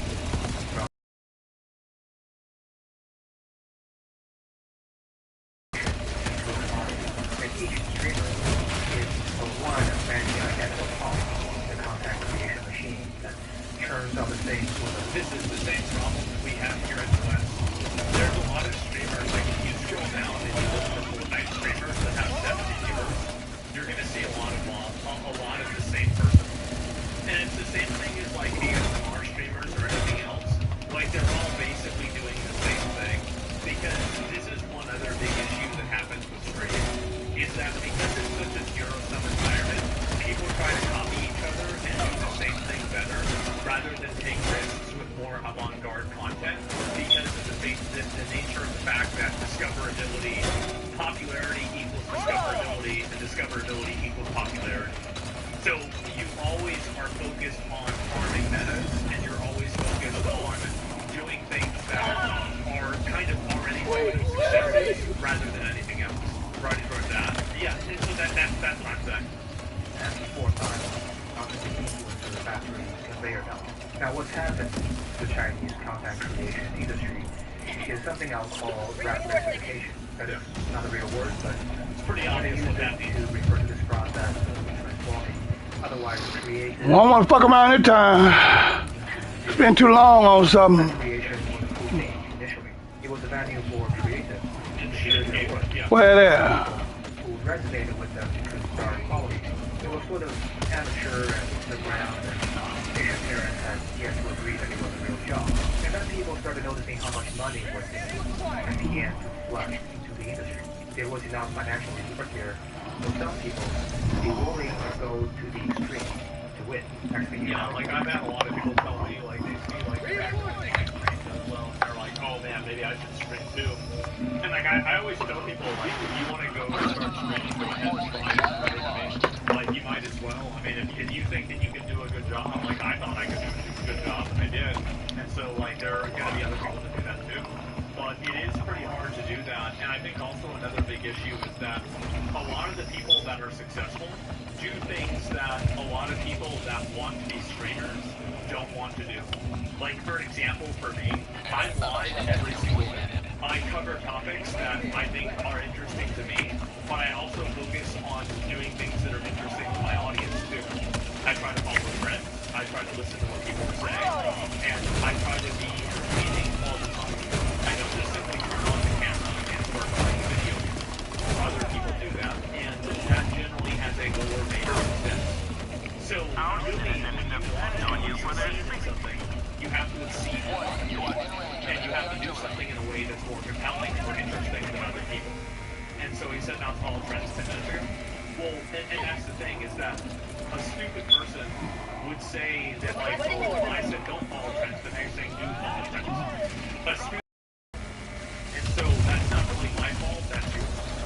The point I'm making here, though, is that in a lot of these cases, these streamers do have this problem, and they have a lot of problems like this, and a lot of them don't really have the opportunity to grow, and they also don't take the necessary actions in order to grow. They're not, like, they don't do what they need to do in order to succeed. Basically, like, what I'm saying is that if you took a streamer council of me, XQC, Soda Poppin', Kai, and Hassan, and you put the 5 of us together to evaluate what streamers are good and which streamers are bad, we would have a lot of the same opinions. Because there are commonalities that exist across all markets and all types of behavior. I'm just telling you, like, that's a long man Hassan. You might not like Hassan, but it's undeniable that Hassan has built himself a large audience, and he's successful at streaming. He is. And he does a lot of the same things that I do because I see him do it. You might not notice it, but I do. The whole endeavor began with zero-sum rat race, something that isn't so different from the traditional rat race, like working at a bad office job with an exploiter as an employer. So you can sit in your street cubicle and do streaming work the same way you sit in your office cubicle and do paperwork. Just a different flavor of soul sucking, where your soul is getting sucked either way. This doesn't just happen in Chinese content creation, of course. In the West, for instance, you can find courses online that teach you how to turn out basically garbage content quickly, or even in an automated fashion, so that you can extract easy and fast income, or even passive income. That's what people try to do all the time. It's like repurposing and reposting clips and stuff like that. Yeah, absolutely. Yeah, it's extremely common. And like what I'm saying is, like, a lot of the people that are bad streamers, the reason why isn't some sort of abstract reason. It's actually extremely defined and very easy to identify. Engaging terminal. Why someone is successful. In the content creation industry either, rat racification can and has happened to many industries. But personally, as a content creator, it is a shame for me to see the rat racification of my industry in real time. And it's a fact. Since I started making content, I've made many YouTuber friends who have since quit making videos. Many of them have come to content creation with one expectation, and when that expectation wasn't met, they just burnt out. Yeah, this is just a personal theory of mine. A lot of streamers do it super common. But I think that rat race is a choice. I believe that it's possible to not participate in the rat race, even if the industry one is in is rat racifying in real time. In other words, just because other people in my industry are rat racing on control doesn't necessarily mean that I have to do. Now, I'm not meeting that for sure. I think that you have a lot of streamers that exist outside of that spectrum. I think one guy who's a great example of that is Northern Lion. Like, he does follow trends to an extent, but he's not constantly trying to collab with every new streamer and do all this other new stuff. He kind of just stays in his own lane and does his own thing. And I think that if you want to build a long-term level of success, Morrison's another one who does that as well. Lyric is another one. You don't have to write the Lyric, obviously, and all of these guys will capitalize on the trends. Like, there's a new game that has an open voice chat, and it's an open world game like Atlas. You can guarantee Morrison will be playing that probably on the first day. If there's a new video game that comes out that's like a single player game, you can guarantee Lyric will probably be playing that on the first day. Max will be, Max, if there's a new fighting game that comes out, Max is going to be playing that. And so all of these guys, they're not necessarily inside of the rat race, but they still have their areas of, like, I wouldn't really say expertise, but their areas of being prolific in, where, like, they very commonly make content in this way. It's the same as I used to be with niche. Yeah, they have their own niche as well, their own branding. Like, I used to be like this with Moses. I've become less like this, but even now, people still associate me with that for that reason. Career side here, and I'm not saying what I'm doing is way, but just to use as an example, I had a friend who asked me, he said, Louis, look at these big YouTube channels like Mr. Beast. They have much bigger budgets and teams of professional writers and editors. All you have is a camera and a keyboard, so how can you possibly compete? How can Again, like it's defeatist attitude. That's a loser attitude. Losers think like that. Winners don't think like that. Just my take on it. I don't think I am competing with Mr. Beast. Mr. Beast makes great content, but the content he makes looks nothing like the content I make. In fact, the only commonality between our content seems to be that we're both Norwegian while doing it. And maybe speaking English. I'm looking for something more Welcome, Helldiver. creative content. Welcome to your doom. What I love making, what I'm good at making, and what people like watching. And This is what a lot of people don't understand. And a lot of streamers live inside of one of these circles. Let me get some of that. But success exists inside of all three of them. intersection will be different for different creators, almost by definition. I learned this from listening to Colorado, although I think it might actually be a variation of the Japanese philosophy of Ikigai. So feel free to look into these sources further if you're interested in this idea. I adopted the idea for YouTube, but the original is much more general and can be applied to pretty much anything. Shit. That you should pick an endeavor that falls in the intersection of what you love doing, what you are good at, and what people are willing to compete. Now, if someone is exclusively motivated by money, they'll tend to ignore what they love to do. They'll push hard on what they are good at and what they get paid for, and that is one way that you can get yourself into a revenue. Thank you. I see a lot of streamers do that, where like they constantly try to chase trends and do things in order to like get the most viewers, and then eventually it doesn't pay off for them, and then they get frustrated and stop streaming. Well, my tank. Oh, you done fucked my tank up, huh? All right there. Not because of some romantic notion of this. It's on it. The reason is much more practical. Get off my mech, man. It's a problem because it's a competitive disadvantage. If you're good at something but hate it, You're self-motivated. someone else who is also good at it will love it. The trick is therefore to be ambitious enough to follow your passion, but never be so idealistic as to lose sight of what you're good at and what people will pay for. Now, I'm not saying this is easy. On average, This is actually like this right here should be mandatory listening for anybody who is wanting to be a streamer.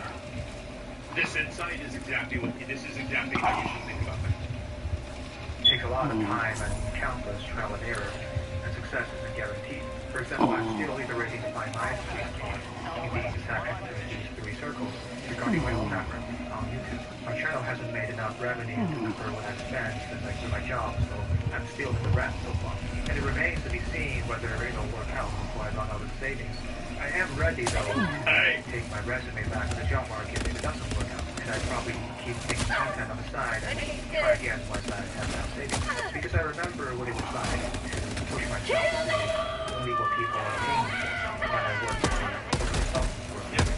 Now, I'm not saying all jobs are bad, but that particular one just wasn't for me. It was a grind and created unnecessary human misery. There's a lot of people also that like there are days where, like, I'll be honest, there are days where I don't really want to stream, but I go live anyway because that's what I do. And I know people want to see me to go live. They want to see the content, and that's it. Like and again, there are times where I think treating content creation as a hobby is effective, and times where treating content creation as a job are effective. And too much of one and not enough of the other will create a distortion and it will hurt your content. So you're no longer dependent on this, why still do it? Because it's what I do, it's what I like to do. And there's a lot of reasons. Yeah, I mean, there's a lot of reasons. Like, I like doing it. I think that's number one. But there's a lot of other things besides that. You ever experienced burnout? Yeah, sure. Sure, I'll get tired. I mean, I'll be honest. honest, with all this stuff with my dad and everything, it's been really hard for me to go live recently. It has been. I've been super stressed out. I've been sleeping all day. I haven't been able to like do anything else besides that. I have been fucking like absolutely out of my mind. It's been awful. But it doesn't matter. Like, I mean, everybody has problems. Like, there are plenty of times you probably had to go to work whenever you had stress at home or in your life. Like, that's just the way it is.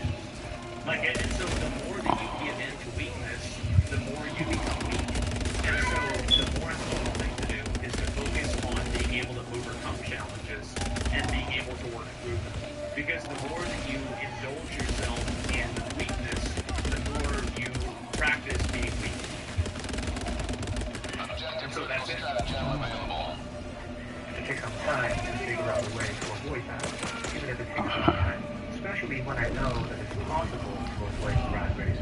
Because I've seen people succeeding at it, and even in something as competitive as the Chinese streaming industry. There are examples of people who have figured out ways to navigate it while maintaining their sanity and passion. I'm not talking about the sort of get-rich-quick stories that streaming agencies often use for improvement. I'm talking about stories like this one, where a streamer figures out a path over time to create useful products and services and uses content as a way to find the people that can benefit from them. Exactly. This is not a report of someone who's become insanely rich, but maybe that's not the point of their journey. And the journey is still ongoing, so who knows where you will end up. And the point is that it looks like they're enjoying their journey so much that it's already fulfilling, regardless of its destination. Now, I want to acknowledge the possibility that some industries can be so toxic that the only way to compete is to rat race, and one might really have to switch industry to get out of it. I'm not saying that it's easy to find a sustainable and meaningful career. I've always found that rat racing sometimes can be enjoyable in itself because it's like a competition. And if you don't enjoy any form of competition at all, you're going to have a really hard time existing in the free market. And so if that's your mindset, I would say you probably should try to reevaluate how you see things then. Yeah, if you win, well, sometimes even when you lose, you learn why you lost. Or like, let's say you get third place. Okay, well, that's not me. That's it. This is wrong. Yeah, well, we can fuck that over Gareth. This is awesome. Yeah, but can't say competition would rather earn it. Yeah, and it's hard. How would you reevaluate it? Well, it depends on what it is. I'm not saying everybody will compete at all. I'm not trying to dole out baseless motivation here. As you may have noticed, a lot of the topics I cover are quite depressing. At some point, we all need to connect reality. And reality can be unforgiving. The footage of rows of street streamers is one manifestation of that. But it is precisely because the consequences of succumbing to the rat race are so dire that it is important to not give up on looking for sane and meaningful ways to navigate it. So I hope that the story of the homeless streamers did not make you jaded. It's crazy. That serves you as a reminder to tread lightly on your journey to find meaningful work, so that there might be a source of sanity, at least from your corner of the universe. The world seems to need that right now. So thank you for your efforts, and best of luck. This is a really good video. I do. I think this is a very, very good video. Especially the ending of it. I mean, I think the ending of it, the beginning was very informative for like streamers in China, but like the ending definitely is like more of a content creator focused thing. And it can be applied to a lot of other ways of looking at things too. Yeah, I really like this guy. He's only got 20,000 subs now. I'll give him a like, give him a sub on you guys' channel here. And yeah, I mean, this video he did, I guess he put it out 2 months ago, had 300K views. It was really, really well designed. It's about to take off. I mean, I hope so. I hope to see that. And that's it, man. Okay, so strategies, yeah, it's smart. And there's a lot of streamers too that, you know, they do things for money. You're not dependent on them daily, so do it for your best interest, and that means you're competing for the top YouTube spot. Not daily works for that. Well, I mean, if I want to be more popular on YouTube, the main thing that I should do is stream less. That's the truth. Like, if I wanted to be more popular on YouTube, like, I help people make strategies, and I help people, like, on stream, figure out how to create outcomes that are beneficial for the cities. So what I generally do in a lot of cases is I look at basically what I do in order to solve a problem is I break down how this problem exists, why it exists, and basically what the problem is. I understand what the problem is. Because if you can't understand what the problem is, you can never solve the problem. And so once I understand that, I create a system for how to address that problem on a personal basis or on a macro level, right? And so whether that is playing a video game, farming an item, streaming, or I don't know, like doing something like making your garden, you have to understand the process, and then deconstruct the process, and then figure out how to take advantage of that process, and then look at what other people do that are successful. Like for me personally, when I first started making content, big surprise, spoiler alert, it's not. My big inspirations were Carrion, Rectal, and the Theme. That's right. You would have never guessed, huh? Especially if you look at my own content. And so that's exactly what it was. And so I looked at what those guys did, and I said, okay, well, they're doing that really well. I want to do that, but I'm going to do this part differently, and I'm going to do this part differently, right? Athene? No, Athene used to be a legend. Athene was the man. Like, I don't care about, like, some drama that he's involved in now or whatever. Like, 2007 Athene was the pinnacle of content at the time, okay? And so I'm not really trying to get into any of that bullshit. So my point is that if you know how to solve problems, that's what will really Drop help it. you more than anything else. Yeah, and that's Drop it now. that I think a lot of people have, is that they don't know how to solve any sort of problems, and they don't know how to approach them in a way that's beneficial. And they also, and I think this is the main thing, is that this is what streaming and with anything else, people are unable to overcome problems because they can't identify them. And I think that if you can't identify where your weaknesses are, you can never overcome them. You can never get better at them or anything like that. And so probably most people just don't want to solve the problem. Well, and this is another big issue with streamers now. A lot of streamers do what they want. And you know what? Bucket. Sometimes that's not the right decision. Sometimes it's better to do what other people want you to do. And sometimes it's better to do what's better for your stream. And that's the way it is. That's the way every job is. Definitely. Yes, exactly. People have ego, stubbornness, exactly. Like, there are times when I do stuff that I'm like, oh, maybe I don't really feel like doing this today, but I see it, I'm going to do it anyway, right? And it doesn't mean you have to, like, hate it or whatever. And to the extent that you do hate it, you're going to be a failure. You have to learn how to do things that you don't want to do. The big problem with streaming is that a lot of people, and content creation, is that a lot of people want to get into streaming and content creation because they don't want to be told what to do. But the reality is that if you're a successful entrepreneur, you know that there's no harsher boss than yourself than you.